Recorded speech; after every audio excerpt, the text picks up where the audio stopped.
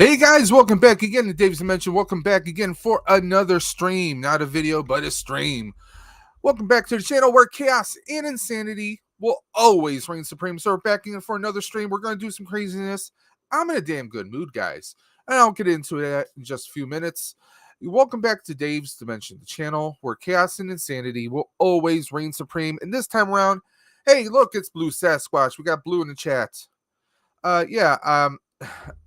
I had to jump on after everything that happened today. I'm feeling pretty damn good, so I figured, hey, let's do a stream. Let's maybe open up some figs, and let's do what it's gonna do, guys.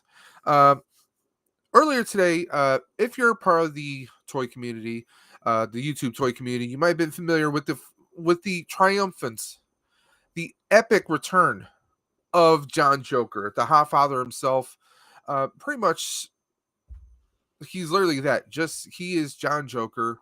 He has some amazing content. He always gets behind everyone's cause, and he's just an amazing person. And he had an amazing 8-hour stream. It was his return back to YouTube, and we definitely missed him. And he came back and he showed us why we love the guy, why we love his content and his channel. He did not disappoint. So today, this stream is about having some pretty some awesomeness going on, guys. Not to bore you guys, but John Joker last year started a bit of a trivia tournament, and it was a massive, awesome, it was to me it was a fun idea. I was like, yeah, that could be fun. I probably won't win. I'll be lucky if I make it halfway through the first round. Well, things kind of went a little bit different. I still can't wrap my head around it, but we'll get into that a little bit later. But guys, I'm just feeling kind of good. We're going to be opening up some figs. Since Doctor Strange comes out, we're going to be opening up the entire wave. I already have 2 of the figures opened up. I've done previous videos that are coming out very soon on the Doctor Strange Multiverse of Madness, or if you want to call it Dr. Mom, that's what I'm calling it. The wife and I are going to be seeing it Friday when it comes out. But I'm in such a good mood after John Joker's stream that we're going to be opening up the entire wave today. Well, the ones that are still in box. The ones I have opened up are regular Strange here, and also Astral Strange, which if you haven't gotten him, you definitely should get him, guys. It's just very awesome figure. Also, I want to talk about a few other things here, guys. Those that know me know that I am part of a fundraising initiative called the Ride for Roswell, which helps benefit Roswell Park Comprehensive Cancer Institute. Now, we're actually going to be hosting a live stream on May 21st. That's a Saturday morning from 10 a.m. until 6 p.m. Eastern. We have organized at least 8, it looks like it could be increasing, 8 prize wheels. What I'm asking for you guys is, if you want to take a chance on one specific wheel, we're going to have themed wheels. You can see the themes right there. We have 2 Star Wars boxes. We have a McFarlane. We have a Gundam. We have a Funko Pop. We have a Transformers. And we have a Hot Toy box. And it looks like we might actually have a few more. Details are going to be rolling out about that probably within the next week or so. But I'm just asking for $5 per chance. $5. That's like a cup of coffee, guys. You can spare that. Or $20 gets you in on all 8 wheels, which includes a Hot Toy, which actually was and is donated by John Joker himself. So this is an amazing cause. It helps benefit Roswell Park Comprehensive Cancer Institute. They do cancer research and developing new treatments. I'm in the Ride for Roswell, which is the annual bike riding fundraiser to help raise awareness and also to help gather donations to help fund Roswell Park. So if you guys, please, if you want to jump in on one of the wheels, or if you don't, you can go into the video description below and check out the links. I have a link directly to Roswell Park if you want to donate to them directly. But for purposes of this prize wheel, or the prize wheels we'll be doing, I have my PayPal in the description below. You can just simply message me at that PayPal, send me the $5 or $20, however you want to do it, and leave me your name. If you want to be on a specific wheel, let me know which wheel that is. And two, leave me either your Instagram or your email so I can get a hold of you if you happen to win. So we have that going on. Been trying to gather a few donations. It's a tough time of year, proms, weddings, graduations. It's kind of a tough time. And let's be honest, we're still coming out of that era, that little situation that's been going on for the past 2 years. So, but today, John Joker was kind enough to have me come on his stream and talk about the ride for Roswell and Roswell Park. I really appreciate that.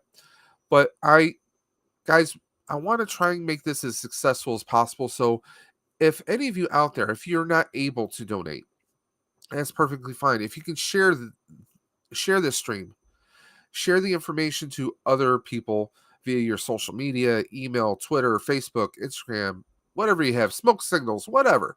That would be greatly appreciated, guys. But let's get right back into this. So we're going to be getting into the Doctor Strange Multiverse of Madness. Now, before I start opening figures, anyone who's watching the stream, drop a hello in the chat. Let me know you're there. Because we know we got Blue, but I got a few other people watching.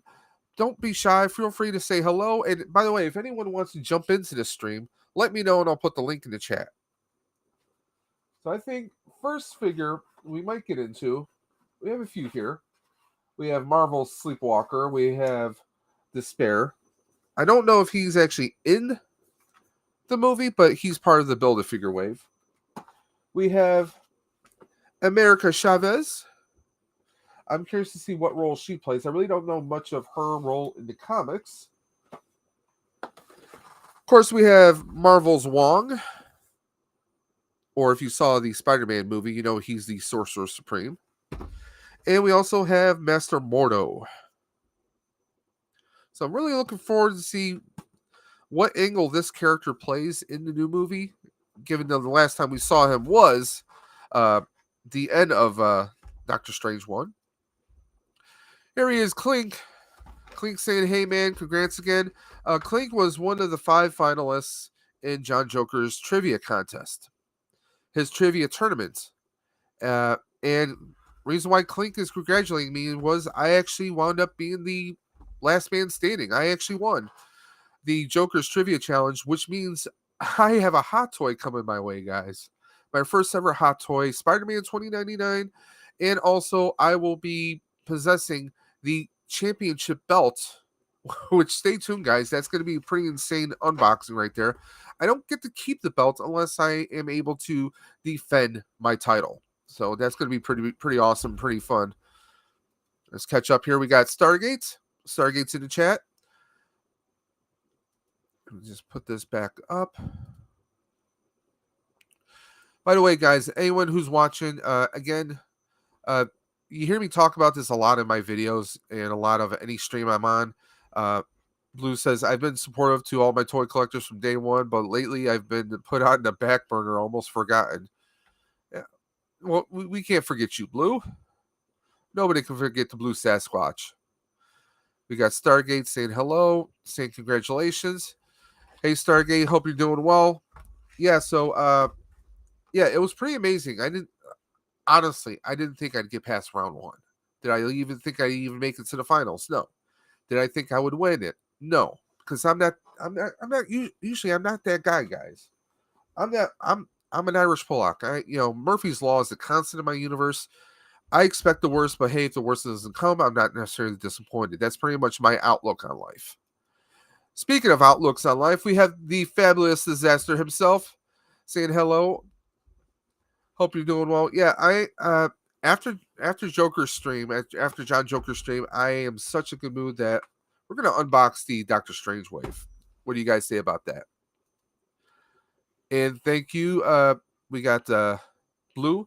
He just put the stream in there for John Joker's live stream. So if you guys get a chance, you're catching this on a replay, go to John Joker's channel. I actually have his channel in the video description below, along with some of my other fellow YouTubers. Right there in the bottom of the video description, you'll see all the a bunch of the fellow YouTubers. I like to call them the YouTube warriors. These are various YouTubers who actually are helping me with uh, kind of the behind the scenes of the stream that I'm going to be doing on the 21st. So please check them out. We have Autobots Trash Talker, Colbane Games, GeForce Racing. We even have the Nathan Bowden Show. We have Papa Gord. We have Sleeping Collectibles, Marvelous Collectibles, Destination Stone, Apprentice Ewok, also known as Icebox Comics Games. And literally the list goes on there, guys. So these are a bunch of YouTubers who help out with the channel. And John Joker is one of the best guys. He's one of the best. So you definitely want to check him out, please. But also, please, if anyone's interested, you want to help out the Ride for Roswell Park Comprehensive Cancer Institute, there you go. There's my PayPal. PayPal.me/the Doc and Dance. You just have to send either the $5 or $20. If you want, 20 gets you in on all 8 wheels. And it looks like the wheels may be expanding to possibly 9 or even 10 in the next 2 weeks. So you'll have more details about that coming up very soon. At the very least, please share it. Stargate saying, "Hello, Clink. First time I've seen you before on John Joker's channel. Nice to meet you."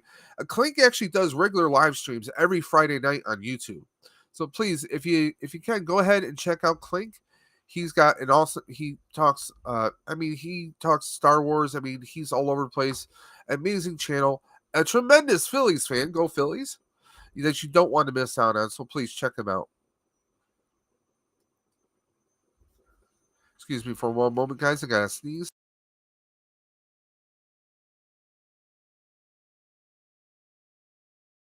Sorry about that. So, how is everyone doing? Does anyone want to hop in? Anyone want to hang out, just chat while we're opening up some figures?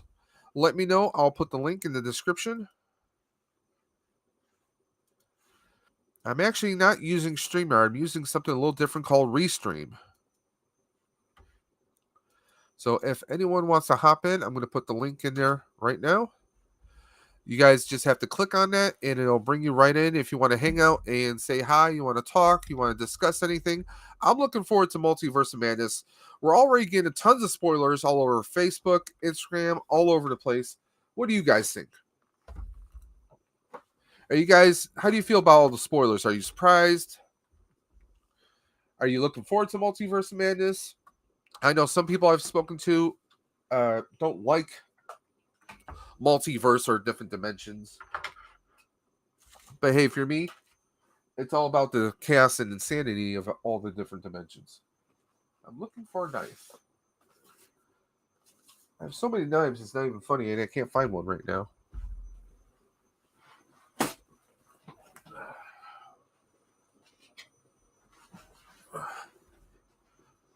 When in doubt, Rebels, Reptiles, and Games. Rebels, no rules. So we're going to get right on into this. I put my glasses on. Actually, tilt this. Let's see if I can get that down. Push this out of the way so you guys can get a nice little view. So we're going to open up Wong first. What do you guys think? Yeah, Clink, you just go ahead and click on that link, and that should bring you in. Anyone is welcome. And by the way, the stream that we're going to be doing on the 21st is going to be an open house stream. So literally anyone can come on. Anyone and their grandmother can come on here. You want to talk about little Jimmy's baseball team? Come on, hang out.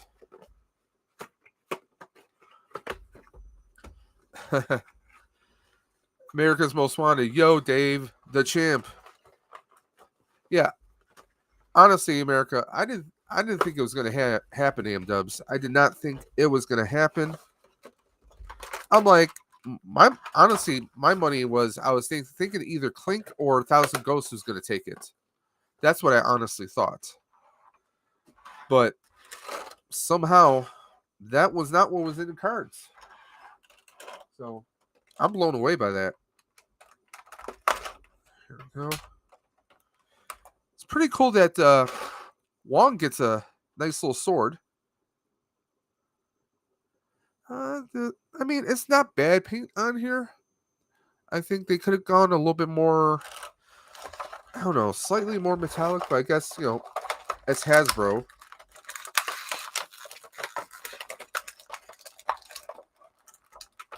There we go. Get these discs out of the way.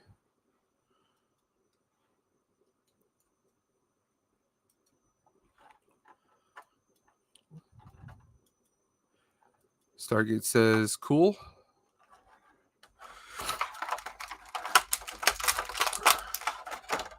So let's put the arm over there. Now, honestly, I don't know the character of the Build-A-Figure. But apparently, I guess he is appearing in the movie. Now, what do you guys think about the current states of Marvel movies right now? Now, some of the Marvel TV shows have been on fire. I've only watched the first episode of Moon Knight so far. But I'm hoping to catch up on that real soon. My wife is even ahead of me right now. America says, it was a battle for real. Salute to Clink and Ghostface Killer and 1,000 Ghosts. Yeah, 1,000 Ghosts. David Carell. And those that may not be aware of David Carell, if you follow Papa Gord, David is, him and Linda are like the top two mods. They are mod extraordinaires. They're amazing people. David Carell, it came down to two Davids. Me, Dave's Dimension, and David Carell. And, it was an honor to go against David Carell, Clink, 1,000 Ghost. It was just awesome. And speaking of awesomeness, welcome. We have the man, the myth, the Clink himself. What's up, Clink?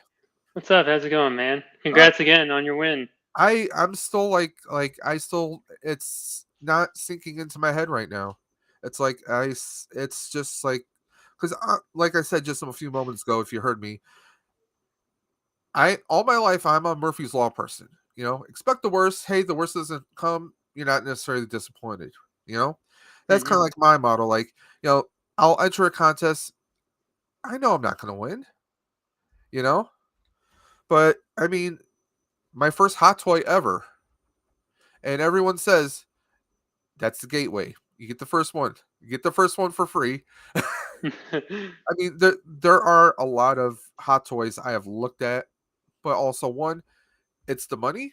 It's kind of like sticker shock, like, geez, can I drop three something, 350 on a, on a 1/6 scale or 1/12 scale figure? And do I want to wait a year or a year and a half? I mean, it's like HasLab time. So, it's, but yeah, there's a few out there that I would like to have. I mean, there's some Captain Americas I would like to have. Okay, And yeah, there's a lot some of good ones Spider-Man. out there. Yeah. There's a couple of the Spider-Man ones I wouldn't mind. I do want to get that was it the one Brandon got, the older Obi-Wan Kenobi, where he's got the field pack with the old armor and all the lightsabers. That's a Okay, pretty yeah, cool one. yeah. The Mythos sideshow one, Yeah, yeah.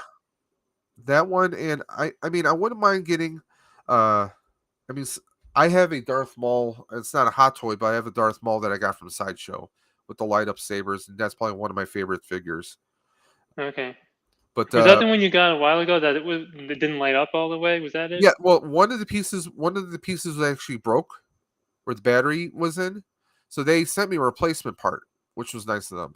Okay, yeah. Sideshow. I've had my best car Mandalorian. The helmet was scuffed. They sent me a new helmet, and then my Scout Trooper was messed up. They sent me a whole new body. So I would definitely recommend Sideshow. You're gonna wait a lot longer, but you get like a warranty, if you know what I mean.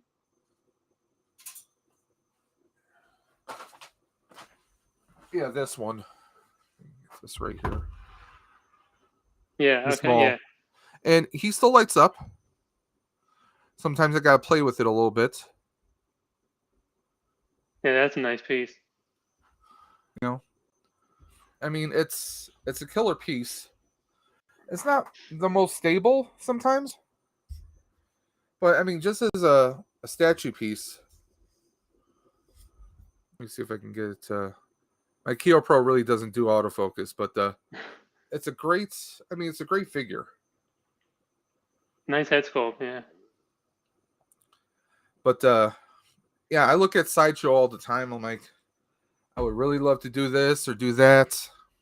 But Yeah. stuff always, there's always stuff that happens. Like right now, I'm trying to June. I have to go to New York City for well, anyone you know me, so I'm into Ghostbusters. Yep. Last year, my the group I'm a part of, the Buffalo Ghostbusters, we did a GoFundMe for the New York City Firehouse, Hook and Ladder number 8, where they had part of the original Ghostbusters 2 sign, which was actually shattered and broken up. But that firehouse is an active firehouse that actually it gets a lot of donations from people who come to the house because it was the setting for Ghostbusters. So to kind of help them out and kind of help the fandom a little bit, we did a GoFundMe last year where we raised enough money to get a professionally made 1-to-1 scale all year round weather quality sign. And Okay. now they have it outside on the firehouse now. And it draws more and more people to the firehouse, which is even better. That's cool. Yeah. And this year, we actually did another GoFundMe, which was still going on, but that is to help out. It's not anything Ghostbuster related, but it's for the firehouse itself, for the actual fire crew at the firehouse, Okay. so that they can basically, they don't get a whole lot from the city, so they're actually going to be getting. We're raising money to get them a high quality set of vending machines. Okay. That's cool. Because I mean, a lot of those guys sleep there.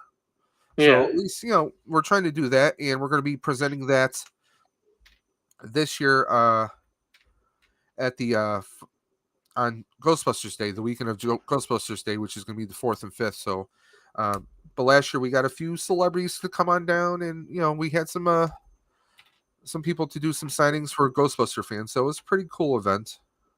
Yeah. I think did you live stream from that or I do a I, video on I that? recorded a few scenes. Recorded. But Okay. I'm hoping to do a lot more because it's kind of getting a little bit bigger. I mean, it all goes for, I mean, the FDNY, the Hook and Ladder number 8. So, and it's just a good, fun thing to do. This Wong is actually pretty good. Um, Sword it's okay. I mean, it's passable. Are you looking forward to Multiverse of Madness? I am, but I just watched the Batman last week, and I still haven't seen Ghostbusters yet. It's like the only movie I'm What did behind you on. think? What did you think of the Batman? Oh, I thought it was really good. I mean, I like him better than Ben Affleck. I was not a big Ben Affleck Well, Batman. I mean, the thing with Ben Affleck's Batman, I think, is it didn't feel like Batman. Yeah. He just seemed like he was a gruff, grumpy person. That's what his Batman felt like. I mean, Yeah. go back to Michael Keaton. You had that someone who, you know, he's kind of passing as a human being, so to speak. His focus is about being the Batman. You know, Yeah. so I mean, there's that. I mean, he looked like he could be a good, almost a Dark Knight Returns. Given Mhm. enough, given enough years, I think he could do that pretty well. But I just don't think he had the vibe. I mean, to me, my top Batman are I I'm sorry, I have to exclude Adam West because he's more the cheesy one. We got Mhm. Greedo and Speedo here. Hey, Greedo, That's what's up? got Hey, Blue Greedo popping in Sasquatch. the chat here, And saying I hello saw to. Gap Stargate. Nice to meet you too. Yep, ceiling fan. That's what's up. Ceiling. Oh, Fell that's a good asleep one. for the half hour at the movies while watching the Batman. That was another thing. The Batman was really long. It was way better than I thought it was going to be because I mean, as soon as I heard Pattinson, I was like, "Oh, great, he's going to be a sparkly Batman." We don't want that because I'm Yeah. sorry. Every time I think of Pattinson, I'm going to think of Twilight. I'm sorry. I know he was in the Harry Potter movies, but he got killed off pretty quick in that one. Yeah, I Um, forgot. I forgot he was in it until someone mentioned it. I think Cedric Diggory. he did a good Batman. I think he did a good passable Batman. He was. He didn't sound constipated like some people. David Carell. Hey, Hey David. man, it was a close one, man. He said, "Hey, hey, hail to the new champ." At least for now, anyways. It's one thing to become the champ; it's another thing to remain the champ. So we'll see what happens in the future. Um, yeah, I think I think Pattinson did a good job portraying Batman, but as far as Bruce Wayne, he did not emulate any characteristics and did not portray any kind of vibe to me of Bruce Yeah. Wayne in any shape or form. Because at least with Bruce Wayne, you're supposed to feel some form of anger, some regret. You feel some kind of driving, what drives him. And is he almost came off as a little like, just kind of what's the word I'm looking for? Uh like an emo spoiled brat kind Yeah, I of. was gonna say emo. Yeah, like yeah. And that's what it felt like. Maybe he's good at playing emo characters. He was an emo vampire, and now he's an emo Batman. It is what it is. Um, I mean, I think everyone else was pretty good in there. Um, Zoe Kravitz was she was as a Batwoman. I just think that I didn't feel like a whole lot of, I don't know, like, what's the word I'm looking for? Believability, I guess. Uh, Okay. Alfred was good. Yeah, he was. It was You know, weird that she was related to, was it Falcone? Falcone, right? no, I think she was Or was it Maroni? involved with the Falcone or something. Oh yeah, that was her father. I'm That not. was I'm not sure. I got to rewatch it. It's on HBO Max. whoever John Turturro played. That was Falcone. I think Yeah. it was like her father. I'm like, okay, that's a little weird, but I mean, I like that. Like, Colin Farrell was fantastic. I he thought he was was, yeah. great as his portrayal of Penguin. It was more crime world Penguin than it was Oswald Cobblepot's, rich, disfigured kind of, freak of nature. So I like that they kind of went that route with him. Um, I It was almost reminiscent of like an older version of Penguin from Gotham, Yeah, I was just gonna or say the that. Gotham Yeah, series. yeah, that was a good series. Robin was it Robin Lord Taylor? Yeah, yeah, he was Uh, amazing. he was good. He's good in a lot of things. Um, but I thought they could have done a better job. I mean, uh, the actor I'm forgetting his name who plays Gordon. I thought he was good. With the Felix Leiter from Bond Yeah, with he Jeffrey Wright. Yeah. he's been well. If you go further back, okay, a lot of people may recognize him from the Bond movies. Go back further to the first Shaft movie that Sam Jackson did. He was Peoples, Oh really? the little crime drug lord. Uh, Okay. you know, Hey, peoples, you know what they call me, peoples? Because I take care of my peoples, man. That was him way back when, and he's appeared in like Hunger Games and a few other stuff. And I mean, he's a really good actor, and I'm glad they finally gave him a platform to kind of come out. I wouldn't mind seeing him versus the other Jim Gordon, the one from the Ben Affleck, J.K. Simmons, because he's a Okay. good actor too. Um, I will say this now. The Wong here, I like Wong. I like the detail that they gave him. The face, I don't know, it looks a little blank. It's not exactly side eye, but it looks like it's just missing something here. I love that Okay. they're finally giving us these pieces, and I've heard other people say this. Marvel, just give us an accessory kit. Now, is Give that us, the first Wong figure in a while, this is or the the first Wong in the Doctor Strange uh, MCU, because I don't think they gave us one with the first movie. okay, So this is the first Wong, and basically they just replicated. Let me pull Strange, regular Strange. They just replicated the same effects here. I wouldn't be surprised if it's the same exact hand mold, which I mean yeah, makes sense. But the one thing that they're missing from both of these, okay, how are you going to give us the finger or the hand pose with the sling ring? Why not give us an alternate hand with the sling ring on it? okay, They could have done that. I mean, if you're going to give us where his fingers are coming out, put a sling ring on those two fingers. That would make a world of sense. But they missed that here. They put a sling ring on Strange's belt here, okay, right there. They did put one on Wong's.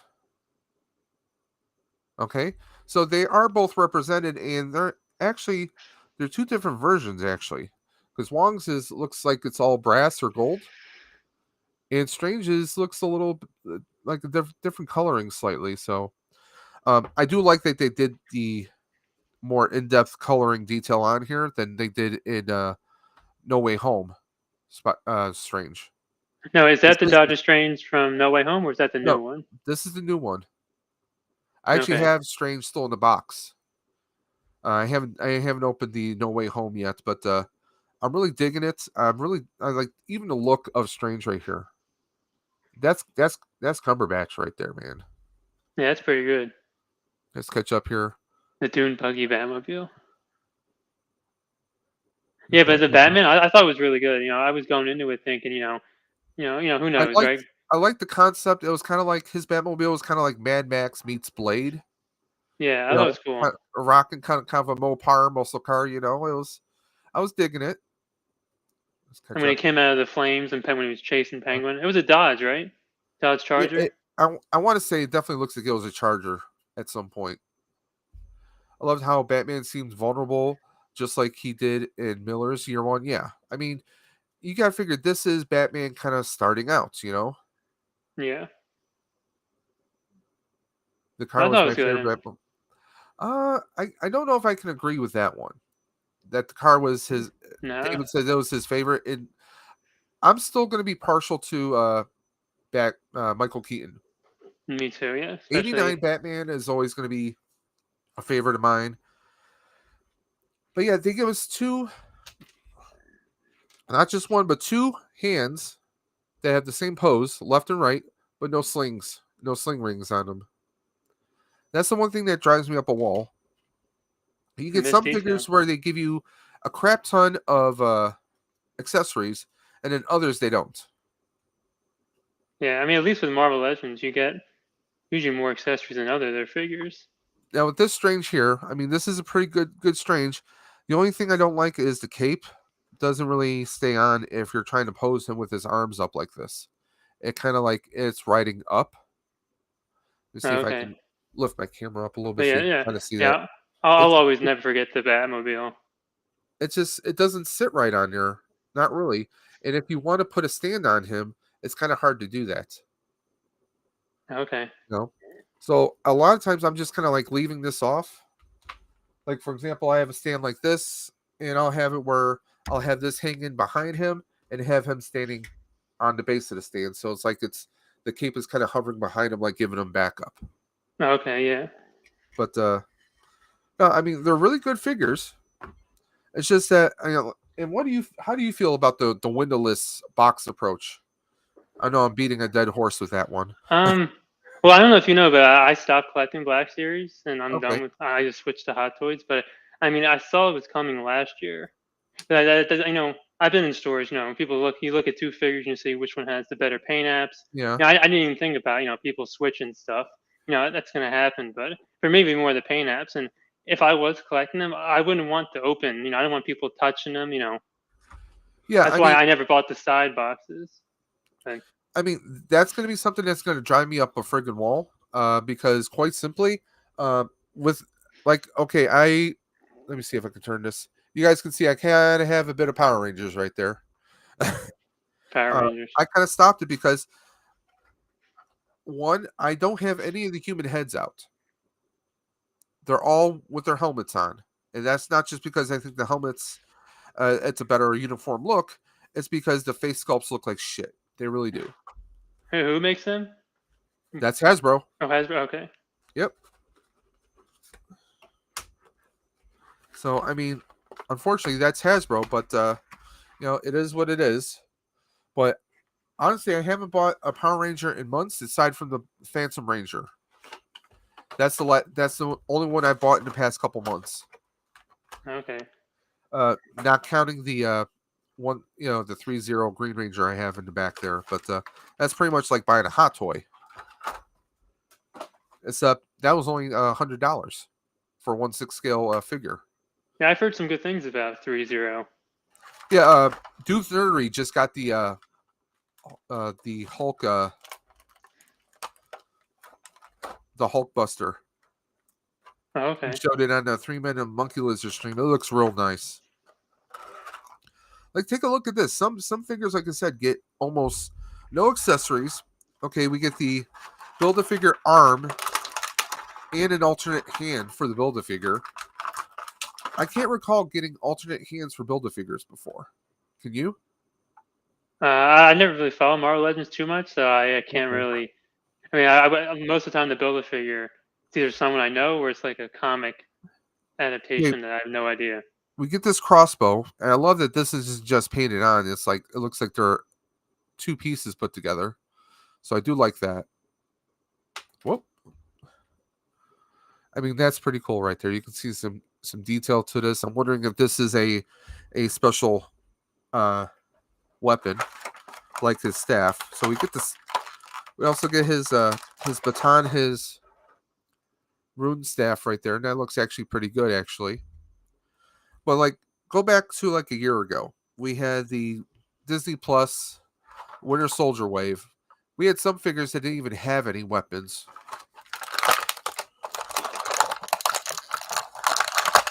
And that was a big thing that really kind of annoyed the hell out of me, pissed me off, if you will. Is you're gonna give us a figure, but you're not gonna give us accessories. That just makes no sense, especially now, given that how much are the figures right now? What, Like like 25, 25? Yeah. 25 if you're lucky. Plus tax? So I mean, you're looking realistic around $27, $28 for a figure.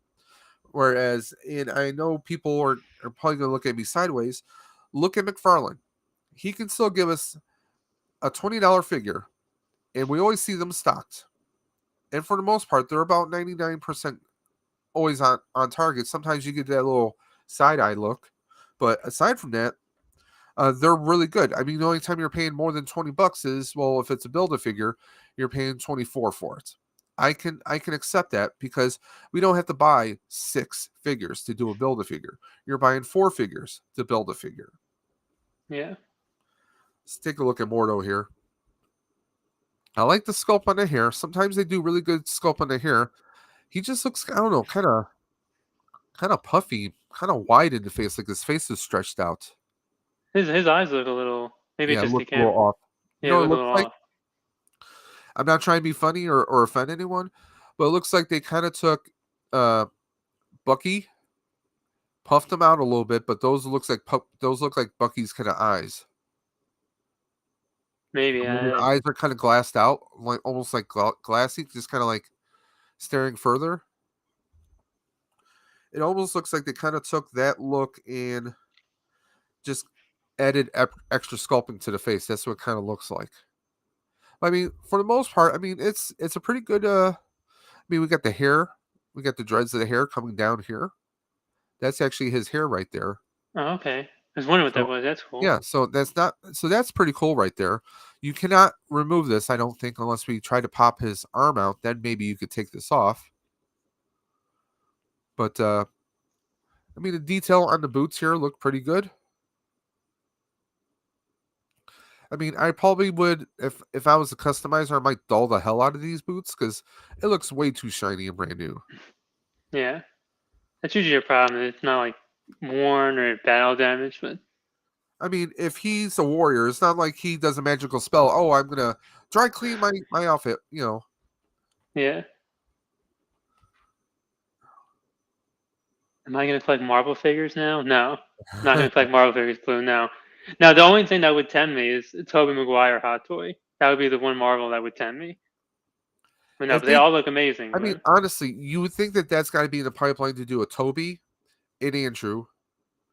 But I think if they do an Andrew, I think they should do Amazing Spider-Man 1 okay. because I'll be perfectly honest. When I heard that they were going to be rebooting after they weren't going to continue with Raimi and Toby Maguire, I'm like oh god, so they're going to start it all over again. I heard about this kid Andrew Garfield. I knew nothing about him. I'm a fan of him now because I really enjoyed the Amazing Spider-Man movies. I know Me not too. everyone did, and I thought the suit. I'm like, what? He's going to have yellow eyes? I'm like, the suit doesn't look anything like Spider-Man. But after I saw it and I really got into it, and I kind of like that suit. It's like, okay, this is Peter's first suit.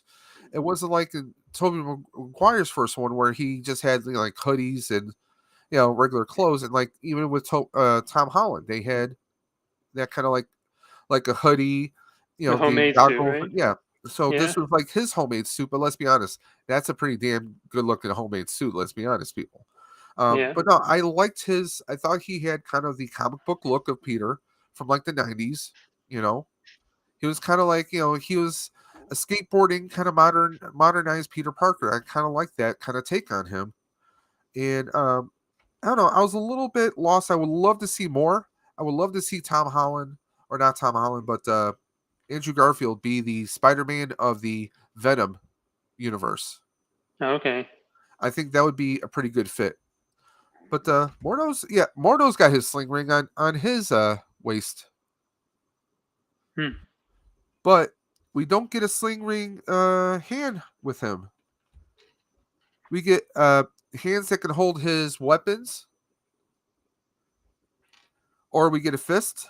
We get one that can hold his little gun here, but no kind of finger for the sling ring, which I think is a little weird. I mean, he's a Yeah. spellcaster just like everybody else, and we don't get the accessory with the shields either. It's almost like he stepped away from that kind of magic, and maybe he's using a different sort of magic. Maybe that's Okay. their reasoning. So that could give us some insight But didn't at into the end of the first one, didn't he kind of walk away from well, Strange and Wong? well, he walked away, but he's still rocking a sling ring. Okay, I have to I That haven't watched the that first one in a while. that's kind of contradictory. Yeah, he did walk away from Strange and Wong after finding out. Nice fingers, Dave. Can't see the figure. Yeah, I'm sorry, because usually I don't use this camera. I'll use a different camera when I do my overhead shots here. But yeah, I mean he left the order, but obviously he has a sling ring. It just seems odd that we don't get a sling hand, but we get it on Wong and we get it on Strange. That's just something that's I don't know. It's a little suspicious. Yeah. I mean, at least you get like different hands. And Marvel's I've pretty never good with seen that. Wong rock a sword. Yeah, it must be like a spoiler. Now, was this wave ever announced? Because I heard some people say it is kind of Th- came in the this was stores. announced a while back, yeah. But there's no holster or anything for his sword. So where does he just summon his sword? Is it like Maybe Thor's hammer? He just sticks his hand out and it comes. he's worthy. Must be. But I do like that. I mean, take a look at these. They're standing pretty solid on their own without a stand, which That's is not always good. usually the case. So we got his hands. It's cool that he gets two weapons though. So like I have to figure a pose like maybe where he's holding a crossbow and then holding this baton here. Now, do you have any suspicions as to what we're going to see in Doctor Strange? I mean, I watched the trailer. I think it was the Super Bowl, right before the Super Bowl, and it was like cameos, and I'm not sure where they're going with this one. Well, I I mean, mean, have you seen anything the past week or so? Because there's been a little bit clarification. Although if you watch the trailer and listen to it, you can already pick up on spoilers already.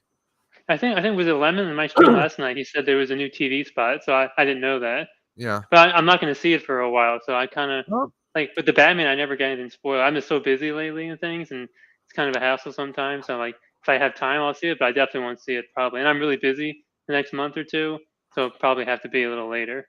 Because the more I see the trailers, the more I'm like, damn, I got to see it now. now Stargate's asking, is the sword part of the Build-A-Figure? It doesn't look like it because we don't see the Build-A-Figure here holding the sword.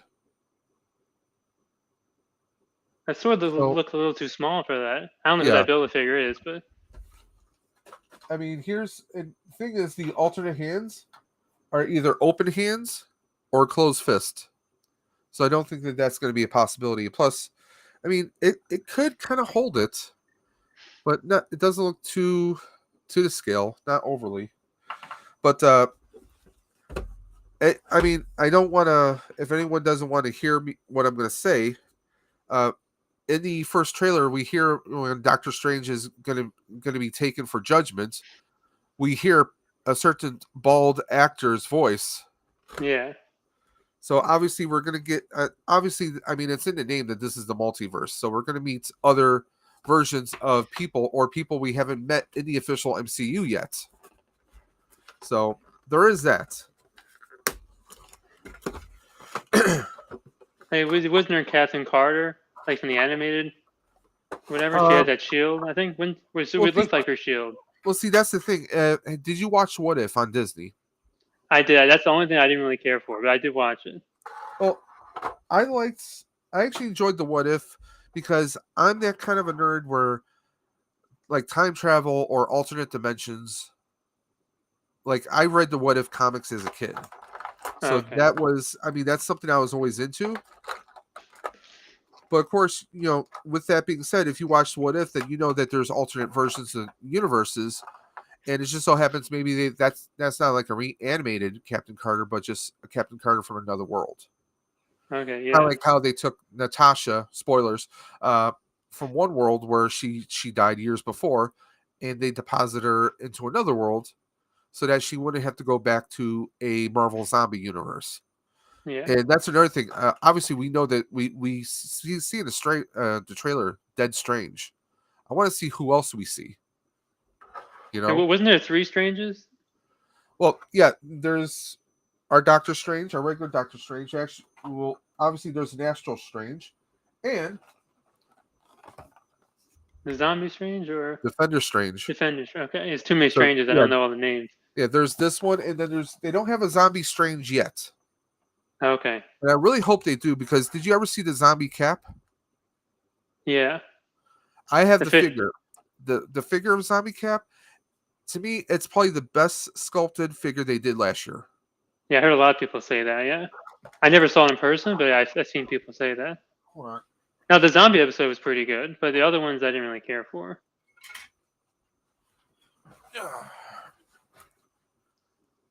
Zombie Cap. You can see right through his damn leg. Let me see here. You can see right through Yeah. his leg there. Yeah, that's a cool figure. And his leg is not flimsy. It is solid as a rock. That's I always mean, good. you can even see the side through his jaw with the flesh kind of open, the gap right there. You see it in person, you can see right through him. This is the kind of detail. I mean, they have like a little hanging piece of fabric right there. Oh, cool. I mean, this figure is. I mean, it's off of the What If animated series, but come on, give us this kind of quality. You know, I mean, this is probably my favorite figure of last year, probably. Yeah, the details look amazing on that. Now, does that have those new like double There's pinless blood on legs? here. I mean, they put some like purplish rotted blood on the shield. They didn't give us. I mean, it's all red plastic here, which is. I mean, you can easily just hand paint that silver yourself if you wanted to mod it. Hey, G-Force, what's up? G units. Need that sleepwalker figure.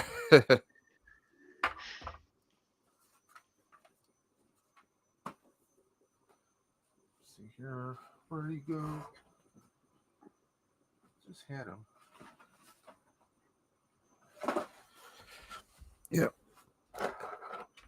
But yeah, I mean, give us more of these. I hope we get to see Zombie Cap or Zombie Stark because you could do Zombie Stark and I have Robert Downey Jr. Yeah. You have plenty of stock footage where you use the CGI that you can decompose it, and you can have someone just do a zombie voice. It doesn't have to be Stark, or it doesn't have to be Downey. So I mean, you could easily do that, and that would work. That'd be pretty cool. Obviously, we're gonna have Carter, Captain Carter in there, which is gonna be cool. I'm psyched for. I mean, Patrick Stewart. We're gonna friggin' Professor X. So this gives us the way that we're gonna have mutants in there. So I mean, that in itself is going to be pretty awesome. It's going to be curious to see is this how we get introduced to Reed Richards? Because in the Yeah. comics, the Illuminati, you had Reed Richards, you had Professor X.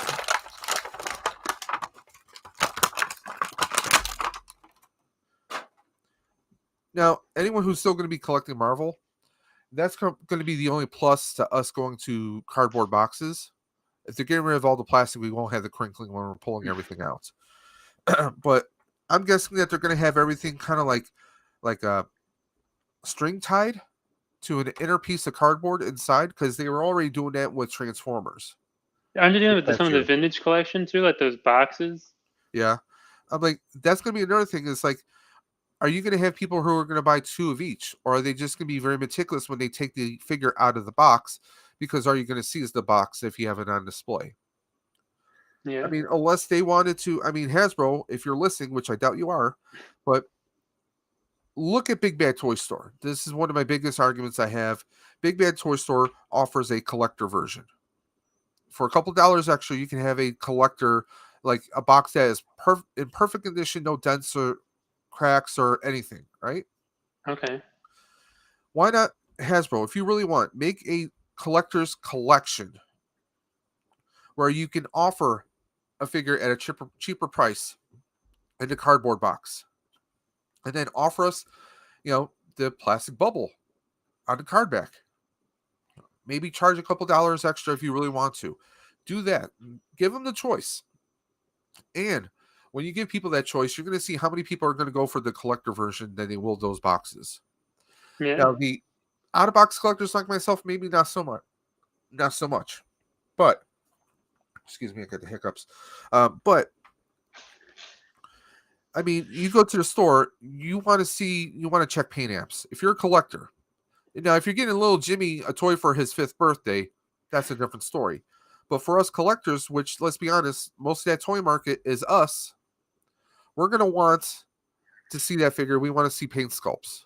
Now, who's this? This is a Sleepwalker. That's from the new movie. I honestly don't know if he appears in the movie because sometimes what they'll do is they'll throw an extra character just for the hell of it. Yeah, he's just like a But comic character or something, yeah, right? because like with Spider-Man No Way Home, there's some extra figures that are not in the movie that they just kind of threw in as like, oh, here, we're going to throw this extra character in so we can do the Build-A-Figure. Just Yeah. catch up. We got, he just ordered Despair. This guy, How come I don't know? Despair. Despair. Yep. Yeah, I looked out. It took me like a couple months to grab those guys. Actually, let me switch this over. Yeah, we'll do it here. I'm using Restream instead of StreamYard, and it actually gives you a stream overlay. Okay. Do you like it better than StreamYard? So far, yes. Is it perfect? No. I've done a few videos on it.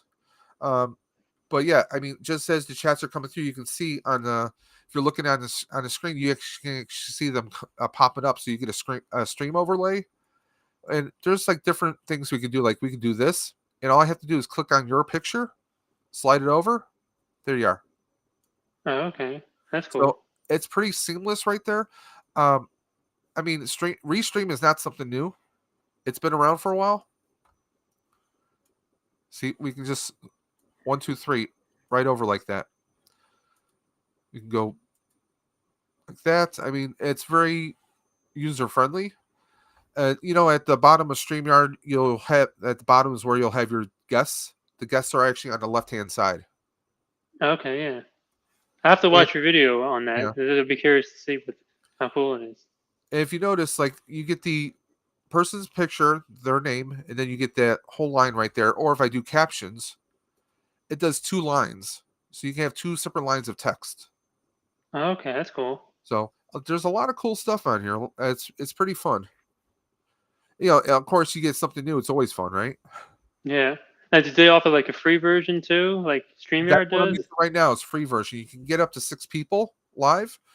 There is a paid version for $19.99. You can have up to 10 people, and for $49.99 a month, you still get that, but you get a whole bunch of extras, such as you you can stream in HD right off the bat with the $50 version. I might actually spring for that for my stream that I'm doing on the 21st.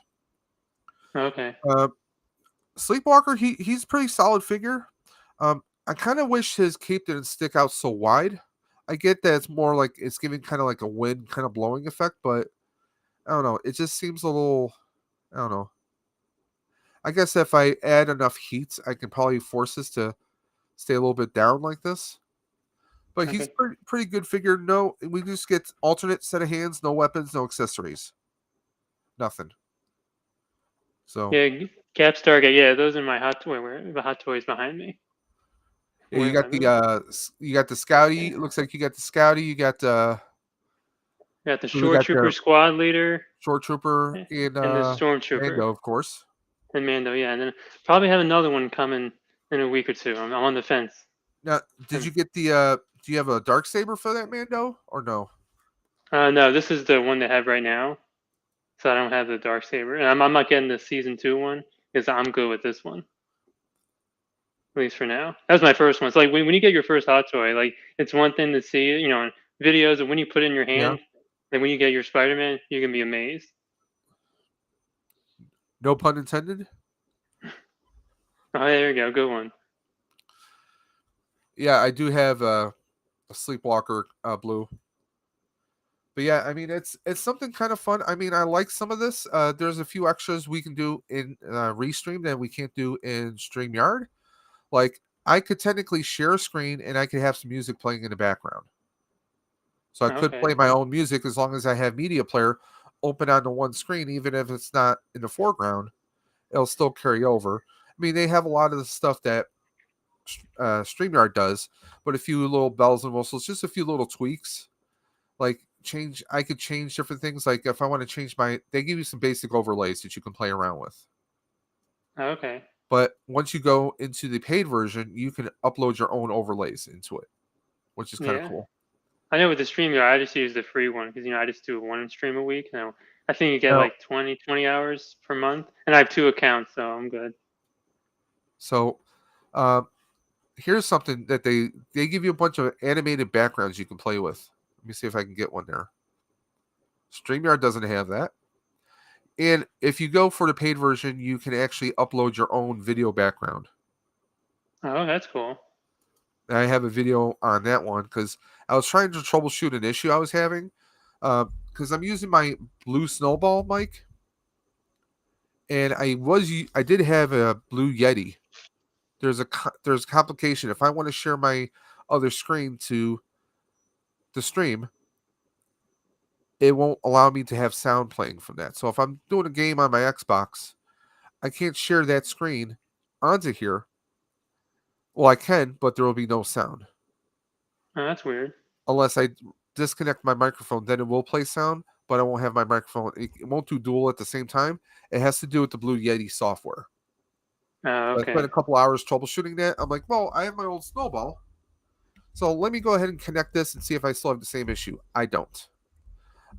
Their tech support is very friendly, but I figured out the issue before they did.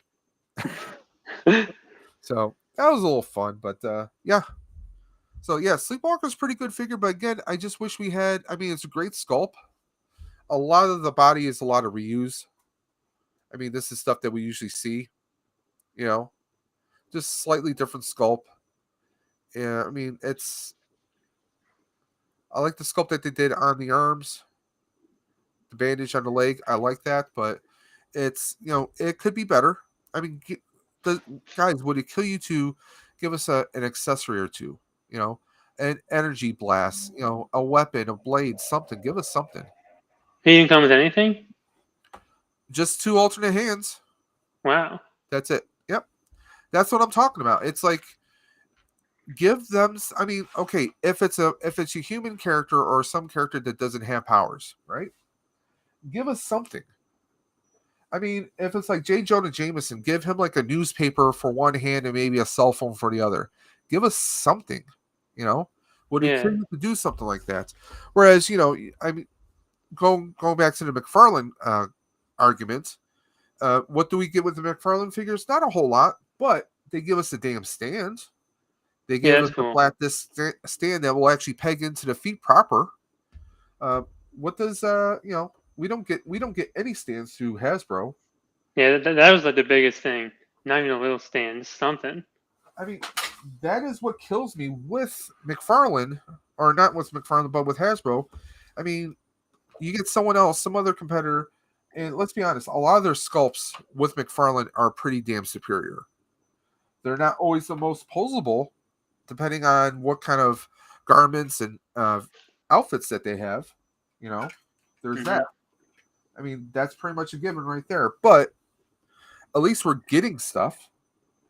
Yeah, I mean, most of the peg holes on the Star Wars and Marvel, I would say at least 90% are like the same. So you can have like a universal stand. So I don't know what the problem is. I've been buying these cheap stands from Amazon. You have to put them together. You got the little small screw, and this is not spring loaded or anything. It just kind of pegs in. But these have been been pretty damn reliable. I'll get like a pack of 8 or 10 of them. So Okay. that's what I've been using. I mean, at least you can. I'll use the more rectangular form right here, so I can set accessories. If I have the figure maybe standing here, I can have a few accessories right at the bottom if I want, or I'll usually ziplock the accessories. Okay. Hey, what's up, Rolando? How's it going? We got Mr. Rolando Flores. How you doing today? But I mean, I'm looking forward to it. I really want to see who are they gonna have Reed Richards? Is that how they're gonna try and loosely introduce them? Do you think we'll see the Spider-Man again? Yeah, I mean, I heard someone say there might be was it Andrew Garfield that was rumored, but I mean, I don't know. Because if we're going to deal with the zombie world because we see Zombie Strange, but I want to see what other zombies are we going to have. Are they going to have a Tom Holland like they did in What If, or are they going to switch it and have Andrew Garfield as the zombie hunter, Peter Parker? So I mean, that's going to be kind of interesting to see. Lots of opportunity, lots of options they can have. Oh yeah, I mean, there's Lots, so lots of figures, lots of everything. That's whenever I see something that I think, oh, that's gonna be a figure or the not. big problem with Black Series is none of the holes are the same. Yeah. Really, Oh I yeah. found most of them were about this. See, I don't know if I have the stands here. I got them off eBay. Well, I I've don't been having a know. hard time finding the small disc stands that will fit most of the figures. Yeah, Uh, let like me see if like I. like I'm just talking Hasbro in general. I used to be able to get like the small discs. Like Okay, I would get these on Amazon, and I can't get these anymore. All they have are the ones that fit the 3-inch scale, the 3 and a quarter scale vintage. okay. That's all I can find. These I can't find anymore for some reason, in the right size. I used to get like the stairs. I don't know. I get them off eBay. They're like black, kind of like oval shaped stands, and Okay, most of the Black Series figures fit. And they're not 3D printed. I how forget are who they? makes them. Are they pretty good? Yeah, I'm trying to find where I put them. I don't know where I let's put them. let's break out America Chavez. I know nothing about her. Yeah, me neither. It just says America Chavez is a young girl from another universe, obvious multiverse, obviously, uh, being hunted for her power, the unique ability to open doorways into the multiverse. No, that's not Miss Marvel, right? No, no, That's this is that's someone America different. Chavez. Okay, No, uh, okay. but you know what it kind of sounds like? Could she be an alternate universe Ned from Spider-Man? Because remember he was saying like there's magic in his family. Speaking of magic, we have the man, the myth, the Hotfather himself, John Joker.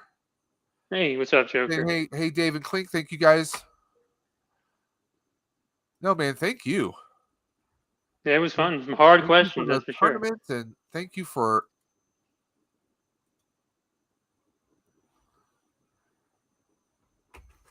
John Joker's busting everyone's hot toy cherries left and right. It's kind of happening. Everyone falls down it someday. He's like he's the Oprah of YouTube. You get a hot toy. You get a hot toy. You get a hot toy.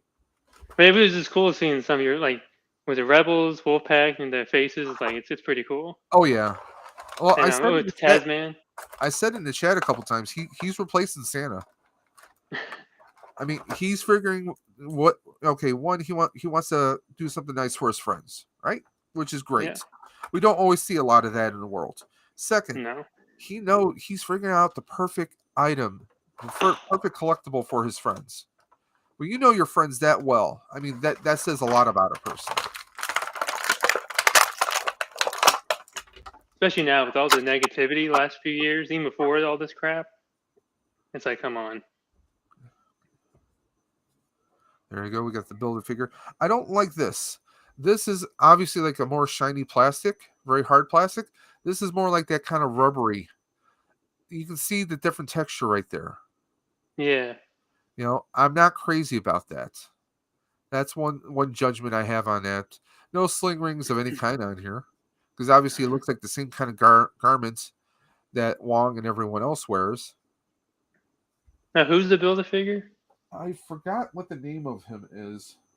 Is Because it that steer-looking guy or something? yeah, he's basically like a almost like a minotaur kind of a. I forgot his name. They don't actually show the name on here. I don't believe. Yes, they do. It's Reintra. Rintra. Hmm. Yeah, I'm not sure how you pronounce that. Rintra. Reintra. Reintra? Yeah. Reinhold. I don't know. Uh, yeah, but I get what you're saying. Like, is she a Marvel because she's got the stars on her outfit? Who knows? She could be an alternate universe Marvel, Yeah. which could. I mean, if they're introducing her now, that makes sense because if they're going to have a movie called The Marvels, because obviously we're going to have the TV show introducing Miss Marvel, and maybe her, Captain Marvel, and this one appear together, making it The Marvels. But did you hear that got swapped around? Ant With Man's going Ant-Man, to be right? coming out Yeah. first. Yeah, which I don't mind. I actually enjoy the Ant Man movies. My wife does too. Well, she likes Paul Rudd, but also we like the one character Luis. You know how he does like the story recaps. Yeah, yeah. I mean, it's going to be a hell of a recap this time around. And Ant-Man's cool. He's like, the down to earth guys. You got Tony Stark and Bruce Banner. Mr. Brainiac. You got the down like Aquaman, the down to earth kind of guys. Like the guys you want to have a Like a beer with. little flame detail on his sleeve. I think that's actually pretty good. Now, here's a question for you. Yes. What is your opinion on Captain Marvel? Um, Because I really enjoy the movie. I know it's I not in my top worst movies, but I enjoy it. I watch it a no couple no times every I year. enjoyed it. I enjoyed the nostalgia of it. You know, we get to see Coulson again. Um, I thought there was a few moments in the story where it felt like they're kind of uh, pouring on the woman power. I'm not against girl power, mind you, but some of it felt a little bit, I don't know, almost like they didn't force it too much, but it felt like they were kind of going in that direction. And then when they Okay. had her in Endgame, you know, she was all like all superior, like, oh, I'll handle this. You know, it's like, listen, there's other people here. You're like, oh yeah, you're the most powerful person. Usually when you think your shit doesn't stink, that's when it does. So Yeah. I mean, the character comes off a bit cocky.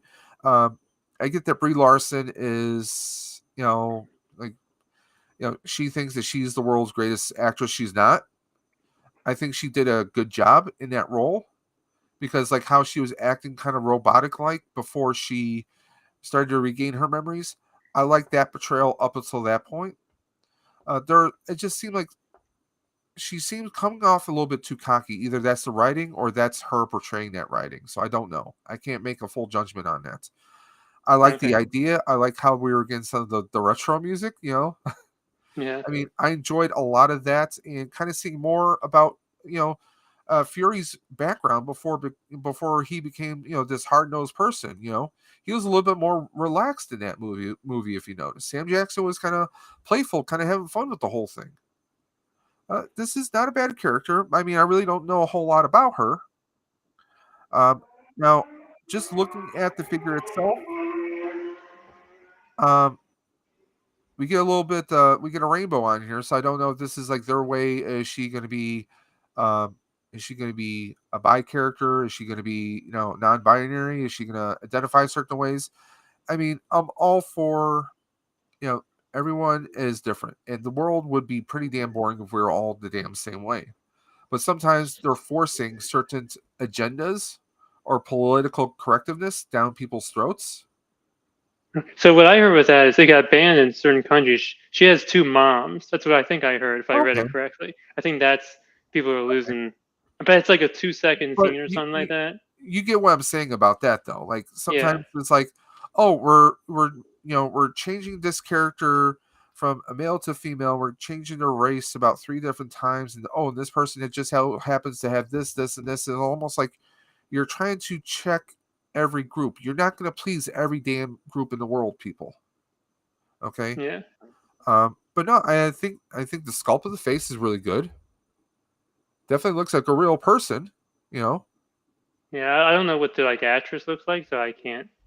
But that looks pretty I good. mean, I mean the the paint on the jacket. You see how it looks like it almost looks like she might have made it herself. So I like that kind of approach. Like here we go. We were talking about just a few figures ago. Do we want something that looks perfectly pristine and clear? Or do we want something that looks a little rough and worn? There we go. That's actually the pattern on here. So I really know nothing about the characters, so I can't say whether I think the character is going to be stupid or not. Blue I even Sasquatch. like the the Chuck Taylors we got on her there. you know, they look pretty good. I will say that. Put those hands over there. Better be careful saying that, Blue. I don't like him, Luke Skywalker. Don't bring that back again. Let me catch up. Making all the new. I'm all for making new characters and do them any way they like. I don't like when they take a character I've loved for 40 years and changes them. Yeah. Uh, I don't like Luke Skywalker. Yeah. I don't like Brie. There's a lot of people on social media do not like Brie Larson. There's a few people. There's a few different channels that I do follow, even though I don't always agree with all their takes on it. But my whole view is this: if you're only open to your own opinion, you're pretty much damning yourself already. You kind of have to be open. Look like, okay, I'll give this a chance. If it's not my thing, then I'm not going to watch it again, or I'm not going to do this again. Try something Yeah. once or twice. If you're not good with it, that's your opinion. But Yeah. I hear that they're doing this. I'm not going to watch it because it goes against my childhood. Sometimes, I mean, let's be honest. Sometimes your gut instinct is pretty dead on, so go with it. But to just kind of close yourself to it, I mean, like, I'm still not sold on the new Batman. I thought it was pretty good. I mean, at least he did not sound constipated. He didn't say I'm Batman. I'm Batman. Do you know who I I'm am? I'm I'm Batman. vengeance. I'm Yeah, vengeance. I'm vengeance. I ate chili for lunch. I'm vengeance. Pull my finger. I mean, it's like, I watched Eternals. I waited until, what was it, 2 or 3 weeks ago to watch Eternals. Okay. I was like, it's been on Disney Plus for a couple months. Let me just go ahead and watch it. And again, it felt like it was all over the place. I mean, a Quentin Tarantino film is more of a straight story than this was. Yeah, yeah. I thought it was boring. I had a hard time getting through it, and that's I mean, you know. you get all these so-called perfect-looking people, uh, and it felt like a complete waste to me. It was complete trash. And see, I thought that movie was too long. Usually, I don't say like people say Blade Runner 2049 was too long or Batman. Good Now the night, why Stargate. I think the take care Gap Stargate. I didn't think the Batman was too long, but the Eternals was like half an hour too long. Eternals, I mean, it just felt like, okay, we're gonna make some filler superheroes. I know that the Eternals exist beforehand, but it felt like, we're gonna make this group of heroes, but we're gonna check every damn list in our in the cultural book. Okay, we have the young child Sprite. Okay, and I mean, honestly, I felt bad for Sprite. It kind of made kind of reminisced about Interview with a Vampire, Kirsten Dunst's character, where she's kind of like stuck as a child for all of time, which you know that's where I got a little bit from that. But then, like, okay, we have someone who is a Bollywood actor, another person who's this. It just felt like they're trying to include too many groups in there. Okay. Angelina Yeah. Jolie, I mean, really, no. I mean, you could have found someone else, and they could have portrayed that way better. You know, Yeah. like, honestly, and people are gonna look at me sideways, and you guys can do that. um, is okay, David Carell says the Eternals, they changed my favorite characters to girls, which I hated. Yeah, I mean, it's to me, I think Eternals was just a big waste. Um, I mean, you took a couple actors from Game of Thrones and you threw them in there. It just felt like a complete waste. It felt like someone took one story and they passed it around the table about 30 times to write it. Yeah. I think the problem with Eternals was very much like the Star Wars sequel trilogy. Oh, here we go. No, no, no, no. Here, No, no, here we no. go. I'm kidding. I'm kidding. You have three movies. They don't have a consistent storyline. They really don't. No, I don't. Okay, that's kind of how Eternals felt like. It felt like, okay, it didn't feel like there was a beginning, a middle, and an end. There was no character development, really. I Yeah. mean, what's his name? I'm forgetting. What's his name? Was it the one that blanking on his name? Icarus. He came off as just like a toned down Homelander from The Boys. That's pretty much what he was. You know, Okay. he was going to do the mission no matter what the cost. He knew the truth, and he was behind killing the characters. I mean, he was basically Homelander. Like he That didn't. was the Game of Thrones guy, right? Yeah. Well, there's two Game of Thrones guys because the Yeah. boyfriend professor, Yeah. Yeah. they played brothers. Yeah. It was one And, of the what's his name from and I'm Game of like, Thrones. uh, and I really want to know more about his character. Uh, the human at the end that was the boyfriend professor. I want to know more about his character. I know nothing about him, but obviously, he's opening up the box and you kind of hear Blade's voice. And I'm like, that to me that was the highlight of the whole damn movie was the after credit scene. Now, so was that Blade Uh, at the end? the new Blade, anyways. Yeah, the new one. It Yeah, wasn't Wesley Snipes, but it's the new actor. I forgot his name, but Mahershala. yeah. I'm always gonna know him as Cottonmouth from Yeah. Luke Cage, and Okay. he was awesome in that show. He's a great actor. He's good in True Detective too. Yeah, he was in True Detective, and he was also in the original 4400.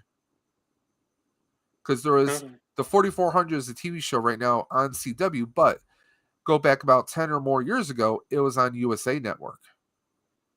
Okay, I never saw that. Basically, the premise is people from different points in history, like say the past 50 or 60 years, who vanished, suddenly all appear at the same time in a field Oh.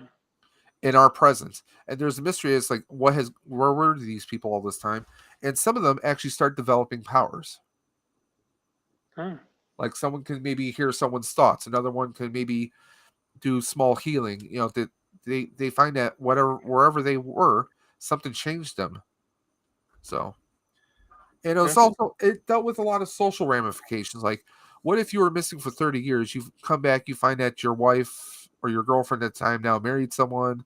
Maybe someone was taking care of your kids. All your relatives maybe died in a flood. You have no human connections. I mean, it was a really good series actually. Okay. I think the first time I saw that, I think it was House of Cards. I know he was in that. And the Green Book, that was more recent. But he's a good actor. Fabulous says Eternals was confusing at first. I lost interest 30 minutes in. Yeah, I was about the same. I had a hard time. An hour in, I'm like, only an hour in? Blue Yeah, I had a says hard time. Blue says I'm just saying any of the actors from Eternals could have played a better Luke Skywalker, even Jolie. Oh, God. Damn it, You Blue. gotta love Blue. No, I said Luke Skywalker is my favorite character, and he's been doing that all my lives for a while. He said I'm going to ban him one day. Can't diss my boy, Luke Skywalker. Honestly, the best animated Joker is Luke Skywalker, Mark Hamill. Yeah, I would love to meet him someday. that'd be cool. I'm hoping to meet Kevin Conroy, the voice of the Batman the Animated Series and so many other iterations of Batman. He's coming to Fan Expo in Canada, Toronto in August, and now that the borders are open here in New York State, I can go over there. So, Okay. hoping to do that. Yeah, in my opinion, that's the best animated series of all time, the Batman. My favorite. Batman the Animated Series, and honestly, the second next to that, and people will look at me sideways, is I love Batman Beyond. Yeah, so last year I rewatched the animated series. I watched it, a couple times when I was younger. Me, my mom, my brother would watch it, and I think I watched most of Batman Beyond. Then I rewatched it. I forgot how good it was. Yeah, I agree with you. Yeah. Well, I remember, this is how old I am. I remember watching it when it first aired in early 90s. That Batman animated series? Batman the Animated Series, because it was it was a couple years after the 1989 Batman came out, and they kind of took that theme, like the first time watching, like I'm hearing the 1989 kind of Batman theme, but then they changed it a little bit. They went with that kind of 1930s, 40s kind of look for the cartoon, and it blew everybody away. Okay, I'm kind of Well, digging this cape here. Get that's a cool. kind of a nice textured look, but smooth on this side. That's a cool. Now, who's this? Is that the This who's is this? Despair. Despair. Okay. You do get a little peg hole here, but no peg hole on the cape. They've done that before in some Doctor Stranges. That's weird. Is it reused? Is that why, or is something else plugged in Well, there? I mean, yeah, they do reuse a lot of the bodies here. So, but these holes right here are also perfect. Let's say you have a stand, take that off. On some of these, you can actually peg this perfectly in. This is a cheap stand, so it's not going to peg in there. But in a lot of these, they can peg perfectly in, so you can have them for an action pose. That's cool. I didn't know that. See here. Let me see if I can take this one off. Will this fit perfectly in? No, it's not. It's not fitting perfectly in there.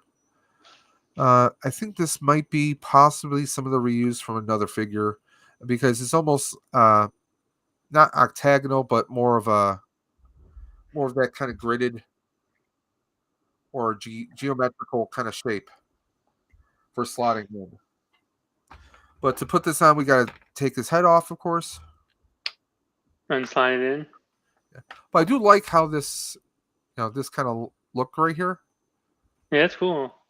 Now, is he a villain? I don't know nothing about Yeah, this character. he's definitely got to be a villain. He looks like Name it. like Despair, it has to be. Almost looks like a Morbius kind of villain. Well, I like the red eyes here. He almost kind of reminds me of Banshee from DC. Banshee was a character from DC Comics where she was basically just that.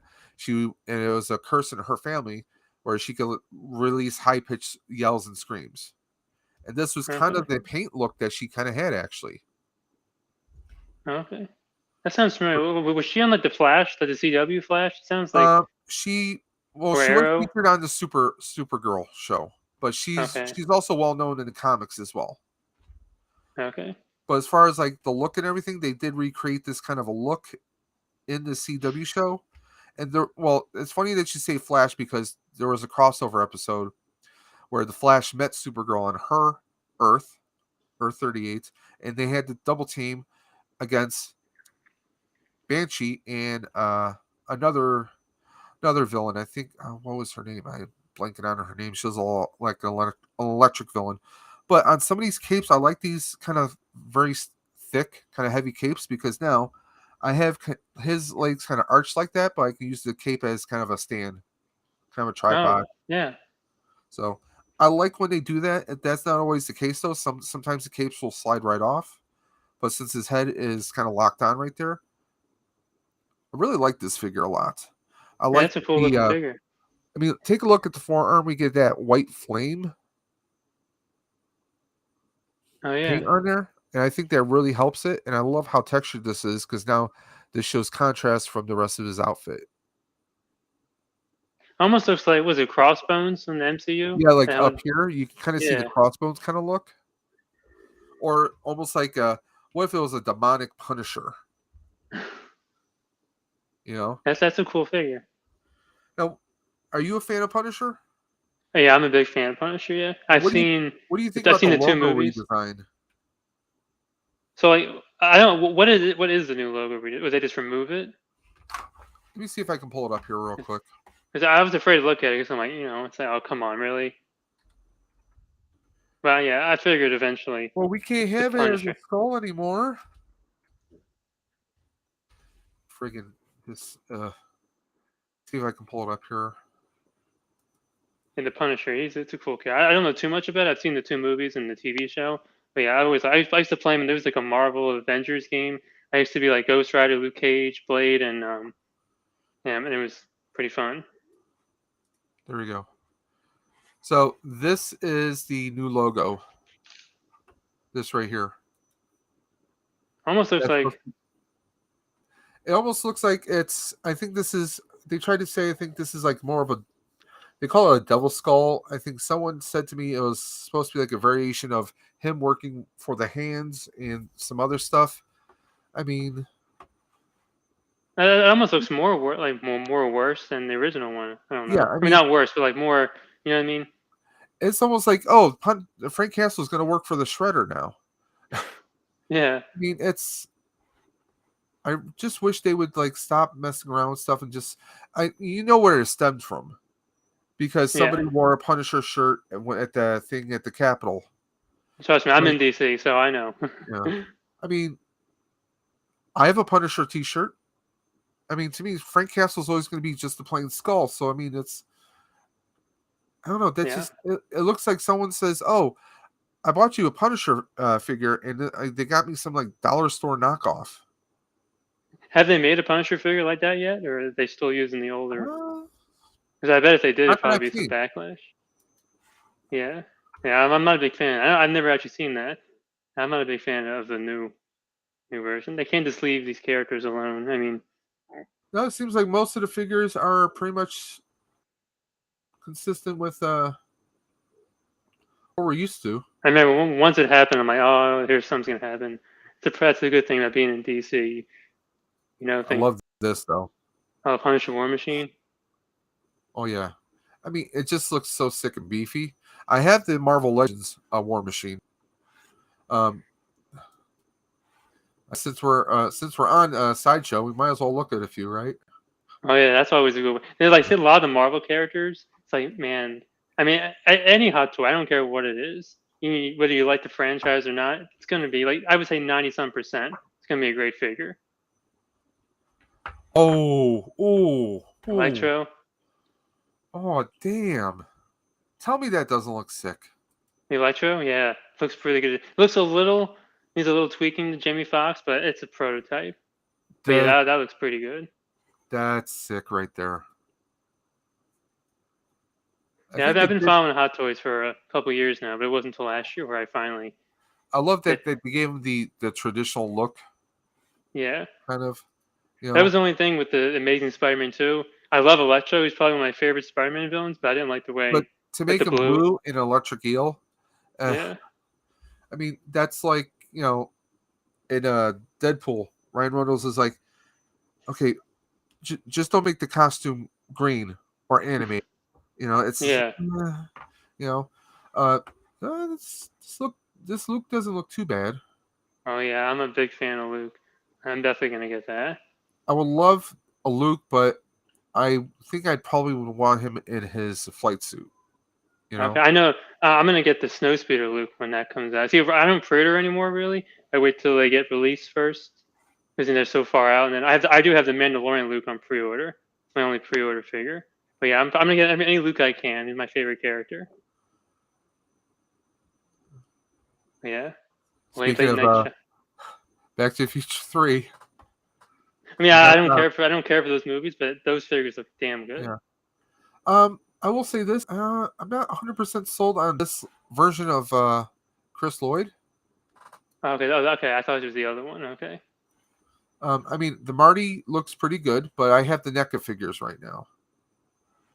This looks more spot on than the Old West Marty, I think, or the Yeah. Old West Doc. I love that you get all these accessories. Like you got his tool belt, you got the remote, you got the case for the plutonium. I mean, and I got to meet Christopher Lloyd, and that was awesome. Okay. Did you get his autograph or just? I didn't get his autograph, but I did get a photo with him. Okay. Well, in my opinion, And photos are it better. was me doing my first ever cosplay. I did a mashup of Ghostbusters and Back to the Future. I took a Back to Ghostbusters Proton Pack, heavily modified it for Back to the Future. Oh, okay, that's cool. So I actually got to pose with him in front of the DeLorean, and that was obviously he's getting up in the age. Let's take a look Yeah. at Ant-Man. He's Or gonna be not a Mandalorian. I wonder who he's gonna play in Mandalorian. who? Oh, Chris Lloyd. Yeah. That's gonna be interesting. I want my money is gonna be. I'm gonna say he's gonna be someone in like the First Order or the remnants of the Empire. I think he's gonna be someone like that, because people forget Chris Lloyd can play a villain, and he can play a villain really damn good. A lot of Yeah. people forget he was Judge Doom in Who Framed Roger Rabbit. Roger Rabbit. Yeah, and he was a He, Klingon. he was the Klingon. He was the Klingon captain in Star Trek: The Search for Spock. He killed Kirk's father, or Kirk's son rather. So yeah. And if I ever, I mean, I love Captain America. I would die for this. Okay. This is an awesome one, and I see that it's only 274. I would love. I mean, this. I mean, take this. I think is one of the best Captain Americas because honestly, when they introduced Cap, and I like that first Captain America, the first Avenger uniform that he had. I hated his uniform in Avengers. It Okay. looked like someone tried to make him, go Captain America Power Ranger. You know, it looked stupid to me, the original one. Okay. Um, So I know sometimes. So if you go to like your web browser, right, and you yeah. just type in sideshow and have the options come up, and if you hit the ad, it'll say ad. Sometimes you can get like a $25 coupon on certain things. Oh yeah, I have a few plugins on my thing. Like I'll have Honey and Capital One for like searching for stuff. Okay, yeah. It's always on figures. Nah, I don't want, but You know, never the well, ones I see, want. that's the thing. Like a lot of times they'll say, "Oh, you can save this percentage, but it's on these figure." Well, I don't want any of those. And Yeah. usually it's like, "Oh, you can get $15 off a figure that's like $600-700." That's You're not doing me a favor.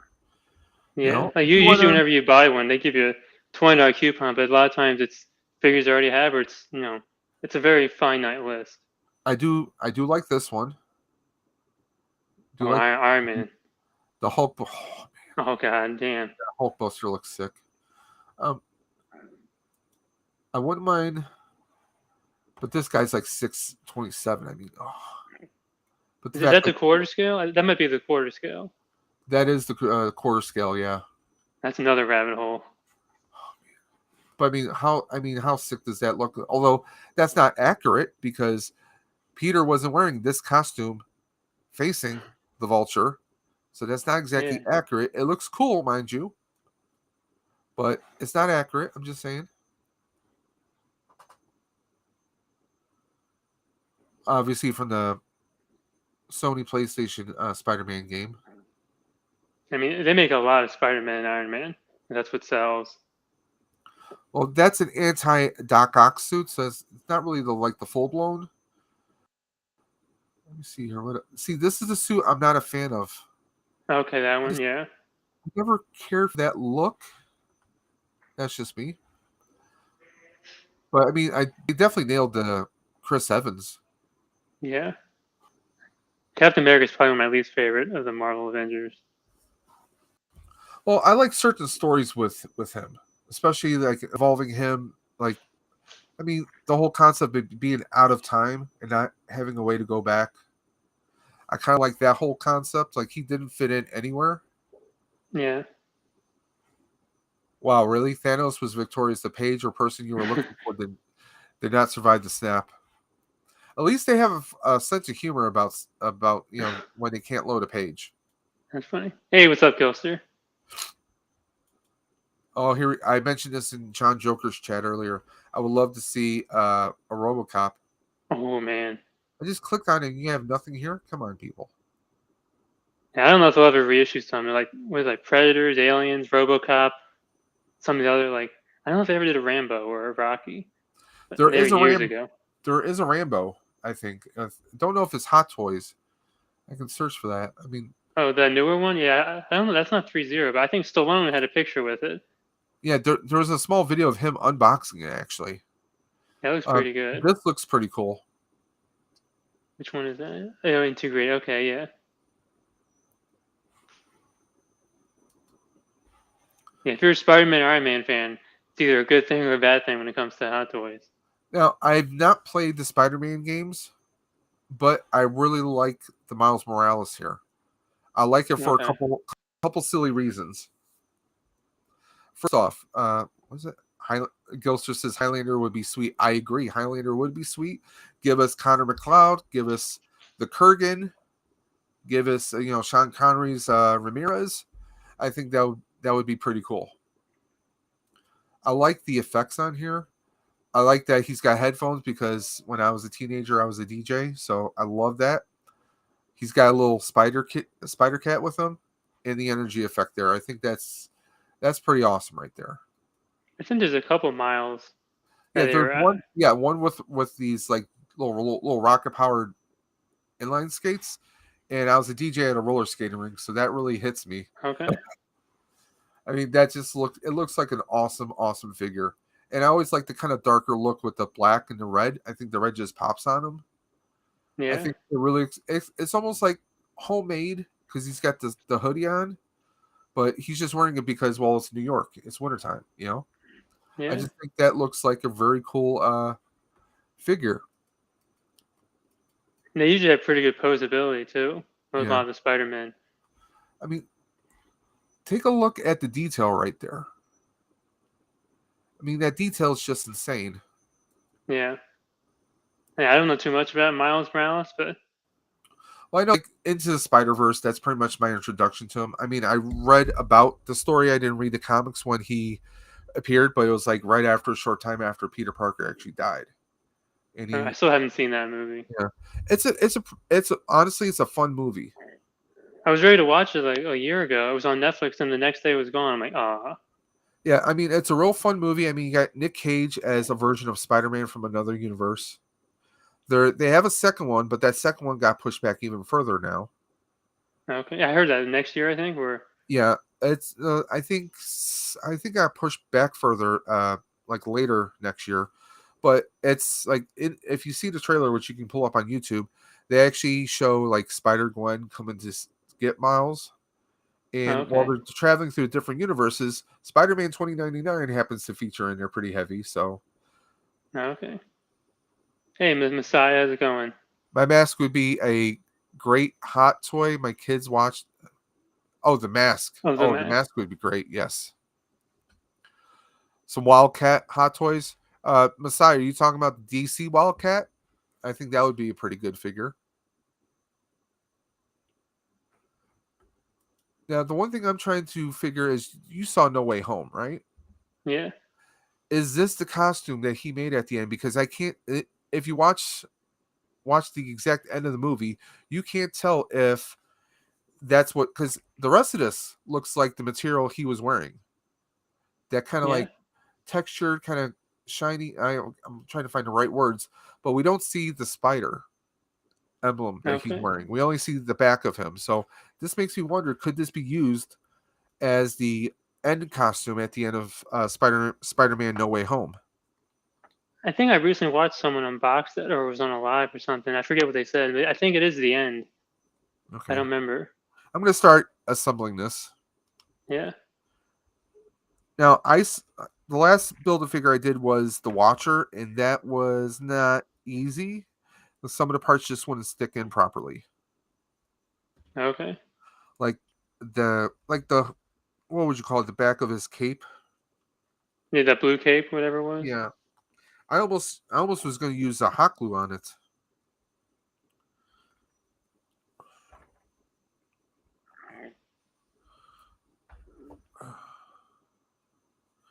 This is going to be a pain in the ass. Put them together. The head, the Oh, head was being okay. a little wonky. Yes, I use technical terms like wonky, but I mean I like the look. But here's one question: where the hell did Peter learn how to sew? You know, Yeah. I get like okay, in the comics, he had to sew his own clothes because obviously Aunt May couldn't do it for him. And I could have seen like if maybe they had like a couple ruined stuff, but obviously he had to learn somewhere. So this guy's not too definitely gonna have to use stands on his feet here. Dark peg holes, but his legs are kind of small for a stocking as big as he is. I mean, I have him standing there right now. Could you make your screen bigger so we can Yeah, see a I'm little gonna better? again. I'm going to move my arrow here. There we go. I mean, his legs look super small compared to the rest of his body. Yeah, it kind of does. Yeah. And because he's got that animal minotaur, legs are. I can get him to stand up perfectly, but shaking my desk a little bit. He's pretty That's pretty stable. good. Yeah. Now, he has 2 open hands, but you can swap them out for fists. That's cool. I didn't know No. Build-A-Figures get swap out hands. Well, that I'm surprised at that because with the Watcher, I didn't have that, so you can swap the hands out. But there's not much else about him. I mean, the tail. Let's see. Does the tail move? I mean, well, you can rotate it, like he's dropping or falling down. I mean, it's interesting. I mean, obviously he's gonna play a big role in the movie. I've seen him in the trailers, so that's gonna be interesting. Can we be a smartass and see if we can get the cape on him? Oh, he comes with a cape too. That's cool. No, I just put I put Oh, Dr. Strange's cape on him. There you go. that's It pretty kind of cool. works. It kind of works. Spoiler alert. Oh, he just lost his tail. Maybe that's a Never, spoiler. never a good thing when you lose your tail. Hey. But yeah, so we just went through that whole wave. No, I still have one more. Okay. And honestly, I know everyone and their grandmother saying about Hasbro, sell those portals, sell us these energy effects. We will pay for it. Am I wrong? Well, I bet. you're not a No, but no. Marvel collector, but let's say they for the guns for Black Series, if they had little peg holes for the blasters for the beam of the lasers to come out, or if you had some kind of like energy blast effect you could put around a person's foot, like if there's an explosion, tell me you Yeah. wouldn't want that. Or maybe on a Black Series figure, or even the vintage collection figures, tell me you wouldn't like some kind of like smoke effect or some kind of blast effect, like the engine blast coming out. Yeah, it was nice to have You the would go for option. that. Whether you use it or not, it's nice to have, especially with the price increase, to have something, you know? Honestly, that's one reason why I've been looking at 3D printers, because I seriously would love to do something to get something like that, but it's not available to us. So what are we going to do? Well, we're going to try and make it ourselves. Yeah, that's what David C does a lot. Because being part of the Ghostbuster community, like I am, you'd be amazed how much. Like I know people who make full blown proton packs, like you see right behind me, completely out of 3D printed parts, and Wow, they just put electronics in. that's amazing. And since now that Comic Cons are back again, I kind of want to do some. I sold one of my proton packs last fall, so I could fund the HasLab Egon Spengler proton pack. Did you get one or two of them? I sold one pack, so I afforded one. Oh, you saw? Okay.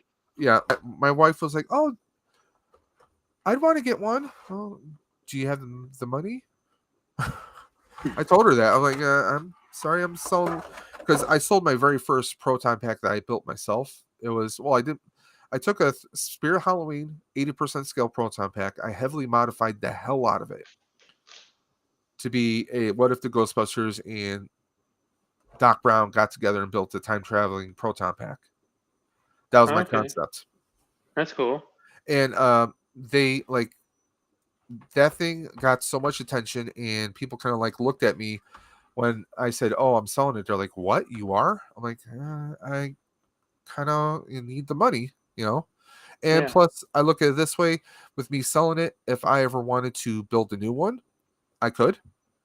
Quite simply put. True. So, I mean, that was kind of the concept. Like, hey, maybe I'll get another Spirit Halloween proton pack, but now Spirit Halloween might not be doing the proton packs anymore. Someone else might be getting the license, but just because someone else gets it doesn't mean it's going to get better. I do love Yeah. this energy effect here. I love how, well, one, there's a little cavity here. So I'm wondering, because how translucent a lot of this is. I mean, there's a lot of opaqueness down here, but I'm wondering if you set up maybe an LED here, an LED here, could you maybe cause some kind of glowing effect? Or if you just ran some faint lights on them that did some kind of rotating effect or something. Or there's something called an L wire, EL wire. I used it on my proton pack. If you maybe hot glued a piece on the behind here, you could have it where you got this kind of consistent glowing effect, possibly. Okay. I Yeah, know that would be cool. Vern from Oakhurst Studios. He has a video where he actually shows you. He took like some green background, like green paper or something, so he could do green screen for the figures. Oh, that's cool. If you haven't checked them out, look up, Hey Vern from 3 Men and Monkey Lizard. His channel's Oakhurst Studios. He's done some amazing stuff, like Iceman from the X-Men, right? Mhm. He did a Iceman figure. He had an Iceman figure, but he created the ice effect. Remember in the old cartoons how Iceman would shoot his ice powers out and it would create like a little slide for him to go across? He Yeah. did that Oh, that's with cool. like paint, foam, and a whole bunch of other stuff. I mean, even if you're not a Marvel person, just watching some of the stuff that he does as far as his crafts and how he makes them, I mean, it's insane. Um, I think I've seen some of his like Star Wars customs or some yeah. of the Marvel swaps. Yeah. He does amazing stuff. Like I think it's him, Dino, and Geek Strong and a bunch of others. They do a, a stream, I think, on Thursdays. Points of articulation, where it's all like custom work, like showing people how to use hot glue for a certain kind of mold effects and stuff. Okay.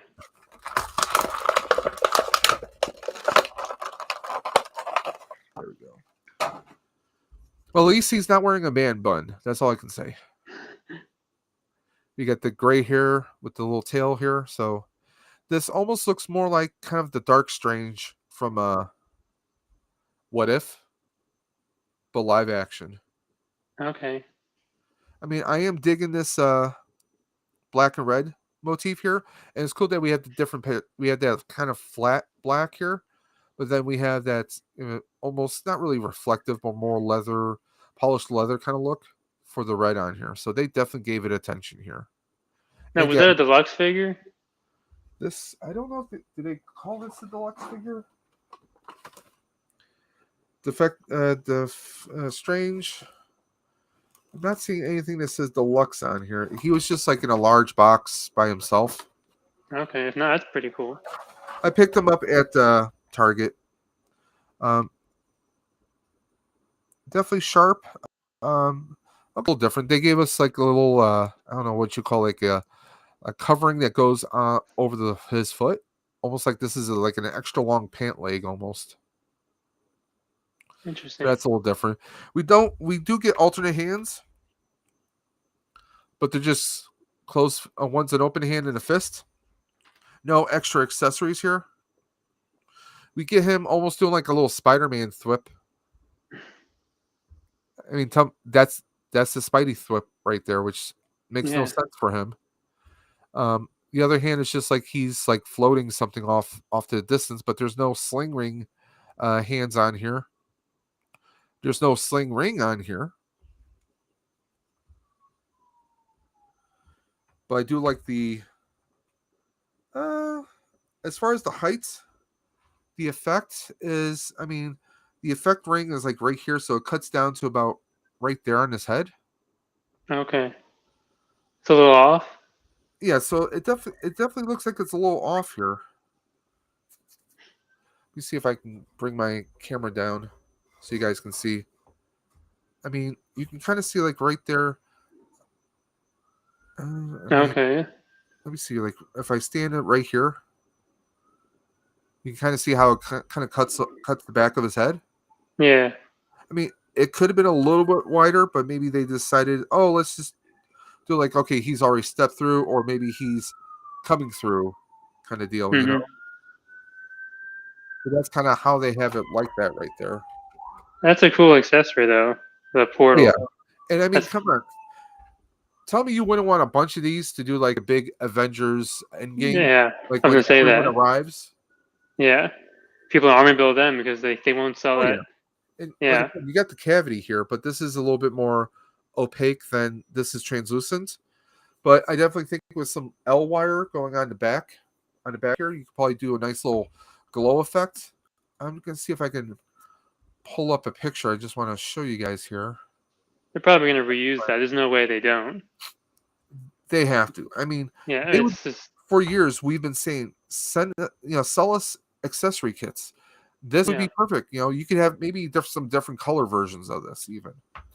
But I mean, if you have one of these, you could probably just spray it yourself. Yeah. I'm gonna pull up my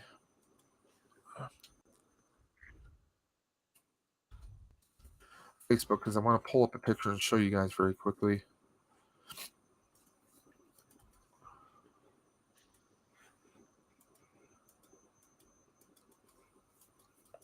If I can find it. Come on.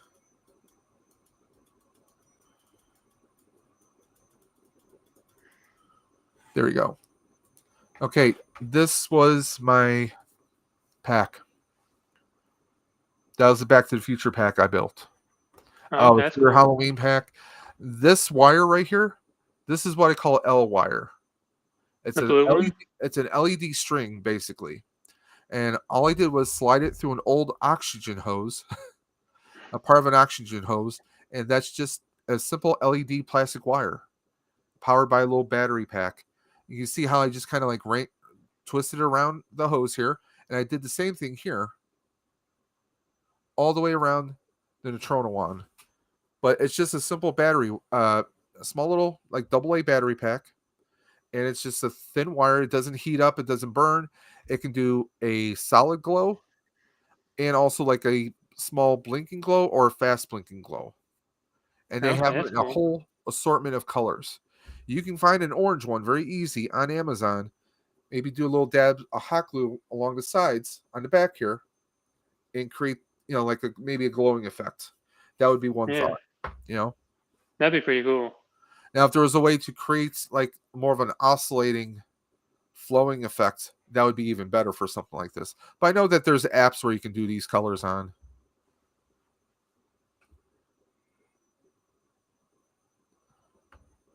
I don't know what the Vishanti hand signals are, to be honest. So I really can't say. Looks like rock and roll devil horns. I heard they started taking it off posters. Yeah, the Punisher. Yeah, but yeah, I this was right up here. The flux capacitor was from a Yahtzee game. Okay. I took some LED strips, put them inside this tube that I got at Home Depot, and I filled it up with hair gel so it would look like there was slime in there. That's cool. This is a Mr. Fusion from the car. It was basically an LED, like a USB car charger, like a USB port to charge your phone.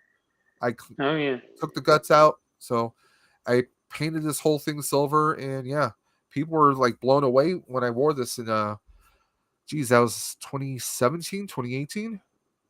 Yeah, that looks amazing. I mean, I could never do something like that. I don't have the patience or the skill, but Well, that looks I awesome. I never made any props before that. This was before I joined the Buffalo Ghostbusters. This was before I did anything. It was my first attempt, and it just so happened like, okay, the Chris Lloyd's going to be there, but it was also the 35th anniversary of Ghostbusters. So I'm like, well, what if Doc Brown and Ray Stans got together and built a proton pack? And this was the finished product. And now it resides down south. I sold it to someone who actually runs his own collection shop and has his own DeLorean. Oh, So, worked out. Shipping was hell. Trying to ship this. yeah, I bet. Imagine trying to ship like just an action figure to someone. Now trying to ship this because you got the flux capacitor, Mr. Fusion sticking out like a sore thumb. So I had to use a very large box. I wound up using pirate chip, but it still cost me like maybe, let's just say I lost money on the deal. Probably close to $80 or $90 to ship it down Yeah, to I think South or North Carolina. yeah, I bet. Yeah. I mean, we agreed on the sale of the item, and which was going to pay for about 4/5 of the HasLab pack. But then Okay. shipping was just a nightmare, and I'm like, okay, well, what can we do? We found a slightly smaller box that we could ship it in, and I packed it to the brim with bubble wrap and popcorn. And it arrived. I was stressing as hell because I was worried about it breaking on the guy. Yeah, that would suck. But yeah, so there it was, and I had one person who tried to lowball me $75, $100 for it. I'm like, I'm sorry, I spent way. I mean, a Spirit Halloween pack is $80 or $90 right now as it is. Yeah. Let alone all the time I did. David Carell said, I just shipped to Australia. Jesus, that was a mess right there. You guys don't want to know about it. Oh, I believe it, man. But yeah, Yeah. that was my first baby, and I do want to build a new one because, I mean, there's a lot of people in the community. There's a lot of people who do cosplay stuff, and there's a lot of people who've like come to me like, oh, do you still have that? I kind of want to, talk to you about, well, what did you do with this? I kind of want to see pictures. I'm like, well, I don't have it anymore. I do Hmm. have some reference photos, but yeah, that's the smaller one that's actually behind me right now here. Okay, That's that's cool. that's another Spirit Halloween that I built. Nice. I just heavily weathered the hell out of it because I figured, hey, it's the 2020s now, so the packs had to take some damage. It was before Afterlife came out too, but I Okay. kind of did the old real Ghostbusters vibe by putting the trap on the side. Plus, with the spirit packs are only 80% scale, so they're slightly smaller. So Okay. they're gonna look small on even on someone like let's be honest, you're skinny. Now imagine some big guy like me that's gonna look even smaller, right? Yeah. So adding that kind of adds a little bit more size to it. Okay. Now, is that a specific pack or just like a generic pack? This was the Spirit Halloween Proton Pack. It was meant to look just like the movie Proton Packs. This is not. This is actually a 1-to-1 scale wand that's on it, and this is a Spirit Halloween trap that I just heavily modified to look like a real movie trap. Okay. I mean, I got the real clippered valve on here. The actual brass fittings actually go on to like on the movie packs. So I found where I could get those. So I made this as realistic as possible. On those packs, I even have Bluetooth adapters Wow. where I can actually play music through my phone. This is the firehouse. This is the actual firehouse in New York City. That's the sign that the Buffalo Ghostbusters did a GoFundMe last year for. So they have Okay. a 1-to-1 scale light up sign because the original movie sign, they destroyed it after the first movie. When a movie's being made, they make a prop that will last long enough just to make the movie, right? Yeah. Well, the firehouse actually has the Ghostbusters 2 sign, which is practically destroyed. There's only a few pieces and they're cracked and they're being held together. So we did a GoFundMe last year, and we're going back this year to do another GoFundMe to help the firehouse, the actual firefighters at the firehouse itself. Oh, nice. So I'll be doing that in June. That's something pretty fun. That's me with all my teammates. Even have my wife as part of the team there. Was that last year or? That was last year at the firehouse. Yeah, let me Okay. see if I can pull up. So yeah, this is all of us with the Buffalo Ghostbusters, and this is Nick from Hook and Ladder number 8. Nice. But these two cars, this car belongs to him, and this car belongs to where's Phil? Phil is right there. So those are their actual daily drivers. Oh, They nice. bought cars, heavily modified the roof racks. They have lights and everything. So yeah, we do this for we do all different charities year round.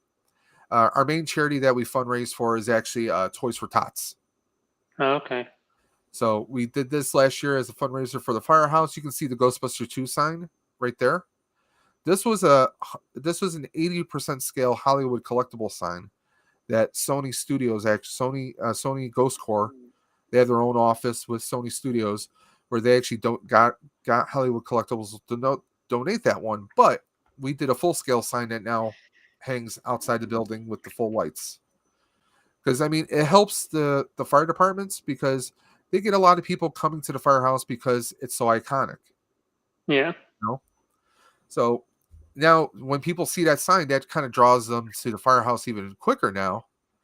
And they come by, they'll buy patches, they'll buy different like FDNY and Hook and Ladder number 8 stuff as as mementos while they're there. And those guys at the firehouse, they fully embrace it 100%. That's cool. Yeah. So Yeah, that'd be cool to see one. I haven't been to New York in a long time. looks like our boy Joey, Padawan collector, hanging out watching a little Bon Jovi. Jeez, he looks old. Bon Bon Jovi. Jovi looks old, man. Jeez. So, but yeah, I kind of want to get into 3D printing, but it all depends on everything here because I mean I've seen so many cool things being made by people. You know, Yeah. Um, my youngest brother 3D printed this. That's cool. This is one of the first things he 3D printed. He also made me a little badge right there. Nice. I mean, it's amazing what you can do with 3D printing, man. It's pretty I, awesome. I definitely talked to David Carell about that. Oh yeah, I don't know what kind of I printers. know, It I all know. confuses me. But You know, I know he does stuff for Papa Gord because I'm always seeing David in Papa Gord's chat. He's one of the top mods for Papa Gord. It's like him and Linda. They're always there helping out Papa. I mean, they just always awesome. Speaking of awesome, how can I forget this guy? We got Rick from Left Coast Graphics. what's up, man? I mean, he does all the Star Wars, the vintage style pins. And he also, I think he did some giveaways for. He helped out John Joker today doing some giveaway prizes too. Oh, okay. And let me see if I still have that. You gotta stay quiet. What was that? No, I'm reading some of the comments So I guess be quiet. about the shipping for Linda. Yeah, I mean, shipping is no joke, man. Pirate Ship is like a godsend. Because I was talking to my wife about it. She's like, "Oh yeah, I use Pirate Ship." I'm like, "Well, didn't you tell me? Come on," because she does Color Street, which is like nail decals that women can use and apply. So my wife does that. David Carell's like, "Uh-oh, it's almost midnight. Had a lot of fun, but really need to go. Congratulations again, Dave, on winning. You deserved it for sure. Have a good night. Everyone, talk to you later." Yeah, take care, David. It was, man, like I said, it was an honor competing against you and everyone else. You yourself have a great night. We beat them. We beat the Mets. Yeah. I Take like care, David. I like the Mets so well. Well, I'm you used. won last night. Well, honestly, I root for the underdogs. Mets fan, Knicks fan. I don't follow the Knicks as much as I used to, and plus, Buffalo Bills. Hello. So Yeah. kind of used to not winning. It's a thing. Yeah. But being a Philly fan, it's tough. It's Well, always a tough one. I mean, I'm an Eagles fan too, so I mean, Okay. 76ers, I mean, yeah. Yeah, us Philly fans, we got tough blood. And I went to Temple, so more Philly sports. Okay. By the way, anyone out there, if you guys haven't already heard or you don't know, check out Left Coast Graphics. That's leftcoastgraphics.bigcartel.com. I think Rick also said that he had some new stuff coming out too. Personally, I think not only is it that he does these pins, but the boxes that he makes for the pins to be stored in or that come with them are just, I mean, it blows my mind how, I mean, I know he's been in the industry for a long time, but like some of the stuff that he comes out with is just, you ever, do you follow him on Instagram? He'll throw up videos of him on either, I think on Facebook or Instagram. He throws up videos like of him, printing or cutting out the boxes and everything. Okay, I think I do, but I don't know too much about. What is Rick? Left Yeah, Coast Graphics? No. from Left Coast. Yep. I'll have to connect somehow and learn more about it. 'Cause, yeah, some of these But, pins. Was there I a mean, TIE Fighter? I think on the previous page, you You know got me and my TIE Fighter pilots. slave ship. I think it was on the previous page. TIE fighter right here. Nice. Is it a pilot too? Yeah. Oh, Yep. I love my TIE Fighter pilots. Nice. I have to check it out. He also, I think, Rick, if you're still in the chat, you have a T Public page too. I think he does T-shirts and stuff too. So, Oh, if nice. you wanted some of this stuff on T-shirts, he does that there too. Oh, that'd be cool. Blue said 76ers beat my Raptors. I'm not impressed.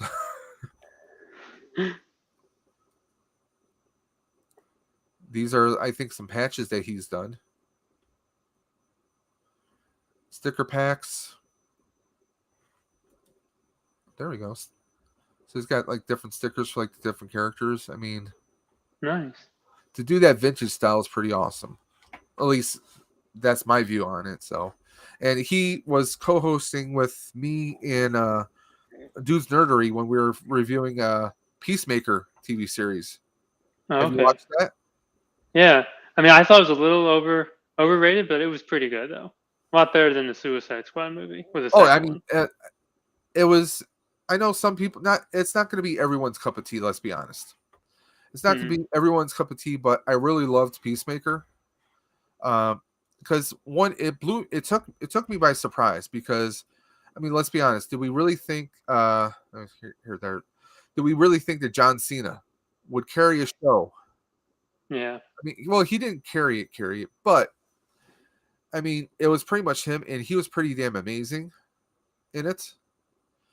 Uh, and I mean, it was. Let's be honest. I mean, it was. It's James Gunn, or yeah, it was. Yeah. I think we're saying right. My Yeah. brain is Swiss cheese right now. I can't think straight. But I mean, just everyone who was in it. I mean, Robert Patrick, friggin' T1000 as his dad. Yeah. I didn't know he was in that until I saw it. Yeah. Judo Master was just cracking me up, eating, just kicking ass and eating the little flaming hot Cheetos. I mean, it was, to me, from front to back, it was an awesome show. We were reviewing it like every week. We would discuss Oh, it okay. like that very day because it would come out like Wednesday, Thursday morning, and we would Okay. review it Thursday nights. So that was, I mean, it was a great stream. We were just having a great time. I mean, the music, because me, dude, and Rick. I mean, we're a lot older than some of the YouTubers out there. We're, me and dude, we're in our. I want to say, dude he's got to be around close to 40, if not Okay. 40. I'm 43, so I mean, we grew up in the 80s. We kind of grew up around the same stuff, and it was just it was a fun show. I mean, the music was just right. It's kind of like when Tarantino first came out. The music for Pulp Fiction, Reservoir Dogs, a lot of those Yeah. movies, it's like the perfect music, right? Yep. The music was a big part in Peacemaker, and they kind of laid the ground for some jokes to happen, and those jokes did pay off. Yeah. It did not have a slow episode. Everything was fast paced, or I shouldn't say fast paced, but everything had a great rhythm to it. Yeah. So when I watched it, I think I waited till it was like 4 or 5 out, and I kind of watched them all together, Well, and I see, was hooked. that's the thing. They released like the first 2 or 3 episodes together. Okay. So it's like you got like a movie right off the bat, and then we had the episodes following afterwards. Um, Judo Master was cracking me the hell up. I mean, he's just this little guy, and I mean, the dance intro is hilarious. It's the only thing that's a little weird, but Well, that's what's his name. It's his it, James Gunn. That's his style, well, right? yeah, it's his style, but the woman who came up with it. Now, do you know who Alan Tudyk is? Yeah. His wife was choreographer who came up with the dance, and to Really. show James Gunn the dance, she had her husband Alan Tudyk perform it. So Wash from Firefly, and you see him on like was it Alien Resident Alien? I think is the show on Sci-Fi. I think that's hilarious. But I mean, he's hilarious in his own right. So you have him demonstrating the dance, and then ultimately John Cena does. I'm like, and it's just I don't know. It's one of those things you kind of just like me for me. I was such a fan that I just kind of have to sit there and watch the intro all the way through.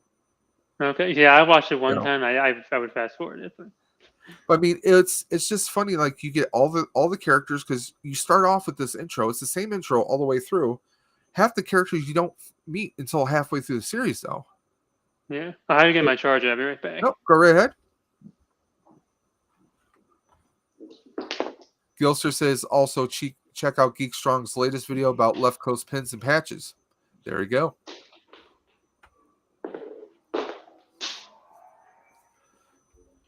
Yeah, Gilster said to also check out Geek Strong's latest video about Left Coast's pins and patches. So apparently, Okay. Dino just did a video talking about that. So Okay. I know there was a time I took like a month away. I was just needing like a refresh. I hardly watched a well, lot of YouTube and apparently stuff. this So was then, like the latest. So, oh, okay. but yeah, I mean, I have a couple stuff coming up. Like I'm doing a ride for Roswell, like you guys have heard me say. Um, you know, I know not everyone can, everyone can maybe afford or, are able to donate, but anyone out there who might be watching this or the replay, take your time. And if you can at least reshare all the links for Ride for Roswell for the stream I'm going to be doing on May 21st are going to be in the video description below.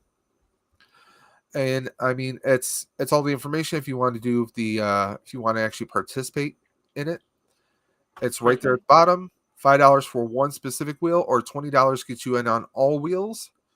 You can just PayPal me directly at PayPal. It's supposed to be me, not NE. Let me fix that. Damn Okay. it. Yeah, I'll definitely look into that this week.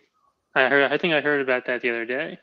So yeah. Yeah, because we have 8 wheels, but guess what? I had 2 people reach out to me who are offering more items, so it might actually turn into 9 or 10 wheels. We might even get an 11th wheel at some points. I don't know, but Okay. right now we just have a few people participating in it. I want to get I want to get a respectable number, maybe 15 or 20 people per wheel would be great, because otherwise it's going to be, oh, this wheel's done in three spins. I don't want anything like that.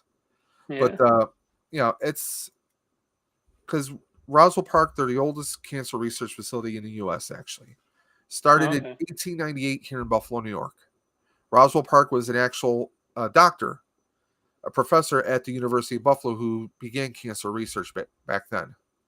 Okay. So I mean, it's been around for a long time. The ride for Roswell, I'm doing a 30-mile bike ride on June 25th. I'm not Wow. even sure. I mean, I'm pretty confident I'll be perfectly fine because I did signed up for the 10-mile last year. Wound up doing 20, and last week I did an 18-mile bike ride. So I mean, 30 is not too far from that. So, but yeah, Okay. I'm Yeah. looking forward to trying to raise as much as possible. I've been throwing it out there, but times are still tough for a lot of people. Yeah. What I've been telling a lot of people is, $5 is what, a cup of coffee. That's nothing. And let's face it, $20. I mean, $20 to be in on all 8 wheels, considering the eighth one is a hot toy. Well, Oh. I might actually unveil the hot toy very soon, Okay. so we can kind of like, because some people might be like, well, I don't know what's going to be in there. Maybe I won't go for it. Well, there's 2 Star Wars boxes that are going to have 3 Black Series figures in each. So I'm not skipping off, and this is not criticism on any other streams out there, but I'm not going to throw, like, I look at it this way.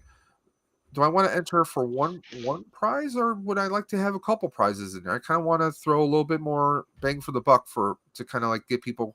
Plus, this is going for Roswell Park, so um, Yeah.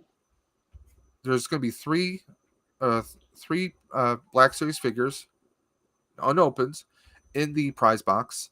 There's 2 Star Wars boxes. There's 1 Funko Pop box, which is going to have 4 Funkos in it. There's going to be a DC McFarlane universe, 2 figure in that box.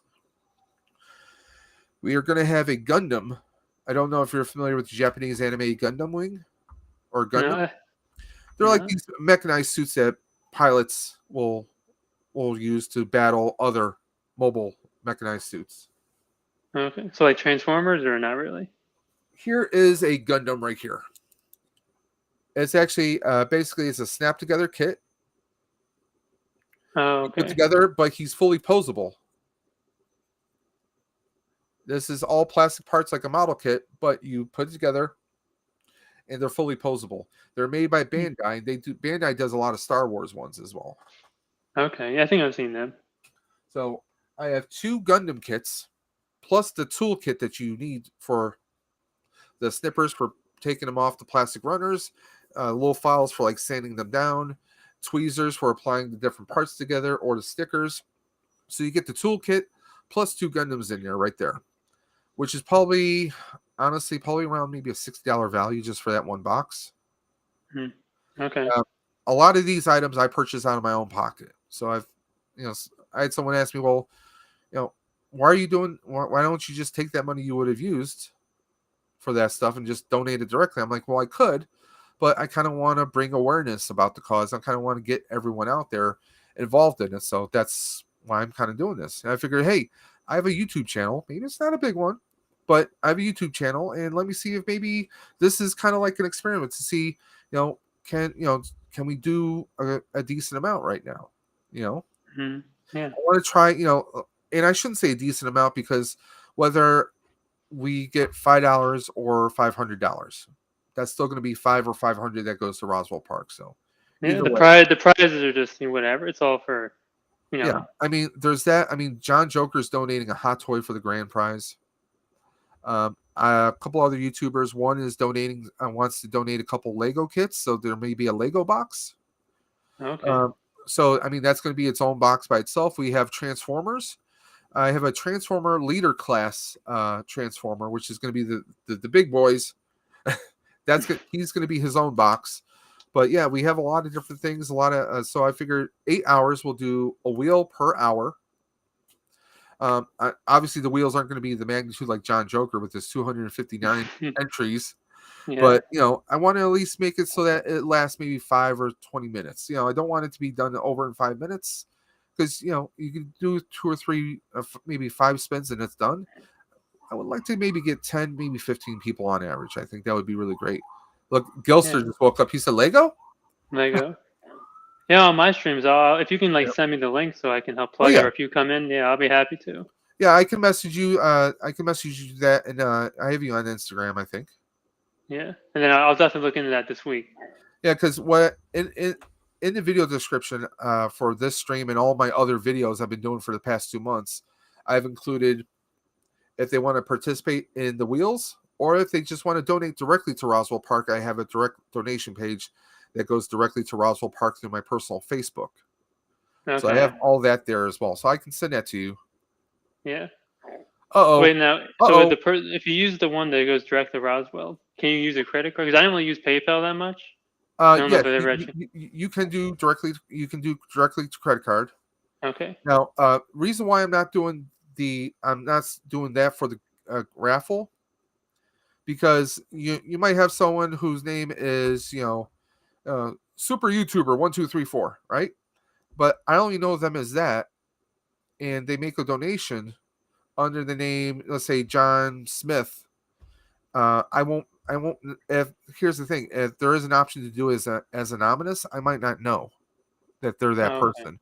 There's no confirmation number that they can provide to me that I can match up. So, someone could say, oh, someone could be on my Facebook. They could see that someone named so and so did a donation, and they might say, oh, that was me. I don't really know for sure. So that's why I'm doing the PayPal. If Okay. if someone says, oh, I want entry on one specific wheel or one for all the wheels, they send me the PayPal. Plus, if there's any issues or any disputes with that, they can go through PayPal, and PayPal can then go through legal channels to hit me up. So when you're doing PayPal, you're being protected in that way as well. There's a Okay. there's a chain of custody, as it were, right? So I mean, there's ways to track things down. I just figure I've seen other people do through PayPal. I just figured that would be simple for some people. I do understand that not everyone has PayPal. So, I think I do, but I don't think I've ever actually used it. I mean, PayPal, you can pay with a credit card and then it gets sent through that way. I mean, I've done stuff through a bank account before through PayPal. Okay. Like today, I had someone donate right to us to PayPal, and I immediately put it onto the donation page and processed that payment already. So, Okay. But if I just do like through the Facebook page, you can probably guess it's me. My first name is Christopher, and then okay. the link is part I of mean, it. So if right when you submit it, whenever someone submits a payment, I get an email notification through Roswell Park.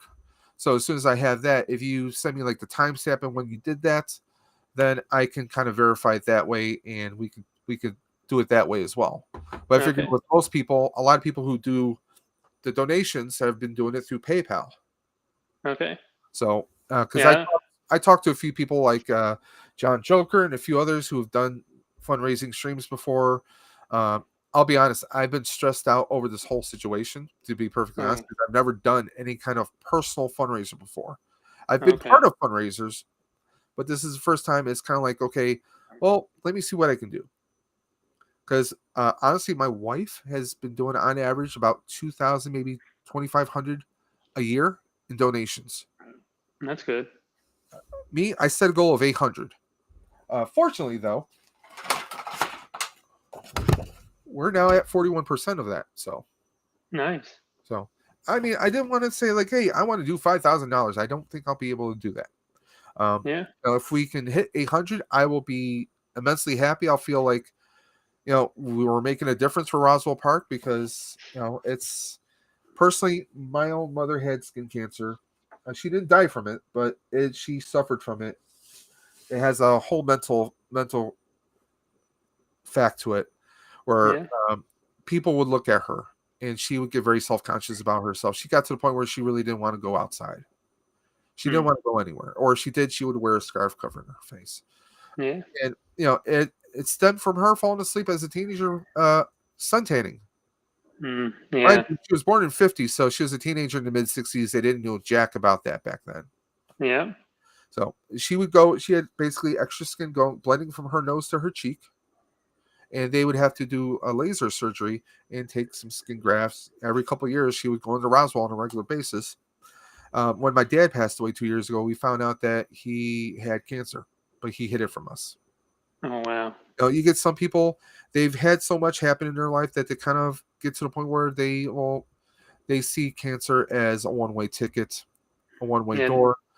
Doesn't have to be, No. but Yeah. you know, I mean, and it's sad that it is, but there a lot of people, they fight. And there's a lot of things that people can do. You're a sports fan. Have you heard mhm. of Jim Kelly, Yeah. former quarterback for Buffalo Bills? He past couple years he's been going to Roswell Park because he actually had cancer form in his jaw. Oh, I didn't know that. Part of his jaw is removed and gone now, but he doesn't give up. You know, yeah, that's an example. Jim Kelly has money. You can say that, yeah, sure, but it's just an example of there's different types of cancers. There's brain cancer, there's jaw cancer, testicular cancer, breast cancer. I mean, colon cancer. Let's face it. There's so many different types out there. It doesn't care whether you're a 5-year-old or a 95-year-old. It can attack anyone. You could be the healthiest person or the worst person in the world. So Yeah. uh, that's kind of the outlook right now. We gotta Yeah. say hello to Nathan Bowden, the Nathan Bowden Show, saying What's up, was up. Nathan? I take it the Nathan Bowden Show is probably working late tonight. Gilster saying hey to Nathan B. Weird Fantastic Toy Adventures. Hey, saying hey Dave, how you doing? Weird Fantastic. We're just doing It was just a very awesome day today. John Joker came back to YouTube, full time. Well, full time for him. Amazing stream. We finally found the winner of the Joker Trivia Challenge. Some Irish Pollock in Buffalo won it. What's his name again? Yeah, some Dave guy. I don't know. Heard he's a Bills fan too. And But an Eagles fan. yeah, Eagles. And honestly, there was a time I gave up on the Bills. Okay. Going back a number of years, there was a whole thing after the whole Flutie Rob Johnson controversy. The Bills fired like half the team, like all the veterans. They pretty much said, you know what, you're a veteran, you're out of here. They kind of it just was like there was no sense to the management at the time. I think this might have been around the time Wade Wilson was coach too. Okay.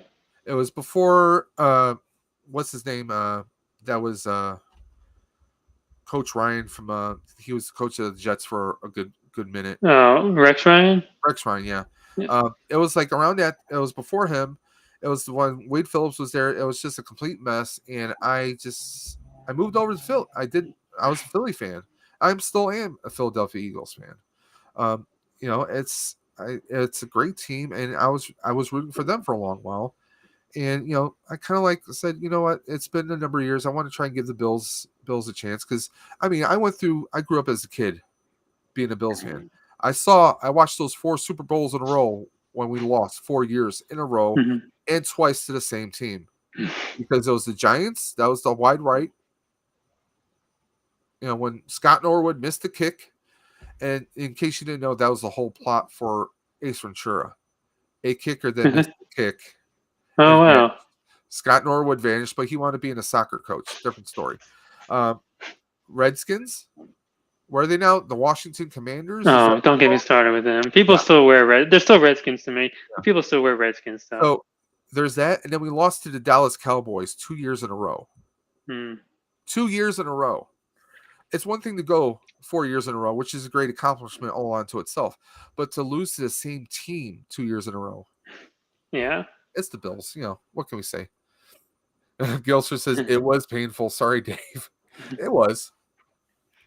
But I mean, it's you just kind of have to roll with it. So, but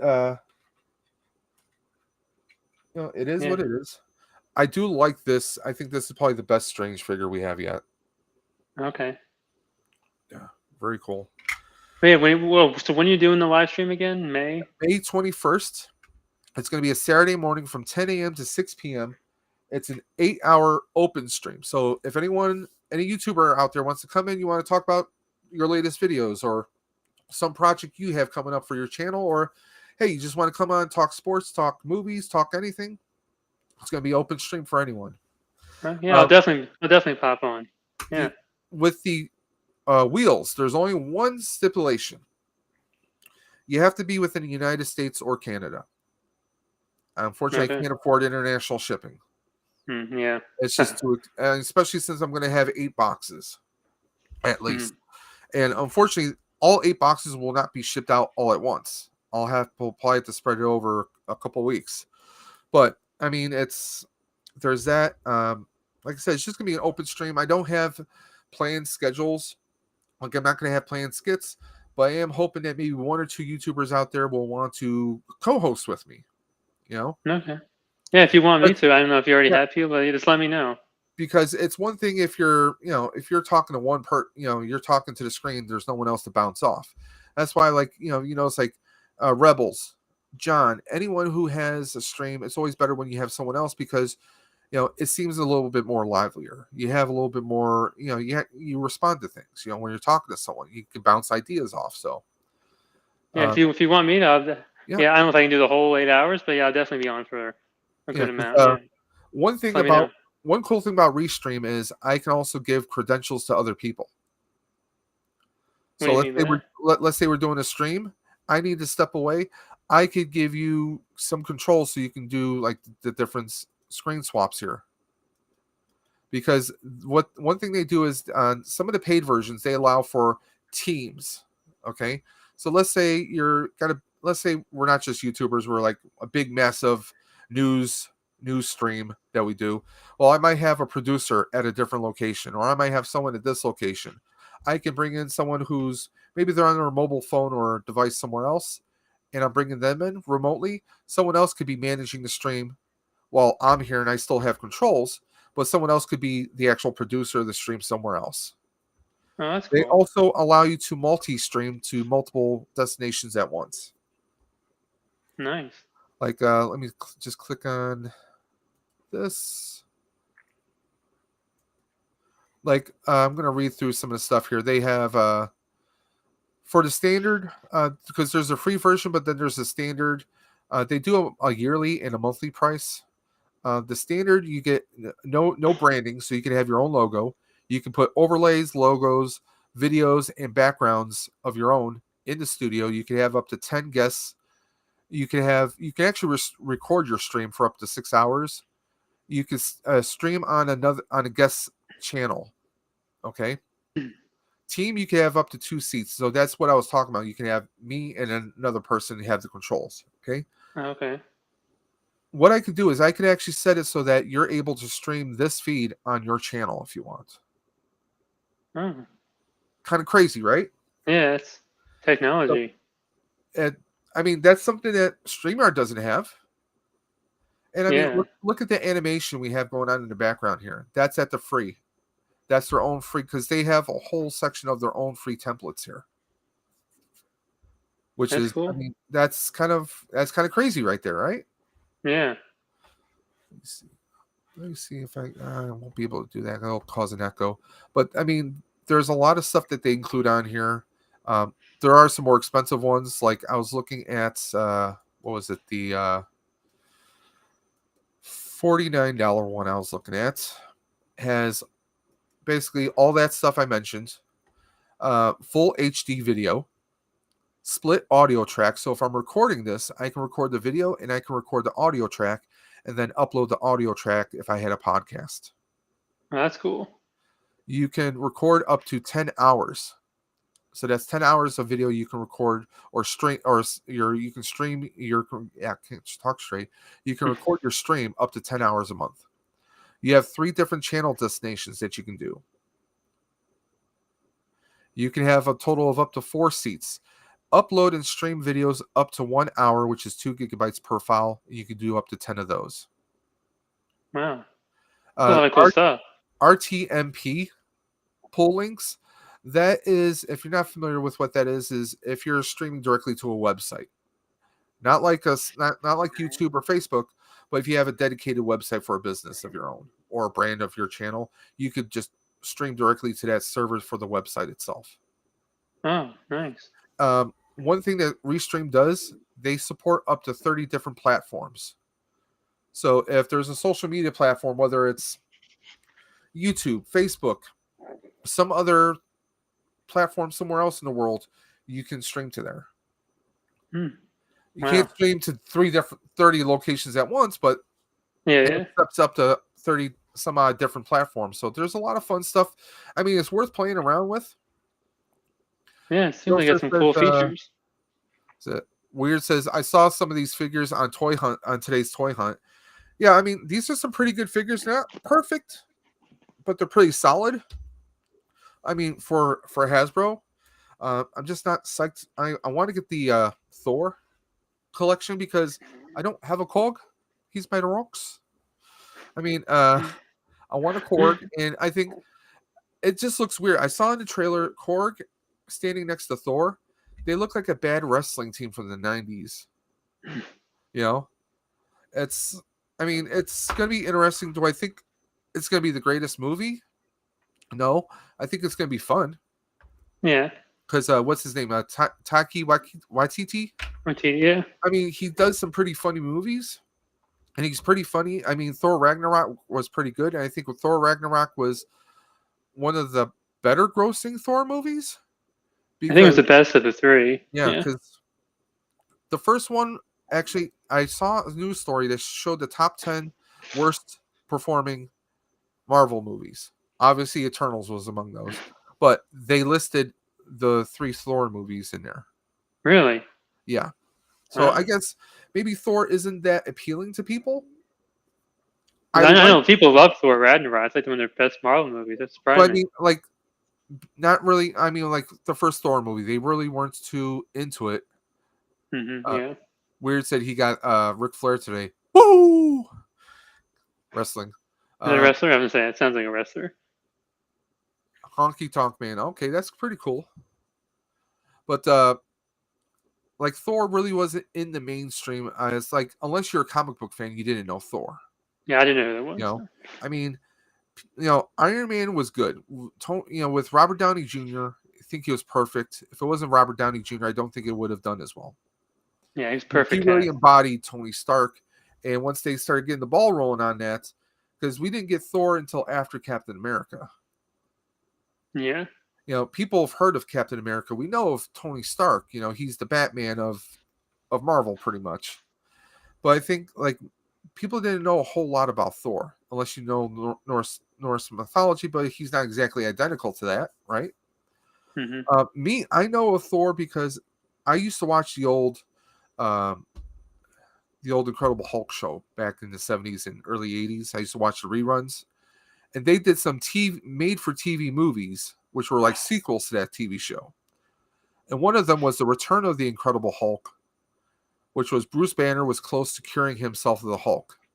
He was literally minutes away from curing himself until an old college colleague of his shows up, needs his help, and he summons Thor. Thor, destroys some of the equipment, prevents Bruce or David Banner from curing himself. It's not the greatest quality. I mean, it's 1980s, so the Yeah. acting is not that great. But they did a series of those movies. One of them was The Trial of the Incredible Hulk, which introduced Daredevil Oh. into the TV canon. But they had the character of Paul Blake. I don't know if you're familiar with him. No, no. Paul Blake was he's in the comics. Basically, he found Thor's hammer at one point, and he would actually embody the powers of Thor at times. Or there was a different storyline where he could summon Thor by saying Odin to the hammer, and he would appear. Okay. That was the storyline that they did in the TV movies, where he would show up. He Hmm. would kept referring to the Hulk as a troll, you know.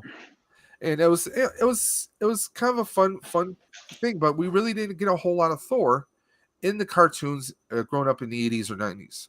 So Thor really wasn't that saturated in the comics. Well, he was in the comics, but not saturated in mainstream. So I think that kind of caused some suffering to it too.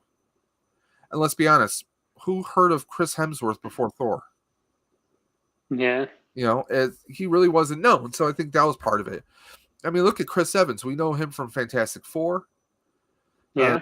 Scott Pilgrim versus the World. I mean, he's been in a bunch of stuff, but he was, we kind of knew Chris Evans. We kind of knew him we knew he could do a couple superhero movies. So, Yeah.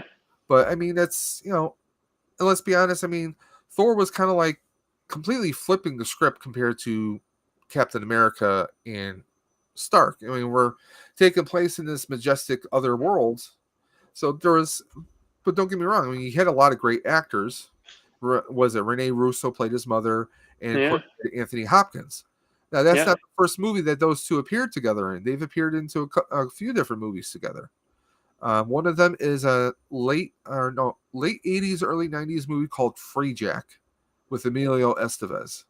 Okay. I haven't seen that. So you had good actors in it, but I mean, let's face it. Was it the Dark World? Was it the second Dark. Thor? Yeah. The I one mean, with the elves. Yeah. yeah, it wasn't the greatest. And Christopher Eccleston, who played the Malekith or elderly, whatever. Remember? he's a great actor. He was wasted in that role, personally. Yeah. Especially since you're just hearing him talk this elvish language. You don't really hear him talk English. So I mean, he's got a very commanding voice. He's a great actor. He was wasted in that. They could have thrown anyone in there. You could have got a TV actor in there. They would have done the same kind of job. Yeah. I just thought it was a waste. With an actor as great as he is, because I know him from so many different movies, like 28 Days Later. He was actually the bad guy in G.I. Joe. Not the greatest movie I know, but he was in a lot of stuff. Dagupa popping Hey, in. the Koopa. Hello. Break, but dropping to wish everyone a great weekend and hope everyone is well. Got to rewatch. Take care, Dave, Clink, Chat Fam. Take care, Dagupa. Take care, man. Weird, weird, fantastic. You want to jump in here? I thought I had the link in the chat. I can put the link in there again if you want. You want to jump in and discuss with us? I will drop it in here. And anyone else who wants to pop in, the link is right there, guys.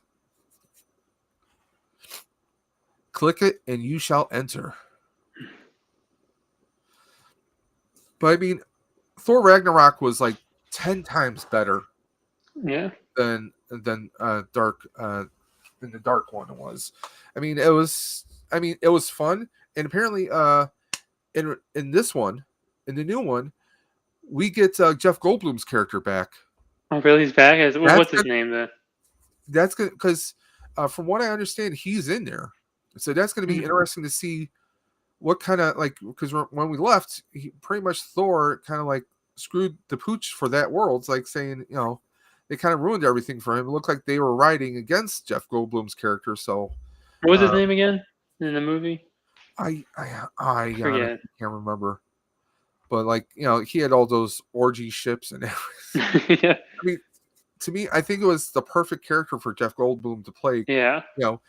In Marvel. So I mean, I thought it was awesome. I mean, it's gonna be interesting to see what happens because obviously, Multiverse of Madness, or as I call it, Doctor Mom, Doctor Strange Multiverse of Madness. I'm calling it Doctor Mom. It looks like it's gonna be very dark, and this is like the end of the universe. Everything's just gonna be so dark, and then we have Thor coming out. And it's going to be so bright and funny and comical, and I think it's weird that I guess I'm kind of good with. I love dark stuff, but we'll see what happens. I mean, it's going to be interesting because you do something super dark, and then this happens. So I mean, it's going to be we'll see what happens. I mean, do I expect a whole lot out of this? I mean, we'll see what happens. I mean, it's going to be interesting. I heard that they're going to go with the cancer story.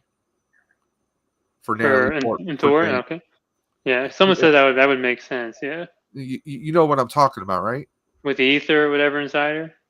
Well, Or she gets no, cancer from having it inside her. well, supposedly using the hammer to summon the Thor powers. Each time she Oh, does that, she's making herself worse and worse. oh, okay. I heard someone say like, what was ether, right? She had the ether Well, inside her. she had the ether in her, so she had an infinity, the essence of an infinity stone in her body, even though she's not part celestial like Star Lord, Yeah, because that's why he was able to hold on to that stone for so long. She's yeah, just a plain old human. So I mean, obviously that could leave some trace. I talked to someone. I said the ether storyline would make so much sense that weakens her, and yeah, maybe maybe her taking the Thor persona is kind of like giving her more time. yeah, I would think that would be kind of a way to go. But obviously, here's the question: who takes well, obviously, we'll find out in the movie, but who do you think takes the parts of Thor's hammer and reforges it together? I mean, it's not like they yeah, gorilla glue and put the pieces back together, right? yeah, Um, I'm wondering if it's something ancient, like maybe she went to where Asgard is, and she found the handle to the hammer, and maybe she picked it up and it reforged. It came back together. Because yeah, remember maybe. Odin's words that whoever holds this hammer, and if they're worthy, will have all the powers of Thor. Yeah. I have to rewatch. I don't think he's ever said I think if he Oh, said whomever holds this hammer, that whomever. would Yeah, open up the door that yes, she can hold it. Because I mean, in the comics, anyone can have those powers. I mean, I would think that Valkyrie would be more of a worthy person yeah, because she went down her own dark road, and then she came back, and she's going to be the leader and the king of Asgard. That she should be the one who's the new Thor. You know, I yeah. think that would make a bit more sense because otherwise we're just taking everything from the comics and we're adapting it into feature films. Yeah. What if like she's Thor for like 5 minutes of the film? It's like a complete tease. That could be one way too. I know there's merchandise, but you never know. That'd be pretty cool, actually. Well, no, People won't like that. she's gonna have a larger role, and I'll tell you why. Because I don't think she's married to him. I think they're just like dating and probably living together. Taiki Waititi, that's her man. Really? Yeah, I didn't know that. actually, I think they're like polyamorous or something. Yeah. I So didn't know yeah, that. I mean, don't get me wrong. I think she's fantastic as Valkyrie, and nothing against people who are polyamorous. That's just not how I roll. Uh, but Oh! I thought you meant Natalie Portman. Oh, Valkyrie. no, Oh, no, okay. no, no, no. Valkyrie, the actress who Okay. Yeah. played Yeah. her. Yeah. Um, Yeah. What's her yeah, name? Yeah. but I thought she was awesome in Ragnarok. She's a good I actress. thought She's in Westworld, Creed. She's a good actress. yeah, she's been a lot of stuff. I mean, uh, but I would think like she would make more sense, but she's Hmm. definitely going to have more of a meteor character. But like the whole Natalie Portman, I just can't see Natalie Portman in there. And we have a guest. Hello, how you doing today? Weird, or should I say tonight or tomorrow or morning? Oh, it's after midnight now. Okay, I'm not hearing him. Are you there? We have no sound coming out from your end. Are you muted? He's going to check something very quickly.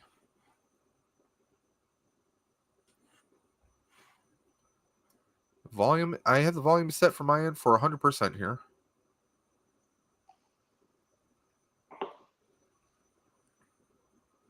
Can you hear us?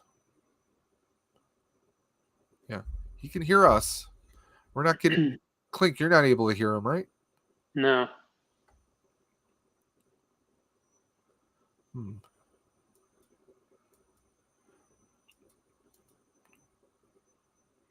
Nothing. Not hearing anything. Hmm. You Maybe plugged in? the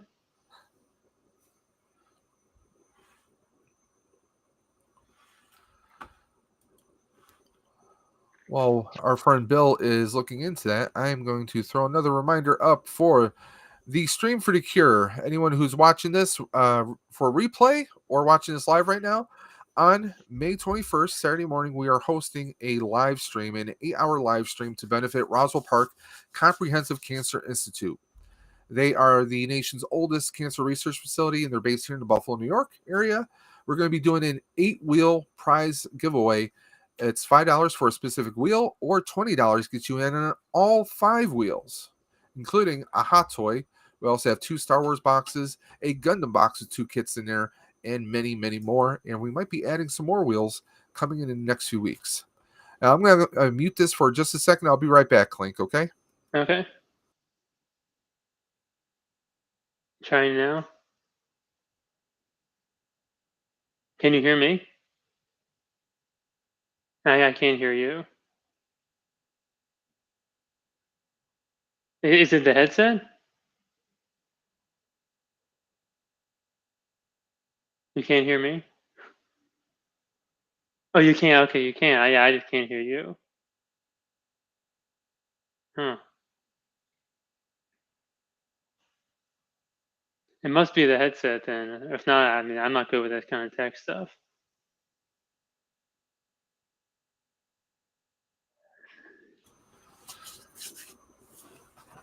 Yeah, going back to your stream though. If you said if you want someone to help co-host it with you, I'll be happy to. Just let me know. Yeah, I'll be. Anyone is welcome to come in and co-host, because I don't know what we'll do yet. I know John had. I was blown away that John had like certain sections devoted to certain things. Usually, I mean, I kind of like fly by the seat of my pants, kind of improv everything. One thought was, a lot of people in the community like to do Lego builds. I still have. I will not call it the fire spray ship, but I have Slave One Lego. Yeah. It's always going to be Fire. Slave One to me. There you Mic go. test. Mic test. Oh, we can hear There you. we go. Yeah. It was There we trying. go. It was trying to use a mic from a different cam. So Okay. instead of my headset, so I figured out what that was finally. How's it going, guys? Going good. Welcome to the Very stream. good. Yeah, great. Let me get some maybe a little more light here, and maybe that might make me look a little better. I don't know. I kind of using all kind of low tech stuff here right now. Hey, nothing wrong with low tech. I have a very cheap ring light right above my camera right now, which I got from Amazon. Uh-huh.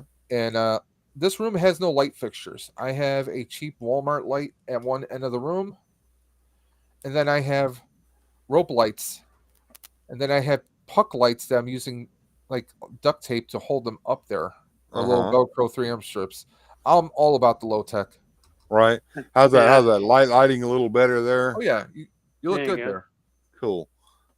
So what's been going on, guys? Not a whole lot. I don't know if you saw John. Are you familiar with John Joker? I've not heard of him yet, but I do plan on checking out that link that you set up just a little while ago and check it out, see what's going on with that. John Joker is a great person in the toy collector community. He's always trying to give back, and he took some time off because, well, his wife was having a baby. Uh-huh. They had a healthy baby boy, and this was kind of his return to our collecting community. Oh, He cool. did a lot of live streams, not a whole lot of recorded content, but he did a lot of live streams, and he would pop up on other people's live streams a lot. Okay. In fact, I'm going to drop his link in the chat below. You can always click on that and go ahead and check out his channel.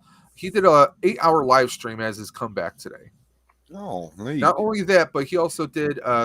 He planned 3 mystery boxes, but he only did 2 because he had 259 people in each box, because he did all his subscribers. Something like that. Yeah. Yeah, 200, like 259, something like that. So almost like 260 people were in his mystery giveaway, and then he also did the conclusion of his trivia challenge that he started last year. And who won that again? Yeah, some guy named Dave's Dimension. Bill, are you still with us? You look frozen. Uh-oh. Yeah, his signal is like almost nothing. So I think his connection dropped out. Yep. Yeah, his signal network connection shows 0 of 10. There he is. Let's re-add him. Let's bring Bill back from the dead. Those are the kind of powers I have today. Oh, is he muting? Dr. Are you Strange just muting? brought him back. We can't hear you again. You might have to reset your volume again. Connection showed that you dropped out completely.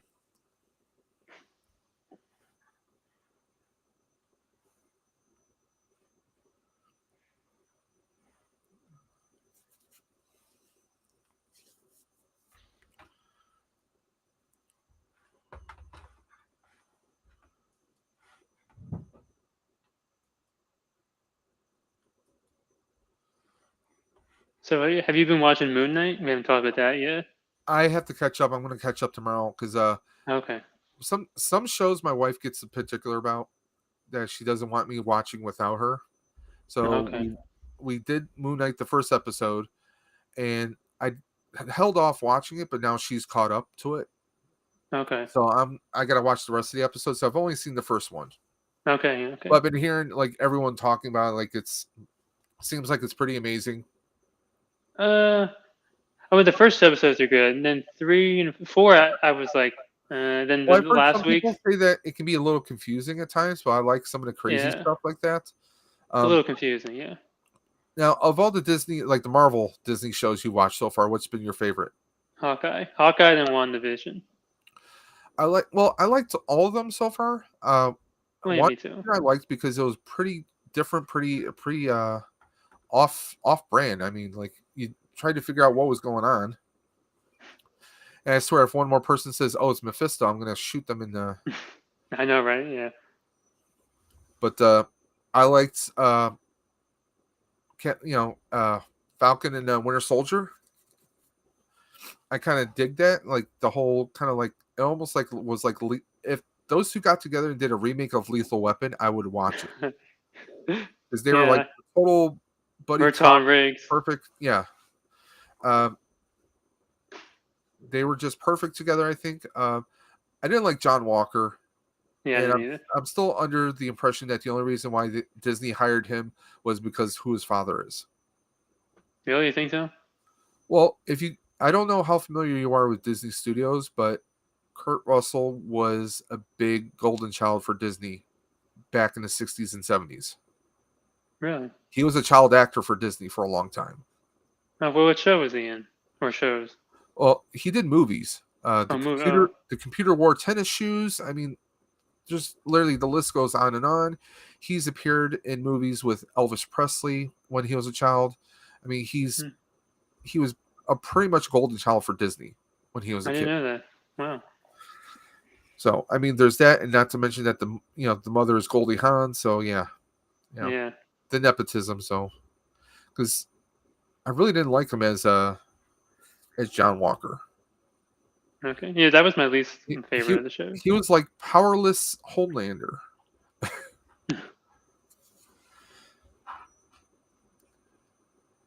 We're still not hearing anything. Yeah. I'm sorry, Bill. Have you checked your camera mic like you said before?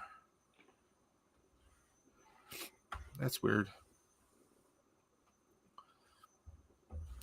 But Hawkeye, I really enjoyed Hawkeye because let's face it, Hawkeye's due his own solo story. I still would love to see. I mean, we never got the story with him and Scarlett Johansson about Budapest. Yeah, I know, right? We never got. You think that's ever going to happen? Probably not, right? Probably not. I mean, there was a whole lawsuit between Scarlett Jo and Disney. So, but Jeremy Renner, I mean, he's really never got his due. I mean, he's appeared in so many different movies over the years. He was SWAT opposite Colin Farrell. That's right. He was in a real funny movie called Tag. I haven't seen that. I think the first time I saw him was Hurt Locker. Okay. Tag was a comedy loosely based on real life where there's these group of grown adult friends who once a year they still play tag, but they do it in such an extreme fashion. And Jeremy Renner's character is almost like he's like a tactical genius. Like he can do backflips and parkour, and he's the one who's always avoided being tagged. Oh, And it just so happens that I think he's getting married, and this is like the one time that they're planning to finally get him. It's actually a pretty funny movie. You okay. can probably find it on like I don't know if it's on Netflix, but like on Vudu or some other online platform. It's a pretty hilarious movie. I mean, it's got kind of a Hangover vibe to it. Oh, okay. And then I said I'm not a big fan. I've only seen a little bit of The Hangover, but when it comes to certain comedies, I'm not a huge comedy fan, Well, like especially like it's Hangover. got that like grown adults kind of acting like teenager kind of vibe. Okay, yeah, but it's like I know a lot of people love like Step Brothers, Hangover. I just can't do them. I mean, Step Brothers is I laugh at it the first time I watch it, but like my brothers will watch it to death. They'll Yeah, watch it yeah. over and over again. I'm not a big Will Ferrell fan. Me neither. He's Um, not a good actor, but he's funny. he's funny, but like okay, like the Ron Burgundy Anchorman, I'll laugh at that. But there's like some I've never stuff that seen he him. just seems like a complete idiot in. Like Right, there's the a movie remake of Elf. Land of the Lost. You know, it's like, but you know what's a really good movie though? On Netflix, what was the one? The Ryan Reynolds one that just came out maybe a month Oh, or two the ago. Adam Project or something like Adam that. Project. That was really good. That was pretty good. Yeah, That was a good one. I swear Ryan Reynolds can do no wrong, man. Jeez. he's playing the same character. Like I saw Free Guy. He's playing the same character Yeah, in pretty every much. movie. Yeah, And there's another one too. The Rock was in it. There was another Netflix movie. that was a Red good Notice. one. With That was a good one. yeah, Red Notice was really good, and that's supposed to be the first of 3. Yeah, I heard it's gonna do So like a I mean, whole. with him, Gal Gadot, and The Rock, I think it was brilliant. Yeah. Yeah, Ryan Reynolds, he needs to not try and play different character. I mean, he needs to just stick to his strengths. I mean, Yeah. look at movies like Waiting and Van Wilder. I mean, those like he was comically insane in those, and then he tried to do some serious action roles like Safe House and a few others, and it wasn't working for him. I thought it was pretty good. Safe House. Oh, I'm a yeah, huge no, Denzel no, Washington fan. Yeah. it's good, but I mean, think of mainstream though. Yeah. Yeah. That's Yeah. not going to get mainstream money, but you get other movies like like he started doing other stuff that was grabbing attention. I remember him as a child actor in Canada. There was a show called The Odyssey. He was this like a little stuck up authoritative type person in this kind of like fantasy world. Okay. And then he did he did shows on ABC like Two Guys, a Girl, and a Pizza Place. And he was a sitcom. He did sitcom stuff before he did movies. Oh, I didn't know that. He did like what was it, The Proposal with Sandra Bullock, Proposal, yeah. a whole bunch of others, and it's like he kind of strayed away. Like he did Blade Trinity, and that's not the worst movie in the world. It wasn't the greatest movie, for Blade Swan Song. They could have done better than that, but I mean, it wasn't his fault. I mean, I thought he was pretty funny, and he did pretty good in that. As was it Hannibal King was the character he played. Yeah, Left Coast, Two Guys, a Girl, in a Pizza Place. Yep, you remember that show? It was on ABC. It was I think it went for like 5 years. It might have been. It sounds like something else, but we won't go there. No. It did not involve a cup. I know where you're going with that. No, I was thinking something else. Oh, okay. Oh, okay. No, I was thinking mature video, if you get it.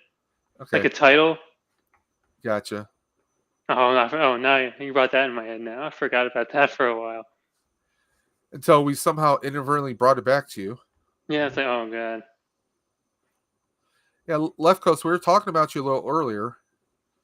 Don't know if you caught any of that. We were talking up your website. And Clink is saying he's going to check it out later on. Who knows? You might have a sale or two later. Never know. Oh, don't forget Just Friends. Yeah. That's one of my wife's favorites because my wife loves Ryan Reynolds. my wife was, before we were dating and got married, she was not a comic book person. Okay. That changed with Deadpool and Doctor Strange. She wanted to Okay. watch all the Marvel movies after that.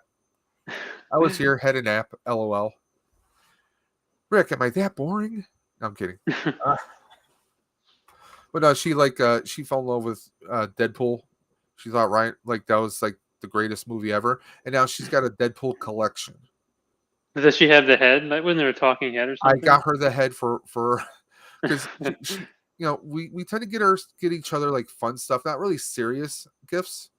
Okay, So I yeah. got her the talking Deadpool because I was like, oh, I mentioned to her, I was like, oh, by the way, let me show you this video. I showed her a YouTube video of the talking Deadpool. And she was like, oh my god, we got to get that. I was like, well, I'll let you know when it comes out. I already had it in the closet, wrapped up. She had no There you idea. go. So Nice. because I'm more like, I pay attention to that stuff. I'm the one that has to tell her, oh, this, by the way, this came out, or this came out. Now Okay. she's got the Deadpool figures still in the box. She's not like an open box person really, for the most part. She's like, literally, she's got a whole section that got her Deadpool Monopoly, different Deadpool figures, Deadpool Funko Pops. Like, we have all the different holiday ones. Like, she'll actually pull out certain holiday Funkos. Okay. Like for Christmas time, she'll put out the ones with the gift boxes, and one dressed like Santa. Like Thanksgiving, she'll pull out the one with the turkey and everything. So yeah, Nice. yeah. So I got her into that stuff. Levco says it's. I'm gonna highlight that. It's our duty as Canadians to praise Ryan Reynolds. Yes. Yeah. Well, I'm kind of Canadian by association, since I'm on the border. Since I'm on, Buffalo and Canada are pretty much the same, pretty much. Yeah. I mean, we have like, God, there has to easily be at least 30 different Tim Hortons here. I don't know if you're familiar with Tim Hortons. I've heard of them. I'm not entirely sure. It's a coffee shop, donut making chain. Think like Dunkin' Donuts, but the Canadian version of it. Tastes way better. Okay. And Tim Hortons was, if I remember correctly, a hockey player in Canada. Pretty well known, started a franchise, and that franchise has spilled over here in the States. You get more people going to Tim Hortons than you do Starbucks or Dunkin' Donuts in Buffalo area. I mean, Tim Hortons that's like, if you had a local chain, that's pretty much, Tim Hortons is all over the place. If someone gets coffee, they want to get Tim Hortons. But yeah. Sounds better. So I don't drink coffee anyway, but I don't go to Starbucks. So. Well, I'm not a coffee person either. Like, I'll get orange juice or something, and maybe a crawler. Bavarian cream donut. But I just don't have that stuff as often as I used to. Yeah. Well, the surgery I had, dough. Okay. Dough is, just like pasta and noodles. I can get like some cauliflower made stuff or squash type pasta made, but the regular stuff will expand inside your stomach, make you full. That's why, like if you know someone who's ever had gastric bypass, they won't really do a whole lot of foods or whole lot of breads. Okay. Because it will expand. When I do pizza, I do cauliflower crust pizza. Okay. I buy it at a supermarket chain we have out here called Wegmans. And the cauliflower, it doesn't count as a carb. Yeah, really. Yeah. And my mom eats cauliflower rice. Yep. Yeah. Well, see, some of that stuff is like, there's certain brands of foods out there. Like Green Giant is terrible. Never get any of the cauliflower stuff from them, because it's pure mush. We'll get cauliflower tater tots, basically, or cauliflower tots, they call them. They use a tiny little bit of actual potato in it, so it's not complete mush. It adds a little bit more consistency to it. Okay. For breads, there's something called 647. It's a brand of bread. It's low carb. So let's say one slice of bread equals 1 carb. 2 slices is your 2 carbs. On the diet that we're on, it's 2 carb a day, right? So that means if I have 1 sandwich, I'm done for the rest of the day. I can't have any other carbs. 647, what they do is they're basically 1 slice equals half a carb. Oh. So you can have more if you did. Let's say you had some toast, maybe a slice of toast in the morning. You could have a sandwich and maybe a roll of something towards the evening. So you can do stuff like that. Okay. So I mean, it's worked. I mean, I was $4.95 once upon a time, and I'm right now $3.50. I gained 10 pounds back during the winter time, and that's why I'm getting back into bike riding so I can get that off again. So, Okay. which I'll be doing once I burn everything off. Let me see here. But yeah, I mean, there's so many funny Canadians. It's not even funny. I mean, like SCTV had a lot of Canadian actors come through there. Second City, it was like I think like a dollar store version. I shouldn't say dollar store version, but like a second version of Saturday Night Live, Okay. but with different actors. Like you had Rick Moranis, Eugene Levy on there. Hmm. Do you know who Eugene Levy is? Yeah. Okay. They had like a lot of actors on there. Catherine O'Hara, was it Catherine O'Hara? Was Okay. that her name? Really? From Mother and Home Alone. yeah, Yeah. she was on there. John Candy, like a lot of people came through there.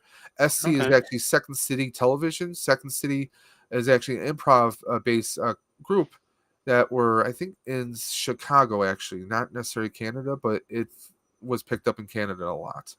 Okay. They had like a lot of people come through there.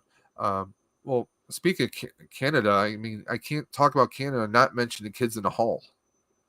You've heard of them, right? I've never seen it, but I've heard of it. Watch a few episodes on YouTube. You're gonna crack up. I mean, these guys were like talk about no filter comedy back in the 90s. And you know how like a lot of like you didn't see a lot of comedy featuring gay stereotypes. At least not really. They embraced it completely. The one Okay. gentleman, Scott Thompson, hilarious. I mean, you talk about like how Ryan Reynolds has no filter. I swear Ryan Reynolds learned it from him. Just as Gilster put. Here we go. Let's try this again. You talk about like, hey Bill, Can you hear me now? Filter? We can hear you now. We can There we also go. hear an echo, but we can hear you. Forget these. I'll just use the mic on the computer. Yeah, Gilster put. Here we go. Let's try this again. You talk about like, hey Bill. We can hear an echo, but we can hear you. How are you? Oh, I'm hearing a lot of echo. Hold on. Forget I'm gonna use the mic. Okay. Is that Can good? you hear us? Well, I think you have to pause the stream. Like if you have the stream open on YouTube, you got to pause it.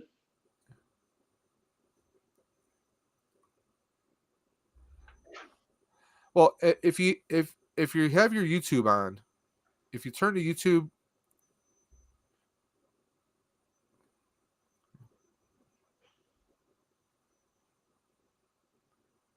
we can't hear you right now because I think you turn your volume all the way down. If you are able to turn your YouTube video volume off, that might work a little better. Here we go. Now you can hear me. Yes, I can hear you now. Yeah, I turned the mic off to get the YouTube off there. Usually that mutes automatically, but see, we had a brownout here just a minute ago.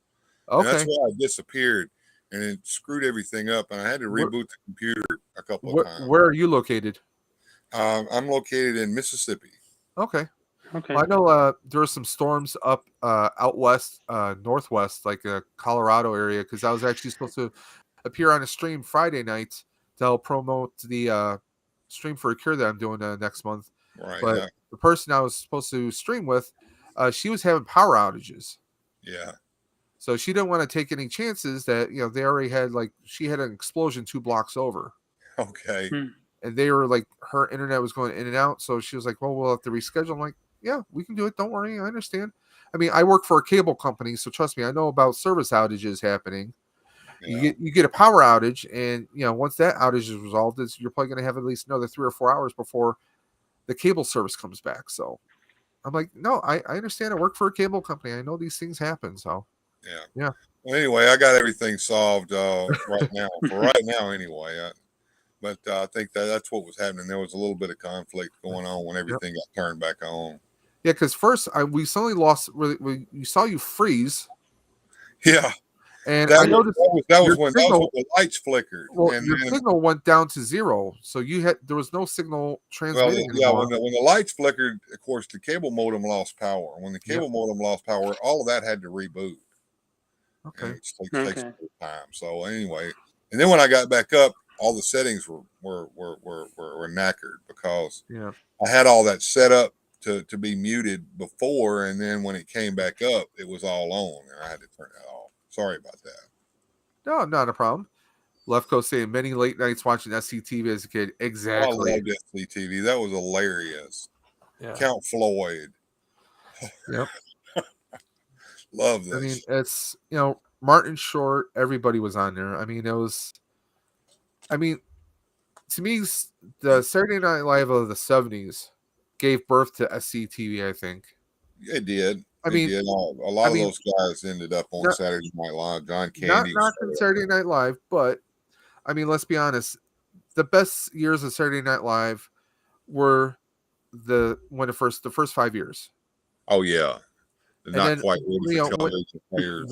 not yet ready for primetime players. Yep, and then you had the '80s generation, which was like, don't get me wrong, they had like Joe Piscopo, Eddie Murphy, uh, Ted was it Ted Kaczynski, I want to say he was Sweet Chuck from Police Academy. I mean, you had a lot of great people on there, and it just seemed like after when the '80s went on, it seemed like they only had 3 or 4 good people on Saturday Night Live out of an ensemble of maybe 10 or more. They never really had like every single like, I mean, Bill Murray, I mean, John Belushi, I mean, Gilda Radner, Jane Curtin, Dan Aykroyd. I mean, they were all Chevy Chase. They were all phenomenal comedians, and they were just insane. I mean, as a kid watching like Samurai Chef, or I mean, it was now Clink. You might never have seen those episodes of Saturday Night Live. John Belushi played a samurai, but each time it would be like a different career. He was the samurai butcher, the samurai chef, the samurai baker. He never really talked much English at all, and it was all Samurai stereotypical. out and cut the sandwich with it. Yeah. No, I've what I never love seen is that. the samurai baker. He brings out this big wedding cake, right? He's like, he's about to put it in boxes, so he just hits it with the samurai sword, and suddenly you see all the cakes are in like little boxes, all tied up perfectly with string.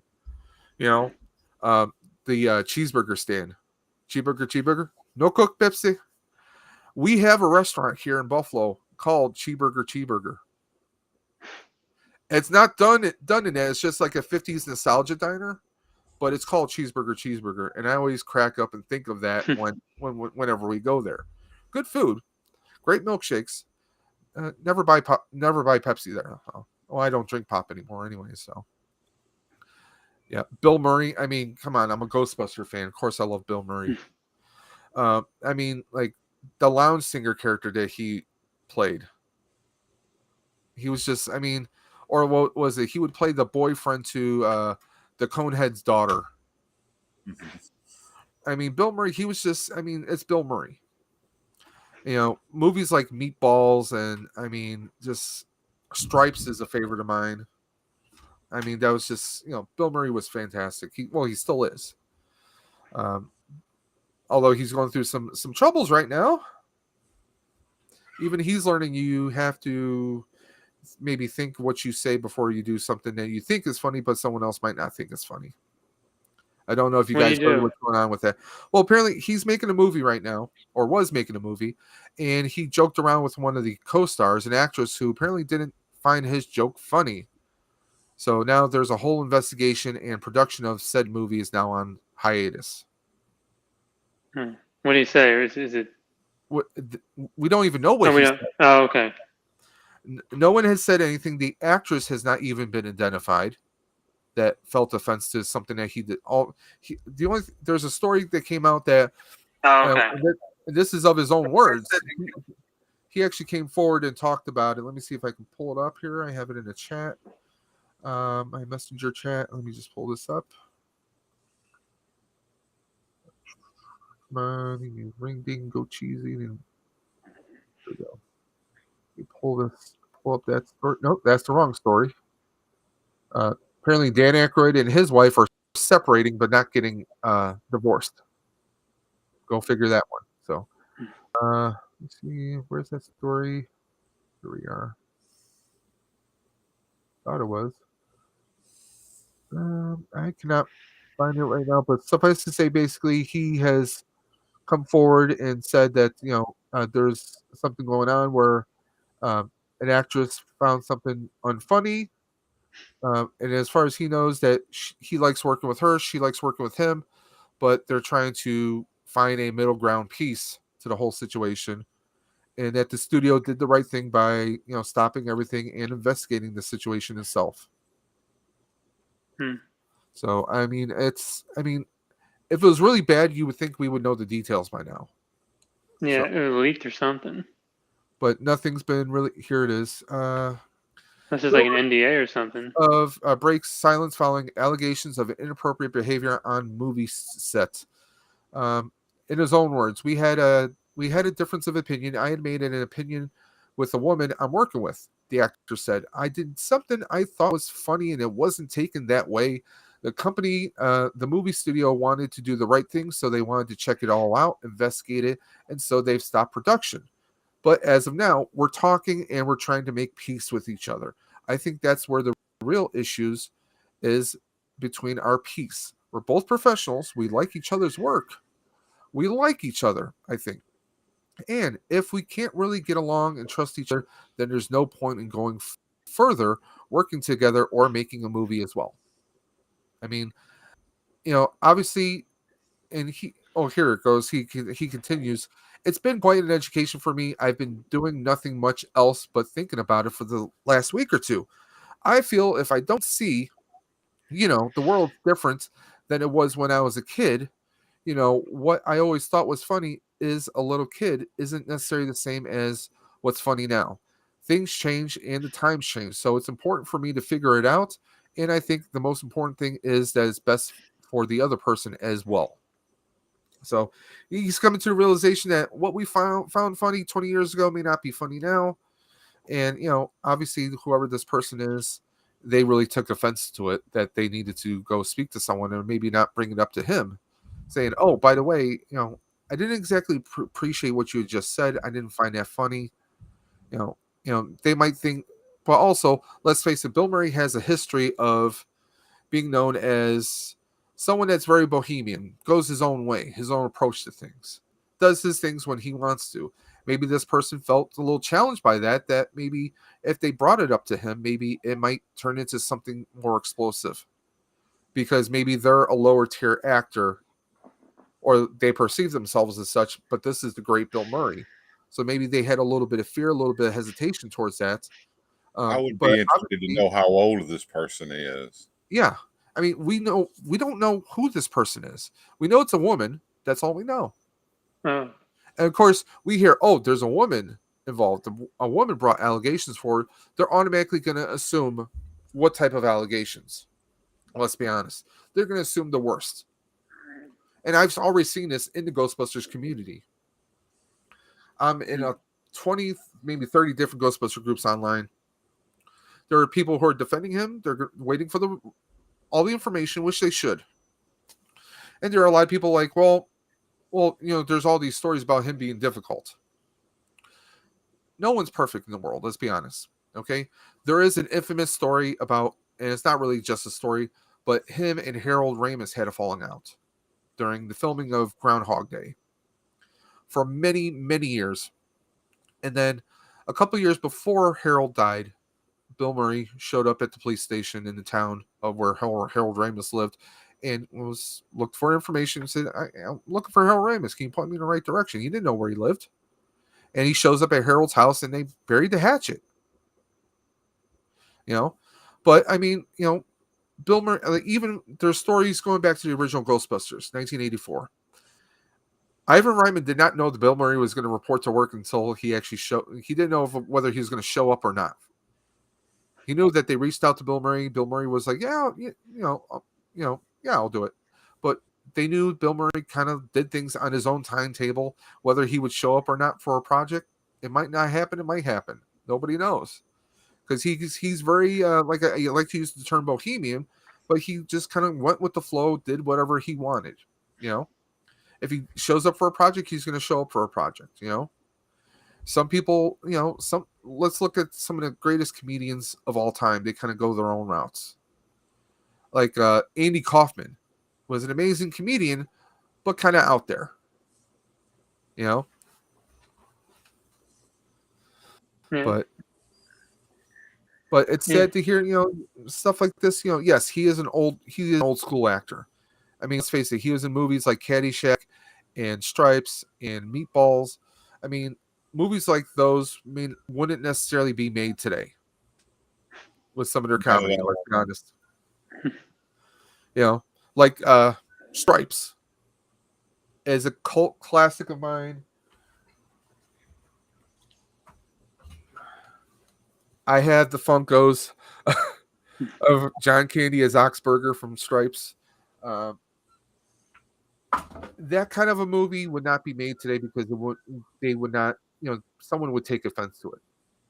Like there's a scene where Bill Murray is talking to, the female character that is his love interest, and he's playing around with her with a spatula. That would not fly today. There would be, someone who is verbally berating another person in a comical sense would not be tolerated. There's a scene where there's mud wrestling. Stuff like that would be looked upon and judged like, oh, this is misogynistic and all this. A movie like that would not be made today. Yeah.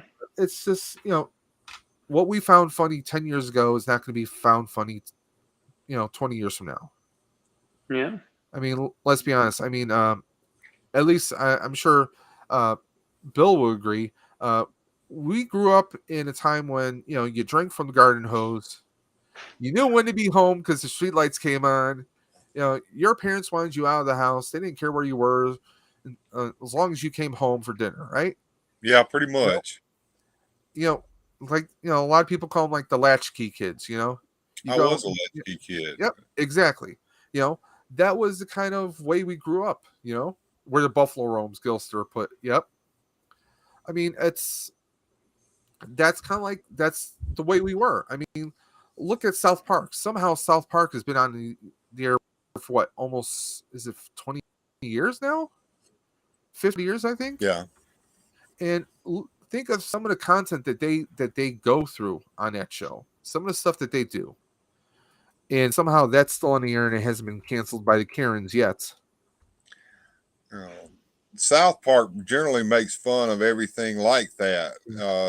People making overreactions over things like that. That's what South Park generally tries to do. 1997. So yeah, over 20 years. And usually the turnaround on the animation is amazing because they can usually get some issue that's going on right now on the air that week. Yeah. And I mean, well, look at the original animation. That was even shoddier than the stuff they have now. But I mean, they did, and I think that animation style allowed them to turn things around so fast. Like stuff with Kanye West or Tom Cruise with the Scientology stuff. Yeah. I mean, some of that stuff was really hilarious. And some of their most memorable shows to me, I haven't watched in years, but to me, like some of the most memorable stuff was like they had the whole thing where like Christopher Reeve, when he was still alive, that he was eating stem cells and it was making him stronger, and they had Gene Hackman had to come in and stop him, and they called him Gene Hackman. Yeah, it was just, I mean, some of this stuff is like you really look at it, you're like, wow, this is this. Wait, you find this funny? Yeah, I find this hilarious. You're gonna have people, it's the Karens, and honestly on YouTube here, I could go down a whole list of YouTubers, not anyone in our community, but you can't throw a stone and not hit a YouTube channel that is all about berating whatever news is out there, or they'll find a TV show and instead of not watching that show because they don't like it, they will tear it the hell apart. Yeah. I mean, there's a lot of people like Clink will agree. I can say one sentence: Star Wars sequel trilogy. Yeah. You Here know, we go. we can all have our little criticisms about that. Now take that and dial it up to 11. That's what some of these channels do. They will Yeah. they will drop 2 or 3 streams or videos a day talking about, oh, Brie Larson and the Marvels. Oh, like the latest news. CW Network canceled Batwoman and DC Legends of Tomorrow. Now, Batwoman show wasn't the greatest show.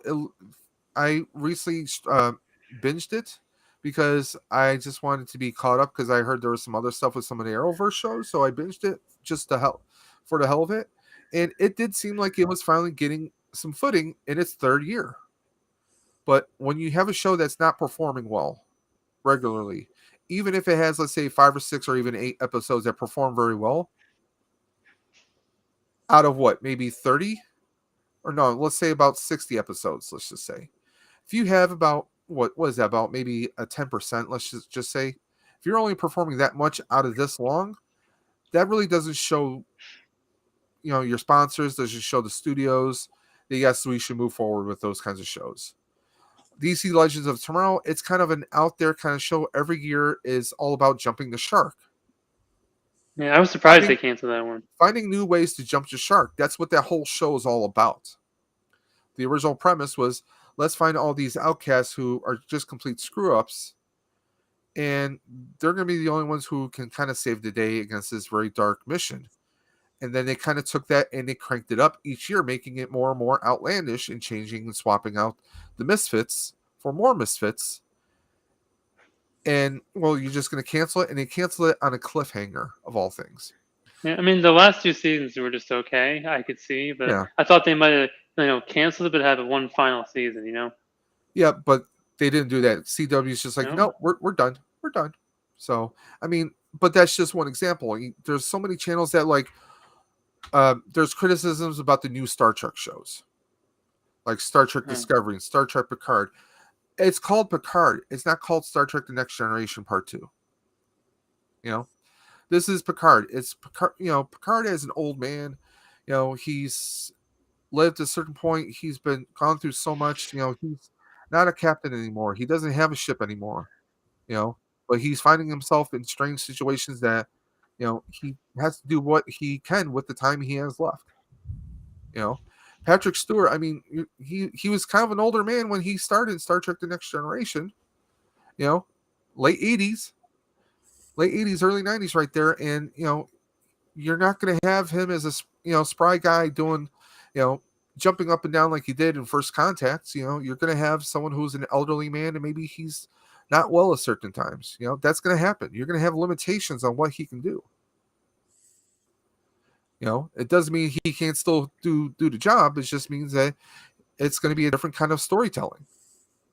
And if you can't read the title, it's Star Trek Picard, not Star Trek The Next Generation. Or there's a lot of people that rag on Star Trek Discovery. That, oh, this looks nothing like the original Star Trek. Well, it's not the original Star Trek. It's a different telling of it. I mean, how many different tellings have we had of Batman in the last 15 or 20 years? Yeah. Last 10 years, let's just say. What? We've had 3? This is our 3rd iteration of Batman right now? Yeah. I mean, that just shows you that, but everyone will find something to nitpick about. Everything. You can't. Anything. I had a boss tell me, listen, the customer's always right until they leave the store. Okay? You can't please everyone all the time. We all know this. I mean, it's just, unfortunately, that's just, that's the way it is with a lot of things. You get people who, that's their bread and butter, is because they create some kind of thumbnail that grabs your attention. And then you tune in and it's them saying, oh, look at this. Oh, they're doing this. They're doing that. Listen, if you don't like it, don't watch it.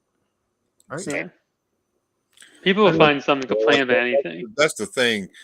People can't do that anymore. I mean, I'm perfectly fine doing that. If I don't like a show, I just don't watch it.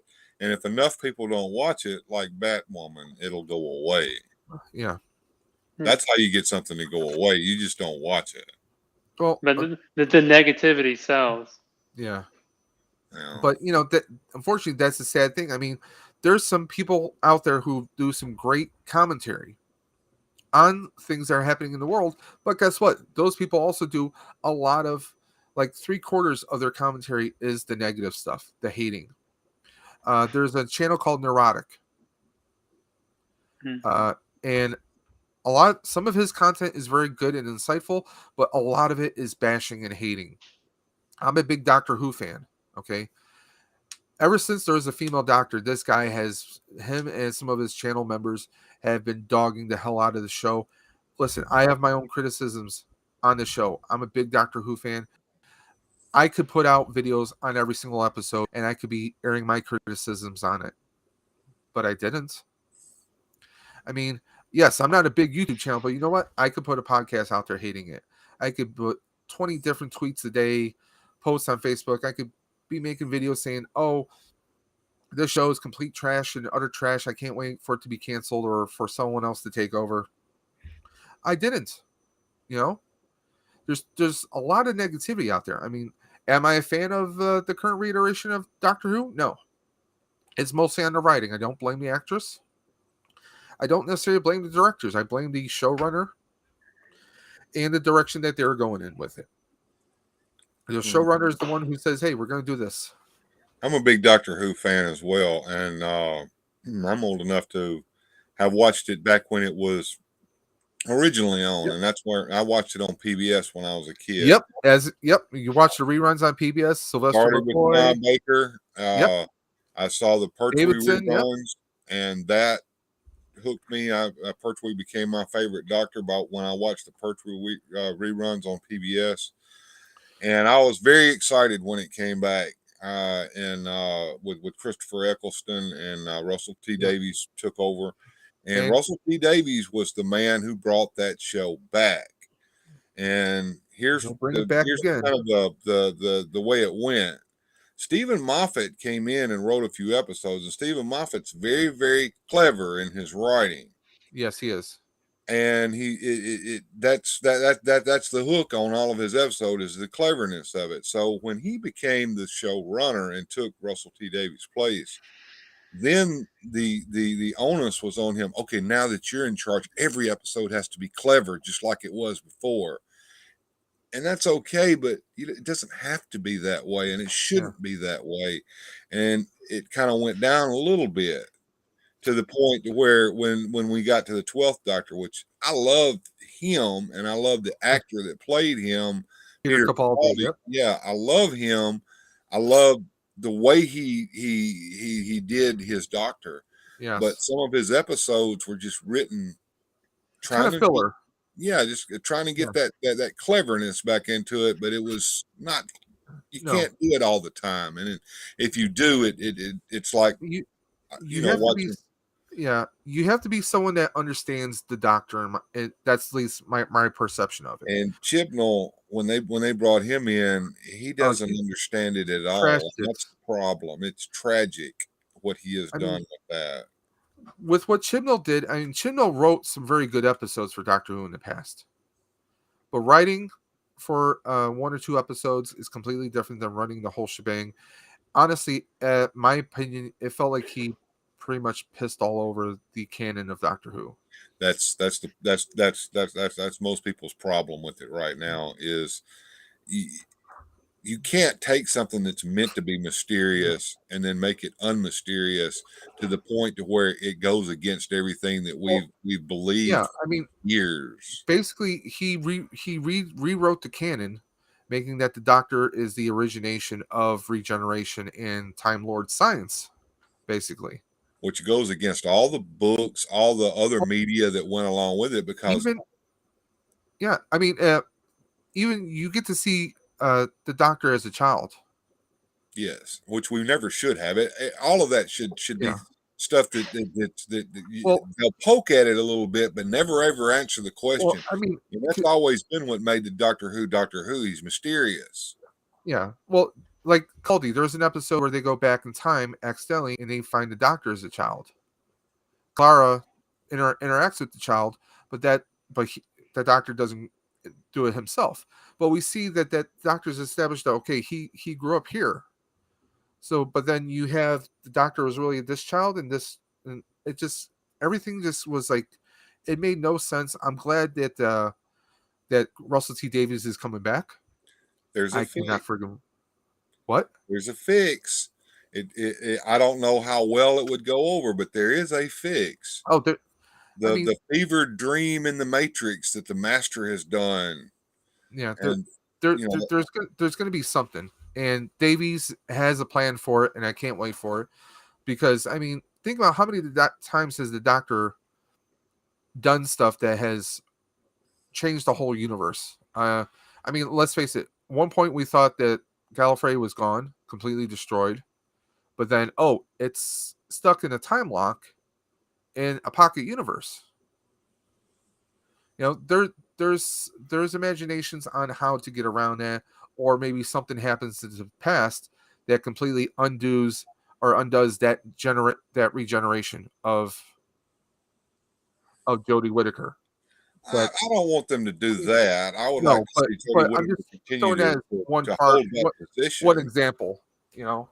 I mean, But there's I do think that Davies is going to come in, and I think he's going to do something to appease the fans because they've got to make money with this show if it's going to continue. And of yeah, course, I understand that Davies Studio now has control over that. No Bad longer Wolf. BBC. Yep, his studio has it now. So not only, even if he steps down as showrunner, he's still going to have control because it's his studio that's producing it.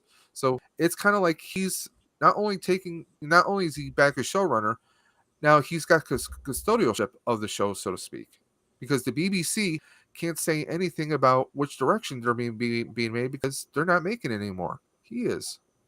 But also that may open up for more of a syndication rights moving forward with shows that are produced in other projects produced to him. Because remember when Davies came out, we didn't just get Doctor Who back.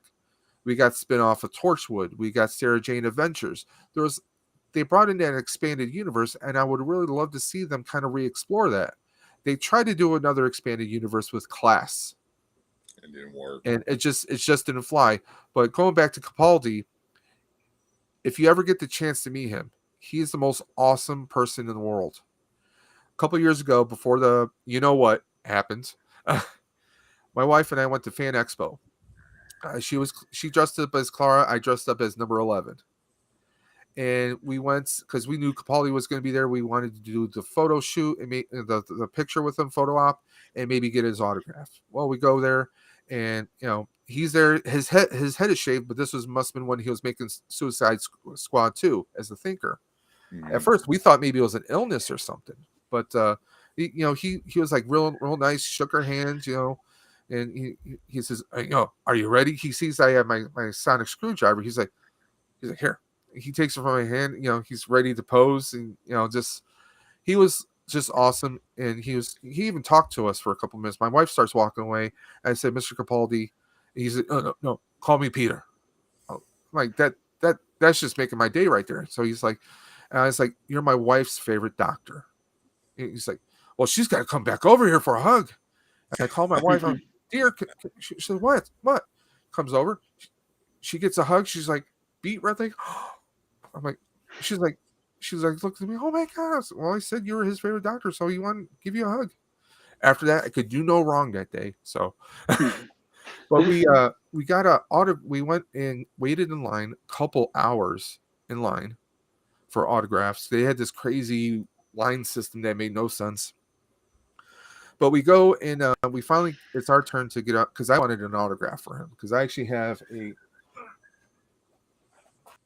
just so happen to have it right here. How to Be a Time Lord. I got this on Amazon, and he signed it. So he signed this, and my wife got a picture autograph from him.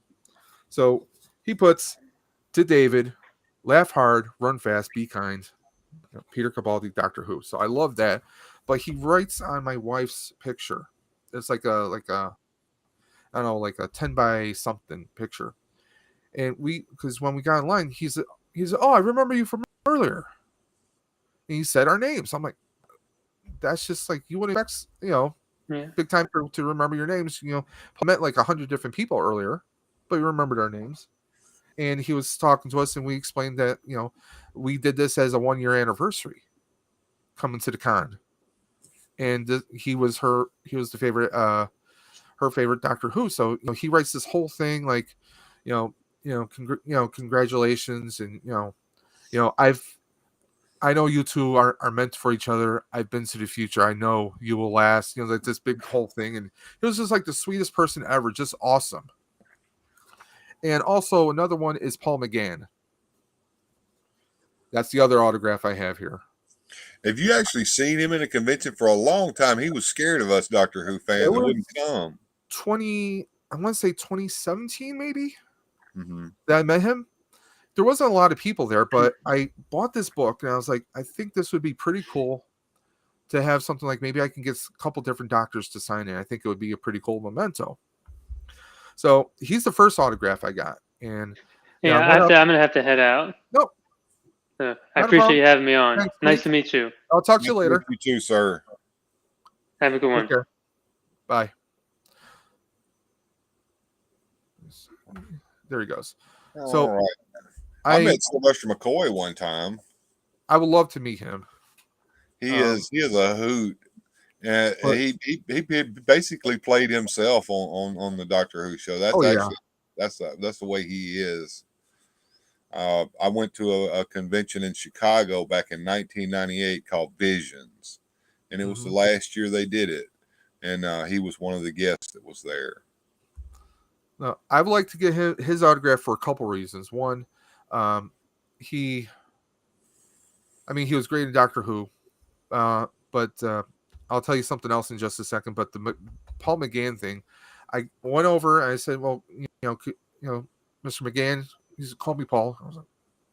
I'm like just like blown away because I always loved the 2000, the 1995, was it the 1996. movie? 1996. Him and Eric Roberts. Fox. I still watch that to this day. I love that movie.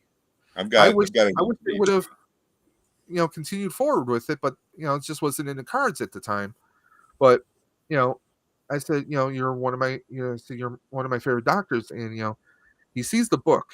He looks over at his assistant. He's like, "See this book? It's How to Be One of Us." So he got a kick. I guess he never saw the book, so he got a kick out of it, and I got him to sign that too. I'm like, well, we talked for a couple minutes. He was like the nicest person, I would really love to see. I know it'll never happen, but I would love to see them do like a limited series of maybe past doctors. Let's face it, Eccleston. I know Eccleston will never work with the Davies ever again, and I've heard all the stories, but I know that he's doing radio right now, radio stories or radio plays of his doctor. So I kind of want to get into, but that's Big Finish, not Big Finish. Big Finish, yeah.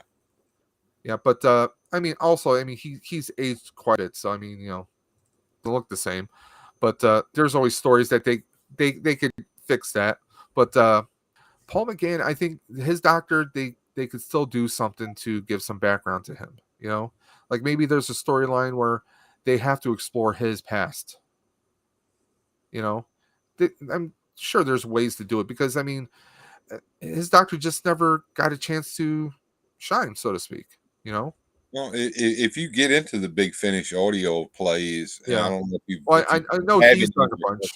Yeah, he has done. Paul McGann has done a bunch of those, and they're great. And I can't say any more about it. I've got all those on CDs, and I listen to them still to this day. But they're great, and that little teaser that they did where he actually came back and played, that was absolutely wonderful. It just made me yes, I can't tell you how many times I watched that little teaser because it was just you can't. I don't want to say a real Doctor Who fan, but he had so much potential, but they never explored it. But of course, that television show, we all hoped it was a backdoor pilot, but it really wasn't. It was just a one-off thing. And But also it was Fox, yeah, and a lot of the like some of the actors I've seen in that movie, like Will Sasso from Mad TV. He also had recurring performances on Sliders back, and that was around the same time frame yeah, as Sliders, which was one of my favorite sci-fi shows on Fox all time. But again, is a show that they canceled. Usually, Fox has a history of they get a sci-fi show with potential and they cancel the hell out of it. And yeah. maybe it gets picked up by Sci-Fi Channel or someone else. Maybe it doesn't. John Doe was another good one with Dominic Purcell. But I got a friend in here. Come here, you. He's crawling around where he doesn't need to be. yeah, I got a few of those laying around here. But yeah, to me, Capaldi was probably one of the best doctors of the new era He reminded me because, John Pertwee a lot. well, I mean, and there's good reason why. I mean, he was a fan as a kid himself, and he idolized Doctor Who, and I mean, I mean, the jackets. I mean, come on, you can't tell me that that's not that's him. And there's a famous little picture or clip of him trying on one of Pertwee's original jackets. Mm-hmm. I mean, he had that dark fierceness, and plus, I mean, when Capaldi first came on, his hair was really short and everything, and kind of grew it out. I mean, that was, I mean, like, I got my wife also. She wasn't into Doctor Who, but I got her into it. But we got her into it around the time I started. I was still watching 11, and she wasn't really catching it. And then I had her sit and watch 12, and she, like, that's her doctor.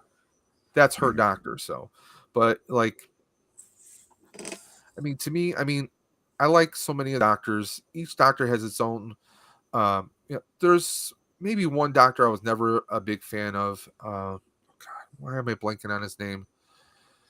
Uh, the one before McCoy, I'm blanking on his name for some reason. Colin Baker. Baker, yeah. I wasn't a big fan of him.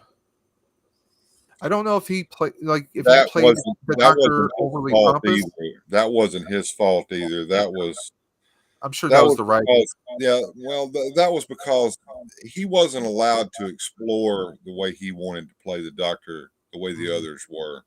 He was told, "Here, you're going to wear this clown outfit Yeah, because and at the time, uh, that was when nobody changed clothes in the TARDIS. They all wore the same clothes day after day after day. I'm pretty sure it got to get kind of stinky in there because Tegan had to wear her stewardess outfit, oh yeah, jeez, and Adric had to wear those clothes that he always wore, and everybody had to wear yeah, this that weird tunic and uniforms. It was uniforms basically that they yeah. were wearing, and Well, that was all even what brought that when down. they brought it back, Eccleston was kind of in a uniform. He was kind of in the same thing, except once in a while he'd have a different T-shirt for the I most changed part. my jumper. Yeah, but like I mean, like even with Tennant had a couple different suits. You know, Yes. at least that was the first time we really saw the Doctor changing clothes on a regular basis. It Yeah, he was would like, go from brown to blue between episodes. and there was a few where he didn't even have a tie on. It was just like a T-shirt, his jumper underneath. But like to me, of the modern era, I love some of my favorites. I mean, Capaldi is awesome because his Doctor was dark, and he wasn't trying to be funny or anything. He didn't have the people skills. He was very brusque, and but he had that. Like you said, he kind of modeled himself after the earlier doctors, and I like that. And Tennant what is people my don't favorite. people don't remember that it seemed like the doctor progressively got younger and younger as he actually Yep. got older and older. But Yep. if you ever watch any of Bill Hartnell stuff, William Hartnell played the first Doctor. He was a very brusque, Oh yeah. very crotchety character, and he wasn't necessarily the nicest doctor. He was, and No, sometimes he didn't do what you thought he should do. no, yeah. I mean, I have some of the original episodes that they released on DVD. Some of the, like the, was it Unearthly Child and few of the Yes. earliest ones. And yeah, he definitely was not the friendliness. I even have the when they came with the 50th anniversary, they did kind of like a documentary Hmm. on Hartnell, but they got blinking on his name, something Bradley. He was the one who played.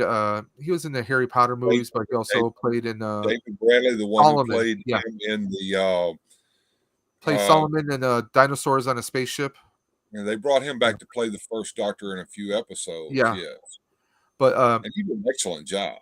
he was amazing in that little the documentary kind of story about how the show first came about and Yes, how I he was losing forgot his that. memory and his health and everything. I thought he killed it, and then when I found out that they brought him back, I'm like, this is amazing. And seeing him and Capaldi play off each other was just, it was eerie and it was amazing and it blew me away. Oh, Um, I had a little tear here in my eye at the very end of that documentary that you're talking about when he yeah, was standing there in the TARDIS, and then you and see Matt Smith. yeah, you look up and there's Matt Mhm. there, the 11th Doctor, looking down And at what I him. love about that technology, Matt wasn't there that day, so they can take that technology and swap out different doctors Mhm. years from now. So I mean, there's a lot they can do with that. But I mean, like that was my TARDIS, was that old, was was the original, nothing hanging around. But like when they brought back Doctor Who, I was like, the TARDIS looked all beat up and rusted on the inside, Mhm. and I was like, wait a minute, I don't remember it looking like this. I loved how spacious Paul McGann's and Sylvester McCoy's TARDIS was. That just, to me, that was very to me, that spoke to me, that told me TARDIS. But like, I love how they come up with the different iterations of it. I love David Tennant because he was a different kind of doctor. Like this is the first time we really got a really young doctor. Because I mean, Eccleston was young, but not this young. You know, and I David love. Tennant was the Tom Baker of the new Oh Doctor yeah, Who series. He played him longer than anybody else in the new series, and yeah, he it seems to me like poor Jodie's trying to do him when she's doing her version of the Doctor. yeah. But she's not. To me, she's trying, but it's not coming across. But I blame that not on her. I blame it on the writing and the show running. Yeah, Because like it's like with the Star Wars sequels, I don't blame the actors. I blame the writing and the directors, the people behind it, they because you can only they do so admitted much. that they had no plan. It was kind of like Battlestar Galactica. They had no plan. They were, it's, and that's why the last movie just it got rewritten over and over and over and over Yeah, and over again, which was sad. it's but with Doctor Who, I'm looking forward to seeing Russell T Davies, how he takes the approach is going to be interesting.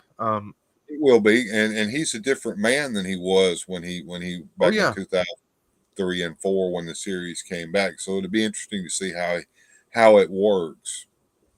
I mean, I'm hoping. I mean, I know that there was some cancellations done with uh God, how am I blanking on his name now? Captain Jack, Yeah, he got canceled because John Barrowman.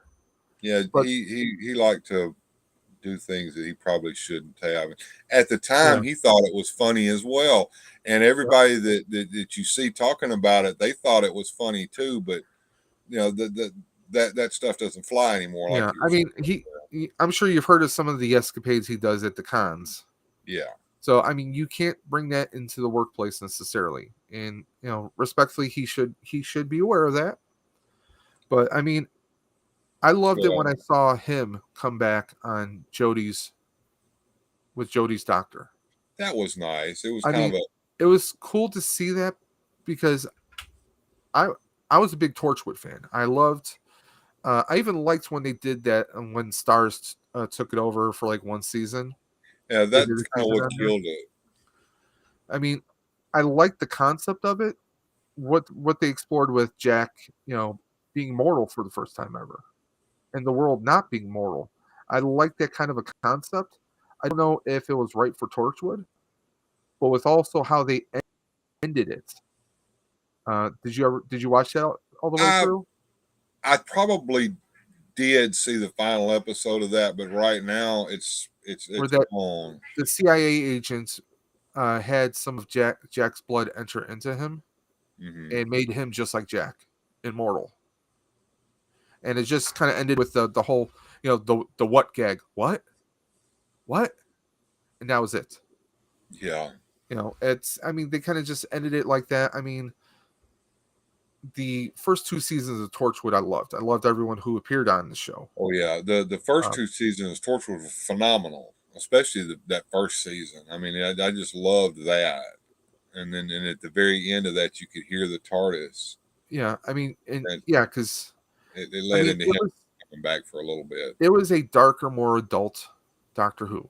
To be perfectly honest, that's kind of what we wanted, that craziness of the universe, but for put the kids away, Well, that's why and it came on late. It came on late. You know, the yeah, Doctor Who was a tea time show for children, and then the Torchwood came on later at night when the kiddies were off to bed, or and people watching it were a little older and ready to watch that type of stuff. and I even like Children of Earth, even though that was pretty damn dark right there. That was pretty dark.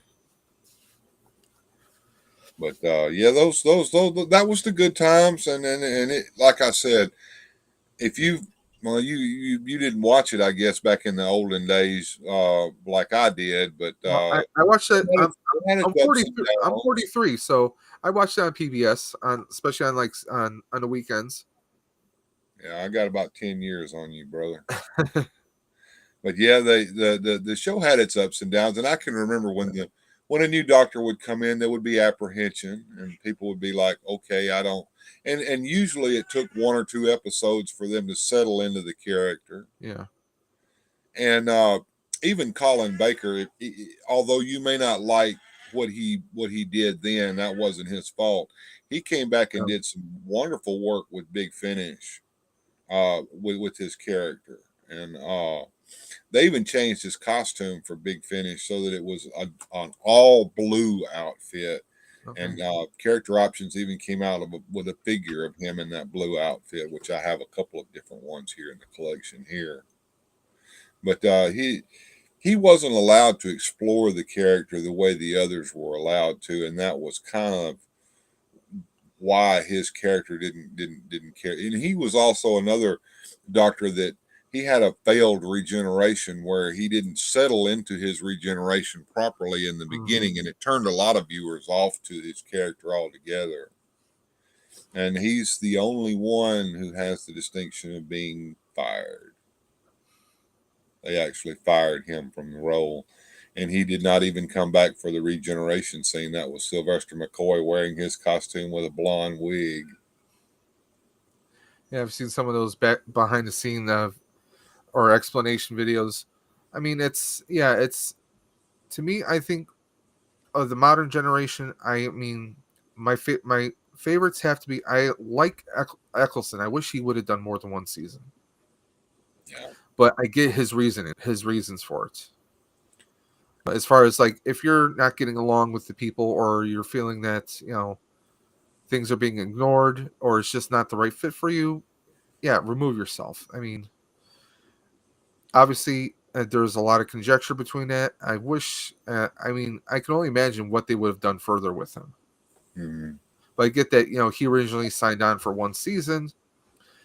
I mean, let's face it, he does a lot of movies, so I mean, I get that. Although, like I was talking with Clink earlier, he was wasted in the second Thor movie, Dark World, Yeah, I was expecting more as well. because one, he never spoke a damn word of English. He just spoke that Elven language, and I mean, that's a waste right there. Otherwise, you're just relying on facial inflections, but he's wearing a ton of makeup. so you really don't even see him in the role. Right. I mean, that in itself was, and he's done. I mean, he's done. I have to say, my favorite or the movie roles I've seen him in that I preferred were Gone in 60 Seconds as the head bad guy. Mhm. I forget his name. That, and also when he was the military officer in 28 Days Later. Right. But I mean, like, mainstream movies, he was in that first G.I. Joe movie, and that was literally, I mean, it's enough said. He's a way better actor than that. And he just Right. hasn't been, he was never given the opportunities to really broaden his range, so to speak, at least on mainstream. I know he's done stuff in the BBC, he's done stuff in other markets. It's just said that he hasn't done anything mainstream wise. Tennant, though, I mean, Tennant, like, after Doctor Who, he Broadchurch both in the UK and over here. The Netflix series Jessica Jones. Yeah.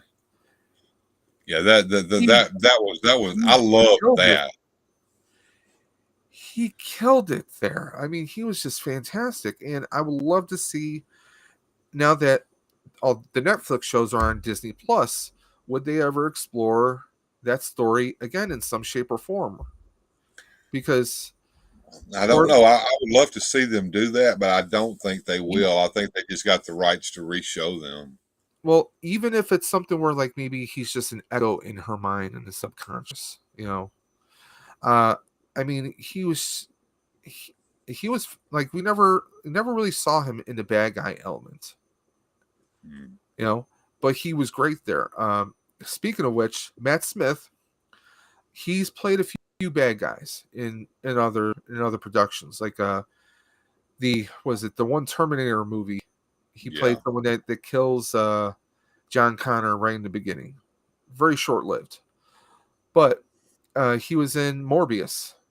He was a really bad, I really liked him as a bad guy there in Morbius, and we got a taste of that when he was the Doctor.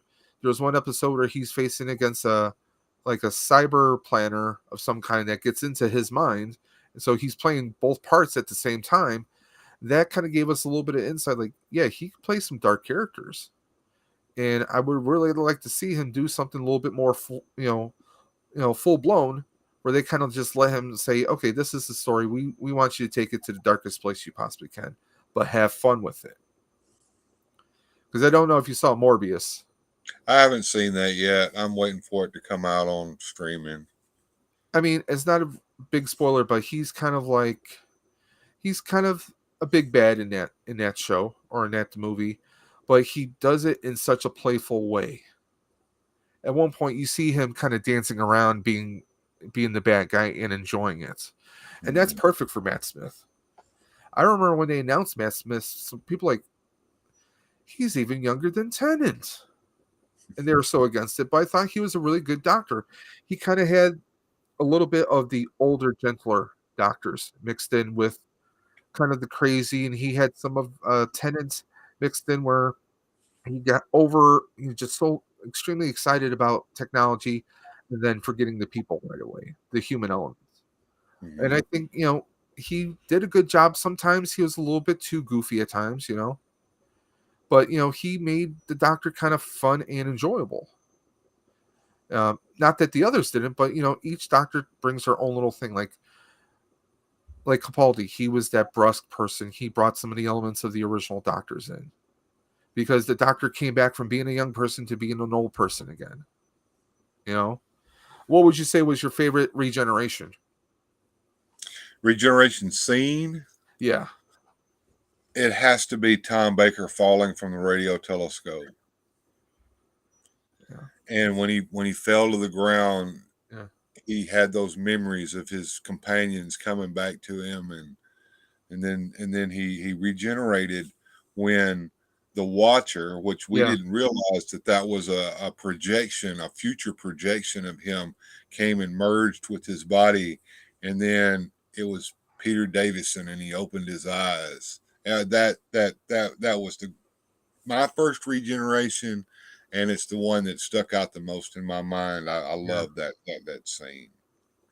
As far as new doctors, I have to say that the regeneration scene with Peter with Eccleston and when he changed into the 11th Doctor, that that was shocking to me at the end, and I kind of that's kind of my big regeneration scene from you. You said Eccleston to 11? Excuse me, I'm sorry. No, Eccleston to Tenant? Lieutenant, yeah, 10, yeah. And that was the one that stuck out with me. I like that one. Yeah, And when he was standing there and all the energy was coming out of him. yeah. I mean, I like that one because I mean, it's just it was perfect for his doctor. He started like he was like, I'm not going to be the same anymore. Maybe he'll go there. He started being all silly all of a sudden too, the silliest we've seen him ever, and then he turns into 10. I wish we had a little bit more of an expanded version of that scene, or if they wrote a more of an expanded one, because let's face it, as they went further, it just seems like each doctor kind of gets a longer and longer scene for regeneration. Right. Whereas in the old show, it was like, okay, this has happened. Maybe you look up at someone, you say like a brief goodbye or something, and then, they cut into the next person. It seems like when the show came back, they started showing a little bit more and more and more. Obviously, the special effects get way better. Yeah. But I mean, like even like 10, we think he's going to regenerate, but he actually shoots the regeneration energy into the receptacle with his hand, and I'm like, huh? Like you're so convinced that he's going to die, but he doesn't. And the explanation for that was that he actually did regenerate. He regenerated into himself. Yeah. And he was the only doctor who was able to do that.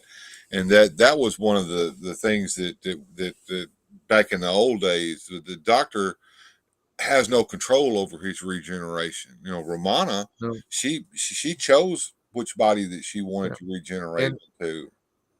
And the Time Lords, they chose the third Doctor. They did. Because it was the punishment. Yeah. Well, actually, the Time Lords didn't. They gave him a choice, and he chose. And he didn't want any of those choices. But he ended up choosing Yeah. choosing to be that, and it was kind of interesting on that one. But in the originally when Hartnell regenerated into Troughton, it was not called regeneration; it was called rejuvenation. Yeah. And he was being rejuvenated, and the idea was that maybe he was becoming a younger version of himself again. But it progressed on from there. The word regeneration was never used until actually Tom Baker's time. Now, one of my favorite regenerations has to be 10 regenerating into 11, because the sheer fact that, okay, we saw 9 regenerate into 10 without destroying the TARDIS,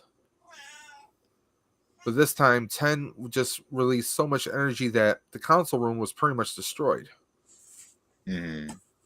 I mean, that was just like, like, wait a minute, we've seen, because before we just see the Doctor kind of like change and there's bright light, now he's this person now, or doing the face gimmick like McCoy did when he regenerated into McGann. But suddenly we see all this energy. It's almost as if it's almost looking like each Doctor or each regeneration, when they hit the next one, it's almost like they're releasing more and more energy as he's getting older, because look at the destruction 10 did, but then look at 11 when he got the regeneration a burst from Gallifrey through that slip in time, that hole in time, the crack. Suddenly he gets all this energy and he starts taking out Dalek ships like they're nothing. Mm-hmm. And one thing I thought was it looked kind of weird, their choice for visual effects, that they made it look like there was lava coming out of his hand. Mm-hmm. But whatever works. But I liked that funny story, the regeneration speech 11 gives. that he'll remember every word of this, and talks about how we're not always the same person. We're always changing. We're not the same person when we started. We do this and we do that.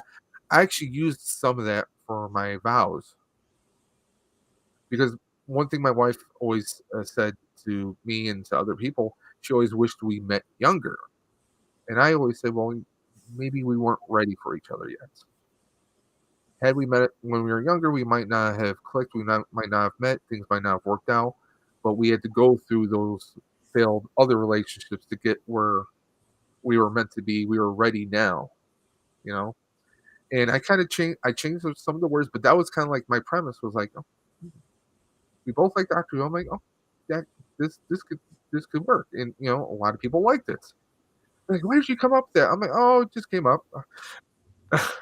But it was like, think of the amount of time it would take the Doctor to go from that clock tower, that church or whatever it was, to the TARDIS to change, make himself a bowl of fish fingers and custard, and to wait there for Clara to show up, and then he does his regeneration. I mean, even Capaldi, his like again, his regeneration pretty much destroyed the inside of the TARDIS.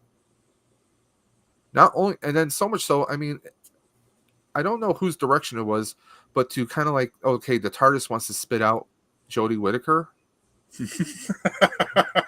That just gave fuel to all the haters right there. Whoever decided, okay, the TARDIS is going to spit out the Doctor. Not just like disappear and stay locked up or vanish somewhere else.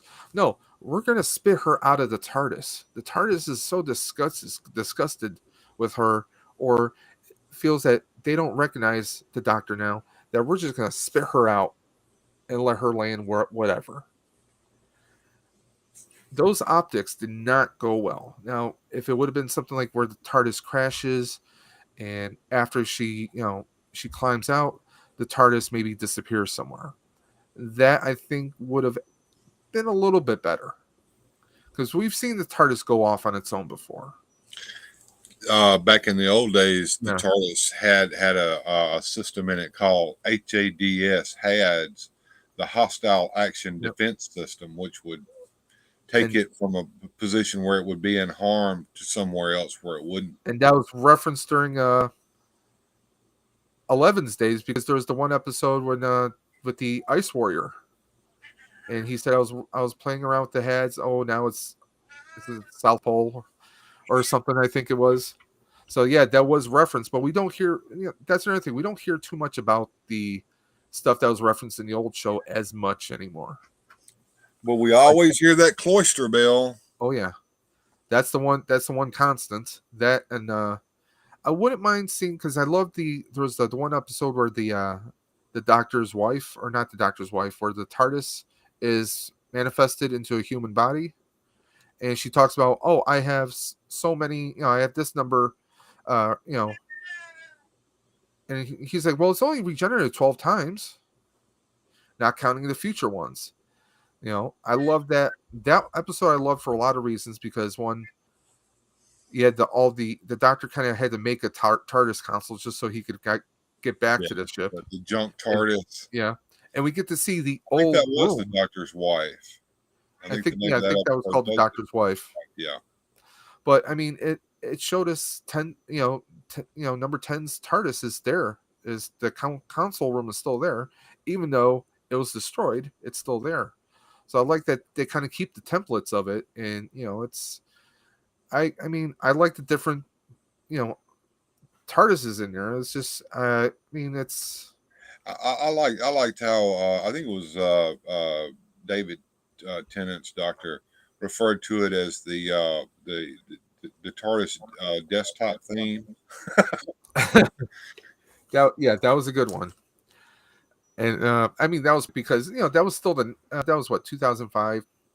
I mean, the 90s was pretty big. Like, we had desktop themes that we would download on Windows, so that was always fun.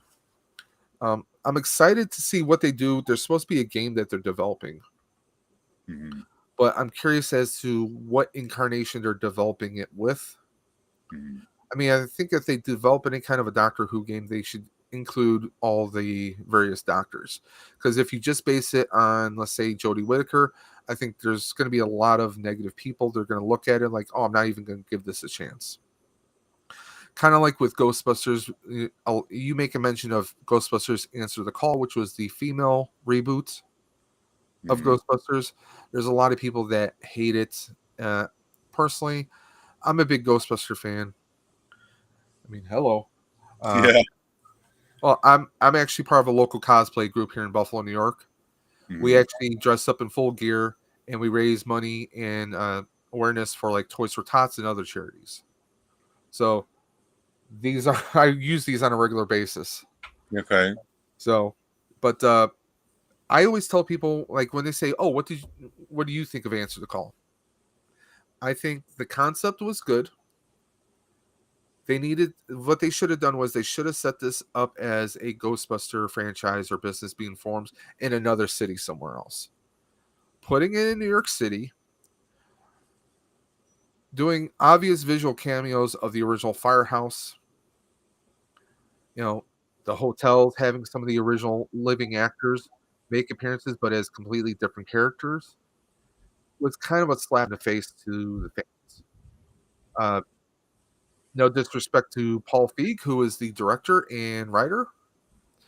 Um, he is known for movies that are more romantic comedies, Mhm. stuff like Bridesmaids and some other movies like that. He's not known for sci-fi or for action. Nothing against anyone who hasn't done those types of movies, but this was not something that was in his bag. You know, he made a movie according to the style of filmmaking that he's used to and that he has done. I look at it as the writing. If they would have set it up maybe in San Francisco or maybe Miami or somewhere else other than New York City, it would have been accepted a little bit more. You know, if they were a different set of scientists who were making their own proton packs, who know they've heard of the other Ghostbusters, that would have been a little bit more plausible instead of an alternate universe where, Bill Murray is now the person who's trying to prove that ghosts don't exist or that ghosts don't exist, and he gets killed off right away, or that Dan Aykroyd as a cabbie driver who just happens to be able to identify or recognize what a class 5 uh ghost is. It's things like that are just, and the cheesiness of, they hire Chris Hemsworth as their like secretary, but he can't do a single thing. Right. He doesn't even have lenses in his glasses. I mean, things like that. I mean, it was kind of a smack in the face, so to speak. I mean, the original movie was made by Ivan Reitman. Right. Ivan was never did really sci-fi stuff, but it was a comedy. It was a comedy that just happens to have sci-fi in it. But they found a good blending of it. They had Harold Ramis co-write it with Dan Aykroyd. They had people who they knew could work together and who were successful. I mean, Stripes was an amazing film. You had Harold and Bill. They obviously worked together. They obviously liked each other. Okay, we know we got a good team here.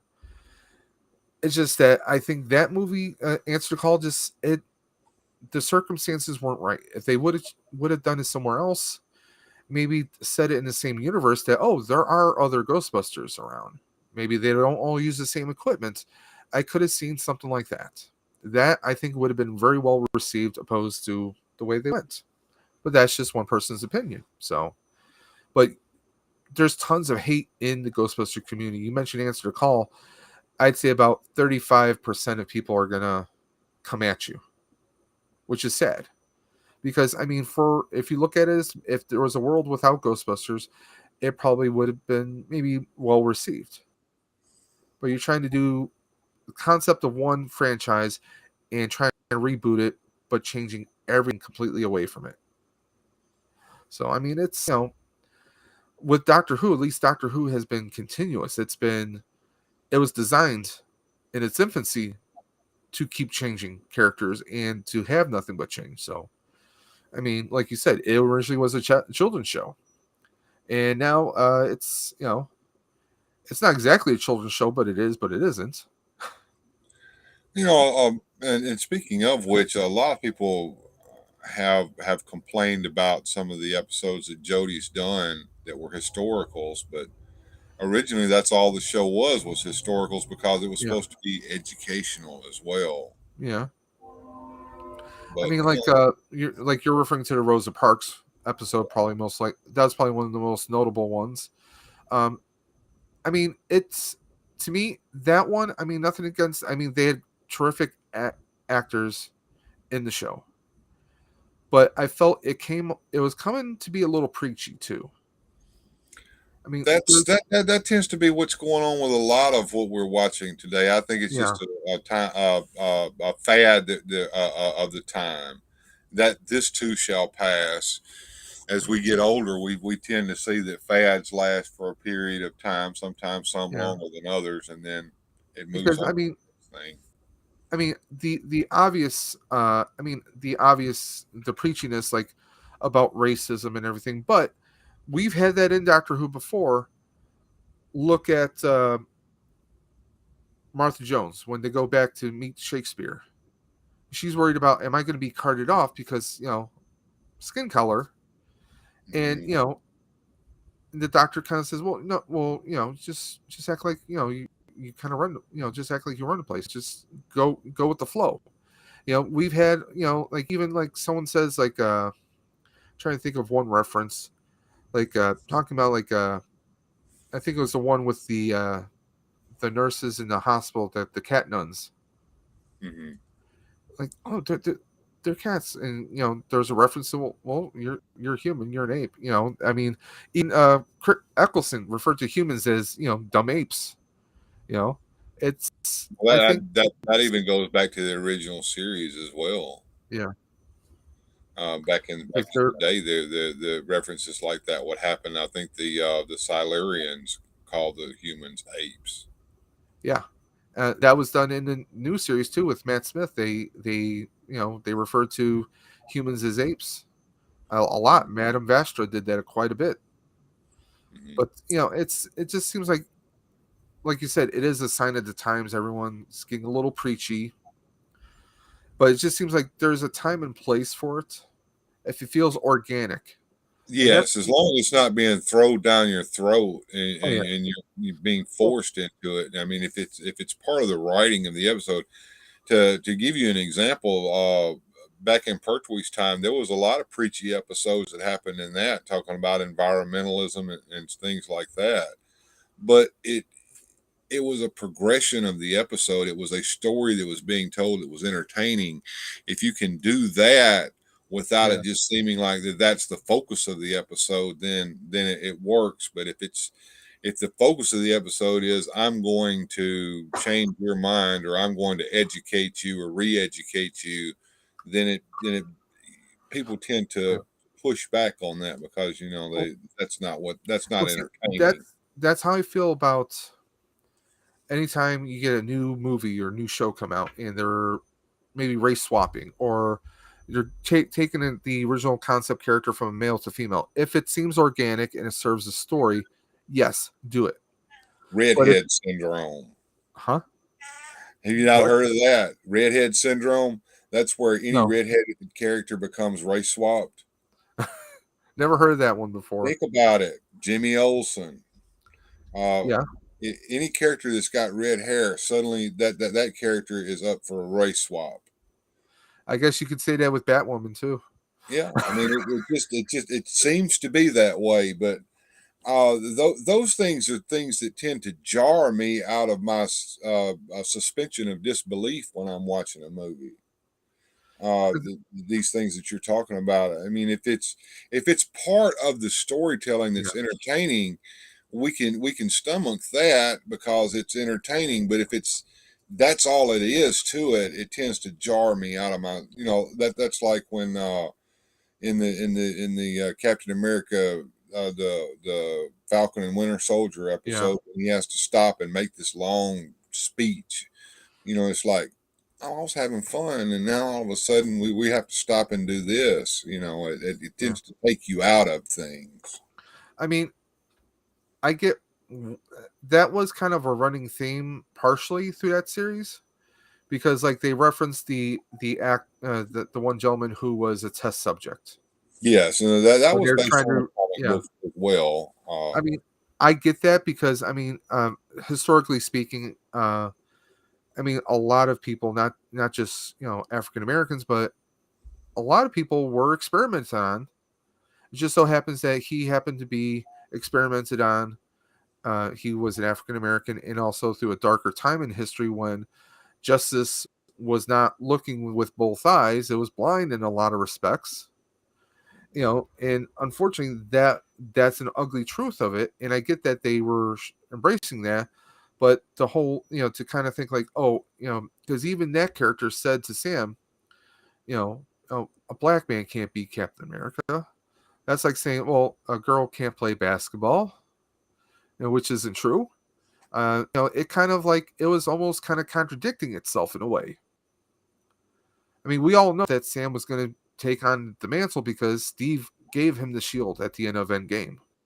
Mm-hmm. He was entrusted with the shield. It wasn't the government who said, hey, we want you to take the shield. No, it was Steve who said, and he was so reluctant. Sam was so reluctant because he didn't see himself as an equal to Steve Rogers.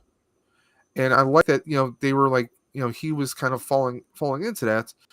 And then obviously that served the whole story about him coming to terms that, yes, he is going to be Captain America, whether he has powers or not. Mm-hmm. But yeah, when it's preachy, like, you get a show that it's like all like the CW's Supergirl show. At Supergirl first, started out good, but it yeah, progressively went it down got very preachy and to the point where I stopped years. watching. Yeah. I mean, it's when it's more about educating and not entertaining, it loses it. That's I mean, it. there's a show from the 90s, and you probably saw it, Quantum Leap. Yes. That is, I think, a textbook example on how to educate without forcing it. Exactly. I mean, There were some wonderful episodes where he leapt into the body of a female, and things loved like to do a that. female a few times, yeah. I mean, they also, I mean, they did Kisses with History, because I'm a big Quantum Leap fan. I even used to have a book that had every leap he ever did, and it also had the Kisses with History. Any reference to him interacting or referencing something that was history, like him meeting young Michael Jackson, teaching him how to moonwalk and dance without realizing it was Michael Jackson, or meeting Stevie King, just different stuff like that. But I mean, there was a time when Sam leaped into an elderly black gentleman. That was a great episode because he's dealing with it, but you're not forcing it down people's throat. You're basically showing the history, but you have someone of modern time who sees the way things are now, and trying to show that trying to show people it's not always going to be that way. The same Quantum thing with Leap was great up until the very last episode. They could have done a lot better with it there, but yeah, and I unfortunately think they were they're so in going the to bubble. reboot it, I think, and I don't think that's going to work. I'm waiting to see, because I'm like I said, I'm a big Quantum Leap fan. There's a little hope with it, but until I see the pilot, I can't really say, because there's supposedly it's not going to have Sam Beckett. Sam Beckett's going to be there's going to be references to Sam Beckett, that he's most likely still out there leaping somewhere. And I hope in time, if they do go to series, that they will bring in Scott Bakula. Scott Bakula said he's had talks with the studio, with the network, but they do not have him as part of the project right now. Yeah, I would hold out hope that they finally do resolve what happened to Sam Beckett, because They have Sam Beckett never returned. I just hated that ending. that killed me, because I mean, of all the things, Sam fixes Al's life, but now he's stuck forever in time. There was a fan made film, and it was basically they had It was like like a GoFundMe, but take about 20, maybe 15 years ago. It was a pretty good story about they had an actor who playing kind of like a Scott Bakula kind of role. He wasn't that great, but it was okay. Where he leaps into, I think I forgot what the character actually was, but his girlfriend or fiance was the daughter of a senator, and they were trying to get her to go warn the senator about Princess Diana dying, because they were in Paris. They tried to warn it, and apparently, time wasn't changed or anything. They failed, but they were able to get Diana to the point where she actually called her sons that night, and said loved them, and so there was a final goodbye, but she still died. And of all the people that they had a character portray Sammy Joe as an observer filling in, because they had an actor portray kind of an Al character, but he had to go because of his granddaughter's birthday or something. So they had this other actress who was like a technician at the project appear, and right at the end, he says, what was your name again? She says, Sammy Joe. And he's like, Sammy Joe, it's me, it's your, and then he leaps. Like he was about to say, it's me, it's your father. Him retaining in memory. That would have been kind of a nice thing to do. But at this, the actual beginning of the movie actually had the project on life support, let's just say. They had an old beat up desktop computer manning a holographic image of Al that was a preset program to respond to Sam. So it was like everything was on automatic, and the computer kept crashing every day. Like in the actual beginning, you see the pre-programmed holographic image of Al trying to talk to Sam, and you see the blue screen of death appear with all the window error messages, and it's just right. That was kind of nice. I always envisioned that if they did